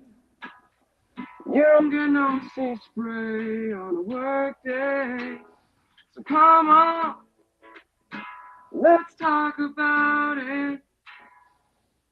This place is just for fools in this wide-eyed world. Come on, let's talk about it. I'll tell you the one thing I know for sure. You don't get no sea spray on a work day. You don't get no sea spray on a work day.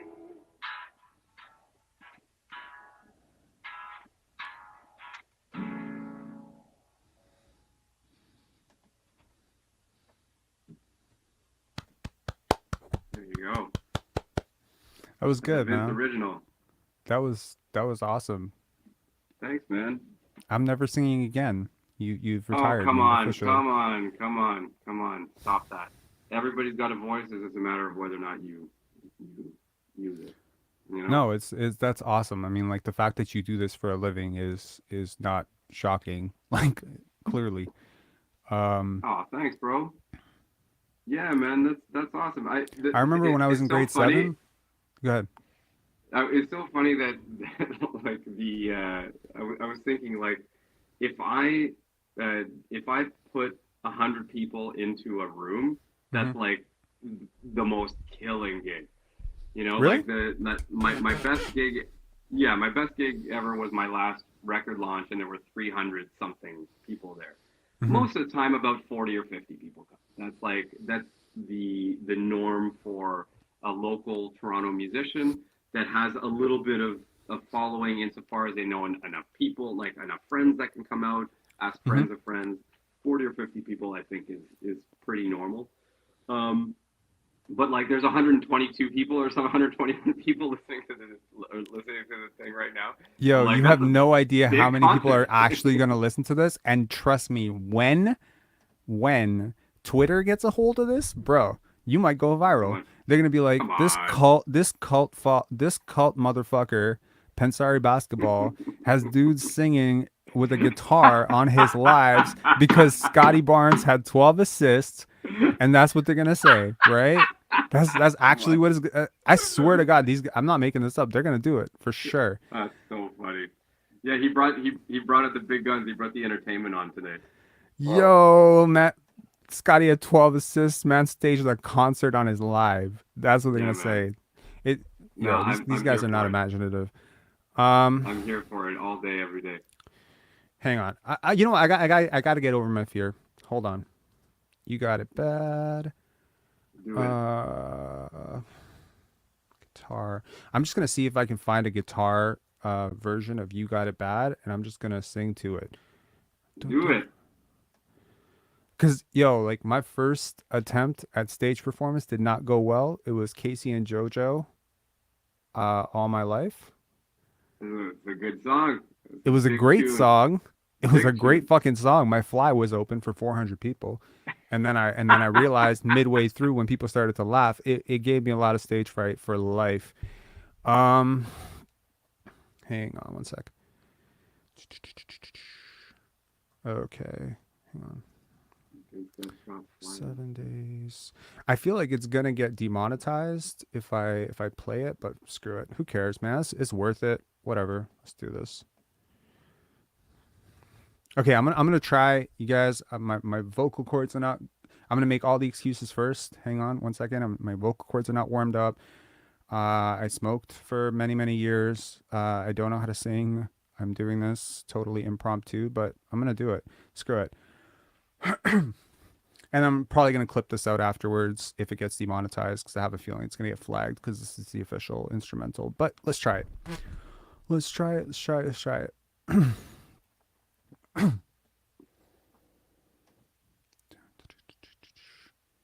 All right. Downloads. Okay. On a scale of 1 to 10, let me know how bad you think this is going to be in the chat. And Vince, you can also let me know. No, I want to know where people's expectations are based on my vocal pattern or based on my voice. How bad do you think I'm going to be at singing? I don't mind sounding goofy. The very fact that this scares me means like I need to do this. Yeah. It's good for everyone. Okay.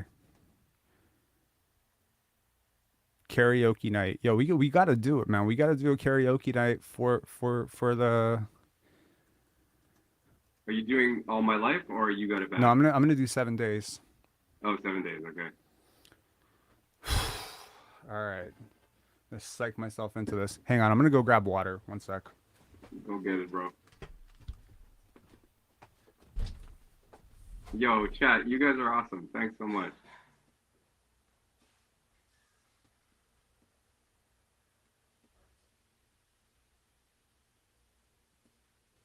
Four out of 10. I should cancel. What? I don't. Christopher Chu, what should you cancel? All right, let's do this. Okay. Did anyone write 2 yet? Okay, Tony Corners, 4 out of 10. Kenneth Lau, relax. Someone's saying 3. That's funny. Y'all think I'm gonna be this bad, eh? Oh wait, I thought bad was 10. No, Are you saying 10 is bad good. 1? Oh, okay. No, bad is I thought 1. I thought you meant on a scale of 1 to 10, how bad do you think I'm gonna be? Yeah, 1 is always bad. Oh, okay. Gotcha. No. I got high expectations. All right. Let's try this. All right. Okay, no one clip this. Not trying to... Okay.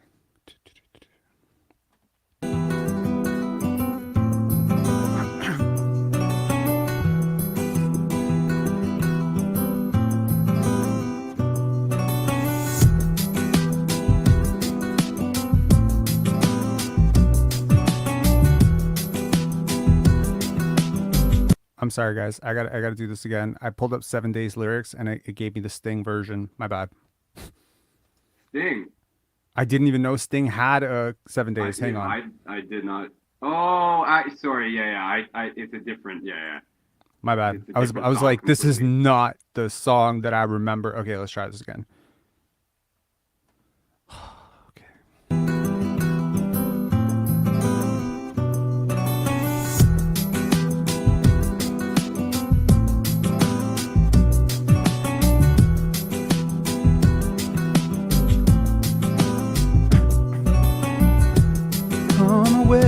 See my friends who live a couple blocks away from me. Oh, there's a wall through the subway. Must have been about 3:15. In front of me stood a beautiful honey with a beautiful body. She asked me for the time. I said it cost the name, said your number, and a date me tomorrow at 9. Did she decline? No. Didn't she mind? Don't think so. Or was it for real? Damn sure. What was the deal with pretty girl? She's 24. So was she keen? She couldn't wait. Cinnamon Queen, yo, let me update. What did she say? She said she'd love to go rendezvous. She asked me what we were gonna do. I stop a bottle of Moet for till Monday. I took her for a drink on Tuesday. We were making love by Wednesday. On Thursday and Friday and Saturday we chilled on Sunday. I met this girl on Monday. I took her for a drink on Tuesday.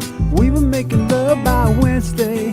On Thursday and Friday and Saturday we chilled on Sunday. was a time, 'cause I'll be getting mine. And she was looking fine. Smooth talker, she told me she'd love to unfold me all night long. Ooh, I love the way she kicked it. From the front to back, she flipped it. Ooh, and hope that I care, hope that she cares, 'cause I'm a man who'll always be there. I'm not a man to play around, baby, 'cause the one I stand isn't really fair. From the first impression, girl, you don't seem to be like that. 'Cause there's no time for chat, there'll be plenty of time for that. From the subway to my home, endless ringing of my phone. When you're feeling all alone, all you gotta do is just call me Monday. I took her for a drink on Tuesday. We were making love by Wednesday. On Thursday and Friday and Saturday, we chilled on Sunday. I met this girl on Monday. I took her for a drink on Tuesday. We were making love by Wednesday. On Thursday and Friday and Saturday, we chilled on Sunday. All right.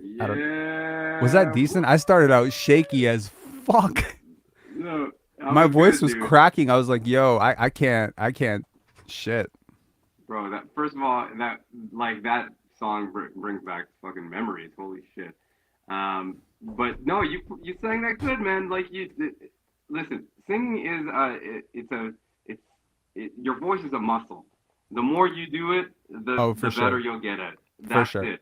So for somebody who I assume doesn't sing every day, I haven't sang in a year. I sang for the first time yesterday. I was singing a Serbian song, and then I don't know. I just kind of got into it. I feel like singing is a happy thing. Like I sing, I play piano when I'm happy. You know, these are happy things. I didn't know you played too. That's solid. I mean, I'm okay. Yeah. No, I just like nobody's expecting Liberace to come to the screen here, but as a filmmaker, you're a multifaceted, filmmaker, chess player, closet musician. You wear many hats, my friend. I'm not a musician. I will never consider myself a musician. Actually, one last thing. I have to do this. I want to shout out something to cause I mean, you call me a musician and I'm blushing right now cause that's a joke. But I wanna you gotta go right now? I don't want to keep you up, but there's something that I got a 2:30 curfew. I gotta be in bed. Okay. My wife had arm surgery, minor surgery on her arm 2 days ago. So I'm waking up in the mornings, taking my kid to school and stuff. Crazy. Okay. Yeah. So we're gonna end on this, but this is my best friend. She is a musician and she's amazing. So she's a pianist and her friend is a singer and they're amazing. They're actually great. So just show you. I just figure hey man, I mean, I don't know if y'all would ever be introduced to this music otherwise, so just check it out.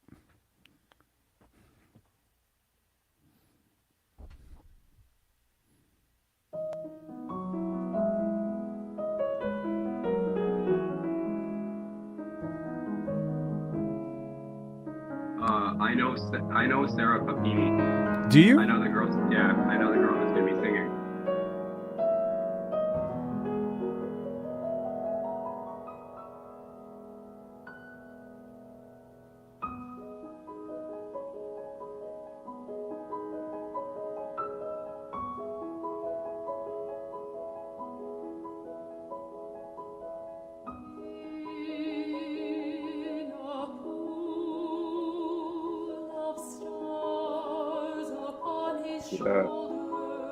She's amazing.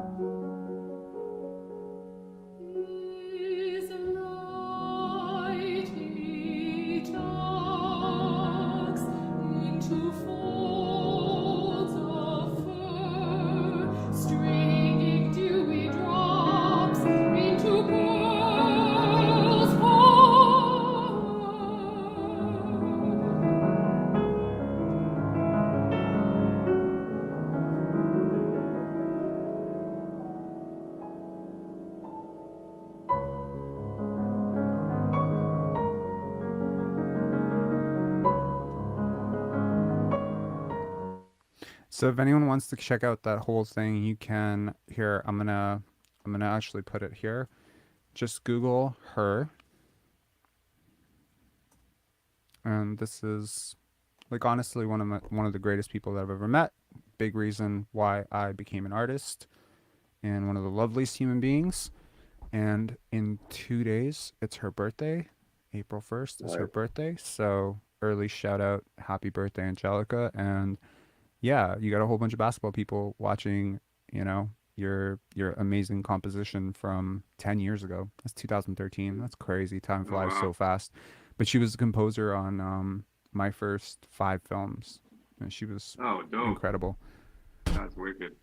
Yeah, no, that's Sarah. She's an incredible singer as well. That's a powerful combo right there.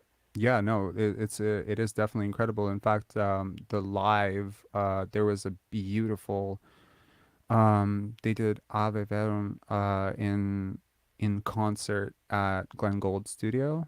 So they did like a collaboration with a cellist.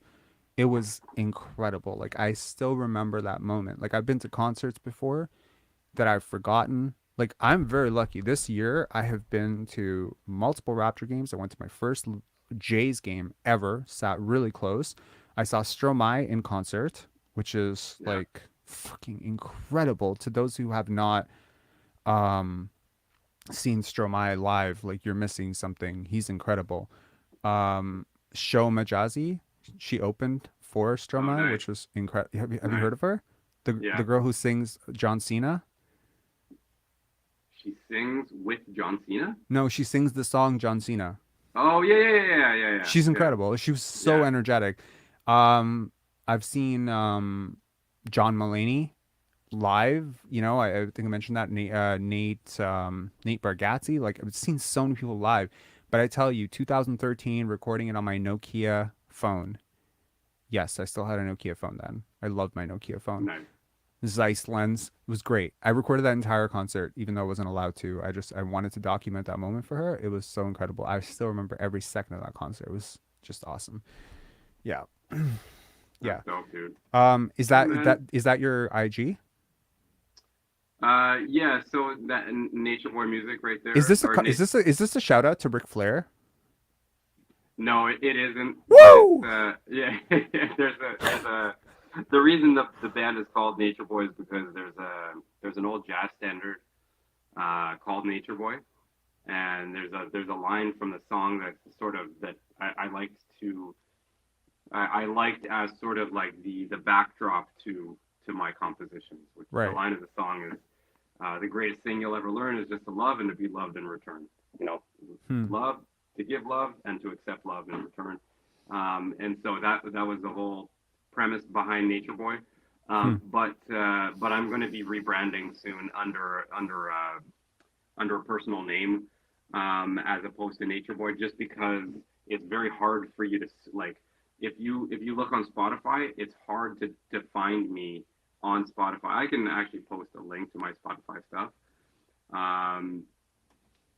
and it's hard to find me because if you punch in Nature Boy, like 1,000 different versions of the jazz standard come up before you can find me, right? And so it's really difficult. Yeah. But if I can, I don't know, can I copy and paste a link here? Copy album link. Here we go. And let me see. Paste. That's my Spotify. Again, it's didn't. Hey, Jeremy Wynn. I do know Joel Byzantine. How do you know him? I went on Joel's podcast. He's a dope keyboard player. He's played in my wedding and events band a bunch, and he actually played. He played. Oh, nice. Who's your buddy? Sorry, I'm talking to the chat now. But yeah, who's your buddy?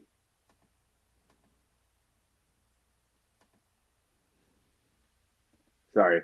He's asking about a dude I've played with a bunch before. Yeah, he's a great dude. Oh yeah, ABC, Adam Beard Colicino. He's a wicked guitar player. I really do Yeah. appreciate Jama Baller still trying to have a basketball discussion here. No disrespect to Fred VanVleet. I'd rather have Brogdon. I feel like that's a great place to end this. That's really Yeah, funny. I mean, look, like I love these chats. I heard from a social media influencer person, really great person who's grown like tons and tons of channels, and they were just like, bro, you need to start clipping these into like 5-6 minute segments, 8 minute segments, whatever, to get more views. You know, you need more views. And it's just like there's a part of me that's just like loving the purity of keeping these whole. You know, I understand they get more views, for sure. You know, Pensari Basketball sings Craig David, boom, like 20,000 Yeah. views right there, you know, like easy, and people clowning, he can't sing, oh, he can sing, he's Yeah. better than you, blah, blah, blah, blah, blah. But it's like, Yeah. there's a part of me that's just like, I know that most people are not going to make it through 4 hours of this. I know that. But to those of you who do, that's pretty cool. You know, it's just for you guys, you know? And I'm not even saying like there's some like, oh, you got to make it through 4 hours or whatever the fuck am I, you know? But I mean, there's so many gems. Like I know I've watched lives where it's like, there's like 5 minutes of good content in like the first 2 hours. The rest of it is just rambling and nothing, you know? I think there's a lot of gold here. Some of it's been said before, for sure. But I think yeah. Long format conversation is typically the most natural. You know, that's where all the goodness lies, right there. You know, there's something to this, and yeah, Facts. I'm sure that you can. I'm sure that you could, for sure, get more views if you cut this up, chop these up into 5-6 minute things. But yeah, no, this is long format conversations is where it's at. Like podcasts are huge these days. You know, you can sit down and listen to. If I'm in the mood for like a really entertaining podcast, just like, you know, nothing too heavy, I'll go to Smartless, hosted by have you ever heard of that one? No. It's hosted by the dude that does Ozark there. Oh my God, what's his name? Jason Bateman, and the guy who is the Canadian dude who is in Arrested Development with him. Why aren't names coming to me right now? Huge actor. Anyway, like he does the Lego movie voice, or the Lego Batman guy. What's his name? Anyway, super like they're hour plus long conversations, and they're not edited. They're not clipped up. You know, but like listening to that is so much more entertaining. Like the Conan O'Brien one. Look, I mean, some of us are starving for connection in our lives. I hope these chats can facilitate some of that need, a necessity, right? Some of us are starving for depth and meaning in our lives. I hope that these chats can create some of that. However, if you need something different, and I'm not your vibe, and somehow you've made it through 4.5 hours of this, I do want to shout out my favorite podcast. Any guesses? Anyone? You're never going to get this. So this is the Pivot podcast. Have you heard of them? No. Okay. In my opinion, the greatest podcast on earth. Better than Joe Rogan, better than anything. They are fire. They're amazing. It's, you know, they do a lot of sports stuff, but mainly it's not really about sports. It's about life. And it's honest conversations. They don't take cheap shots. You can tell when they're approaching a difficult conversation, it's with love. They are honestly the best at this. I listened to all their episodes. I think they're the best. I think they're amazing. So definitely go listen to it. Go follow them on Instagram. Pivot is amazing. And really the concept of it is really like they had Tyronn Lue on recently talking about his hard work. They had Kwame Brown on. Like, these conversations, they get deep and they get uncomfortable too. And they're not willing to ask those tough questions. That's the difference. Like they don't script it beforehand and be like, oh, we're gonna duck this, duck that, duck. No. They'll ask you the fucking tough questions. They'll ask you all the difficult questions, but they're doing it with love. Yeah, I've seen clips of this. I haven't seen the full podcast, but yeah, they've got Haslam. They've got one with Haslam, one with Tyronn Lue. Yeah, I mean, Yeah. they're great, and I mean, like as they continue on, like doing stuff, like I admire anybody in this space who maintains integrity, maintains honesty, is able to do this with love. Like there's a lot of people who just come on and try to say as crazy as shit that they possibly could just to get some views. There's some people who are hype men. There's some people who are certified haters. Some people would say I'm a certified hater. I'm definitely not. But some people are just genuinely approaching this from like a place of elevating consciousness, creating empathy, creating a better world, you know? Yeah. And from that perspective, I'm like, yo, Pivot Pod is like, it's my jam. It's amazing. That's dope. Yeah. Yeah. That's it. It's gonna be on my playlist for sure. Definitely check it out. Yeah. All right, Vince, thank you so much for coming on and performing the live, and thank you so much for sharing your incredible musical gifts and for bearing my non-gifts. My God, dude. If I'm being self-deprecating, it is for a reason. I know my voice cracked a lot on that one, but it was awesome, and thanks for sharing something that the world premiere. And I'm positive that I hope that you'll get some followers out of this. That'd be really cool too. Yeah, I'm hoping that by next season there will be a full album drop, and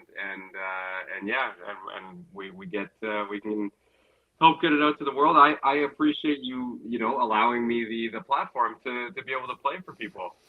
You know what this is? It's like this entire thing, this entire live. Why I love them so much. I don't even like. I know people tell me sometimes they'll be like, yo, my favorite part of this live is like the 30 minutes that you talk in the beginning and then I just tune out. And I was like, that's your prerogative. But if I was a listener, I would actually be listening to the next part. I would be listening to the callers because I love the callers. I love like some of the stuff that people say. Not all of it, for sure. There's like some total horseshit, but most of it is awesome. No, for sure. And it's not like what I love about it this most is not really even about me. It's like, for me, I'm just background noise as people chat to each other.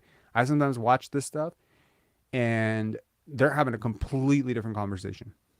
Like, and that's great. Like, I don't have to, like, you know what I mean? Like, it's awesome. So the fact that you can have a platform here, or the coach Mo, or the FA, or Larry, or anyone who calls in Tamberlin, whatever. I mean, that's awesome. Like, a lot of people watch these shows. I'm sure that more people will watch them. But I'm not a selfish person where I'm like, oh, it's got to be me. I got to, like, no, I'm totally cool with being the third smartest person on my own podcast. No problem. I'm definitely cool with being the 10th most likable person on my own podcast. I don't think there's a whole slew of them that will just, let callers call in and accept, like, and have open-ended conversations with them, regardless of whether they like you and agree with you, disagree with you, absolutely hate you, you let them all, even your hater, like that one Chubstown Clink or whatever his thing is called. He in the video where he calls you out or whatever, he even said at the end of his video, he gave like a disclaimer, like, one thing that we do really like about Rob is that he gives a platform for other people who might have differing opinions to call in and have an open-ended conversation. He even admits to that. Mind you, I was kind of pissed off that he put it at the end of his video as opposed to at the beginning of his video, which is where he should have put it. But anyway. No, I mean, it's okay. Like, my perspective on this is pretty simple. Like, someone wrote some negative comment on the last video and then they said like, oh, don't delete this, right? And I was like, yo, go back the last 20 videos, count 200 negative comments and let me know when you get to 200 and then stop counting. Like, I don't delete negative comments. I will delete hateful comments. If something's racist, I'll delete it. If something is derogatory or repetitive, I'll delete it. But I'm not out here deleting like, oh, Pascal's the greatest, you're a hater, Rob. I don't delete those comments. Like, you can fucking whatever. It actually helps the algorithm. I don't mind. No, this discussion cannot happen if you speak in a vacuum. Discussion can only happen with like disagreement, dissent, which is why I suggested people not pile up on Khan in the chat earlier on. Sure. That rhymes. But yeah, like no, it's important, and you know, like hopefully, if we get some more Fred VanVleet and Pascal Siakam like super diehards into these chats, great, even better, right? As long as they're not here trolling, like if they're here to actually have a genuine discussion about why they think Pascal Siakam is like, you know, like a super max player or whatever, we can have that discussion, no problem. Call in, shit. Like some people are crazy, like they're just like, one of these days I'm gonna call in and give him a piece of my mind. It's like you're not because you're gonna get obliterated on a fucking live debate, and you don't want to do that. So, you know, it's like it is what it is. Anyways, Vince, thank you so much. I know you got to be up. I hope your wife feels better. I hope you didn't wake up your wife. I hope I didn't wake up my girlfriend. I mean, shit. No. But yeah. No, it's all good. I think no. She sleeps like a rock. Yeah, that's good for her. I sleep like a rock too. I slept through fire alarms. And to the chat and to the 121 people who have come through basketball content, gone to film reviews, game reviews, life talk, concert, and now, you know, podcast recommendations. Thank you so much for staying up with us. I really appreciate it. 2:37 at night. We are logging out. Big congrats to Scottie Barnes tonight. 12 assists. That was awesome. It was a great game. Hopefully this is the start of something great for the Toronto Raptors as a whole, and hopefully, you know, they can keep some momentum going on Friday. See you after the live, and make sure to hit subscribe and like this video on your way out, and follow Vince. Yeah, bro. Follow Vince, which is natureboy_music, was it? Yeah, at natureboy_music on Instagram. And on Spotify? And also? on Spotify, yeah, if you type in Nature Boy Opia, which is the name of the record, OPIA. Nice. Okay. Right. Yeah. I'm Thanks. curious to see. Yeah, and I hope you don't go viral for all the wrong reasons on Twitter tomorrow. Okay. Cheers. Okay. Bye. I'm into it. Take care. Bro. See you. Bye.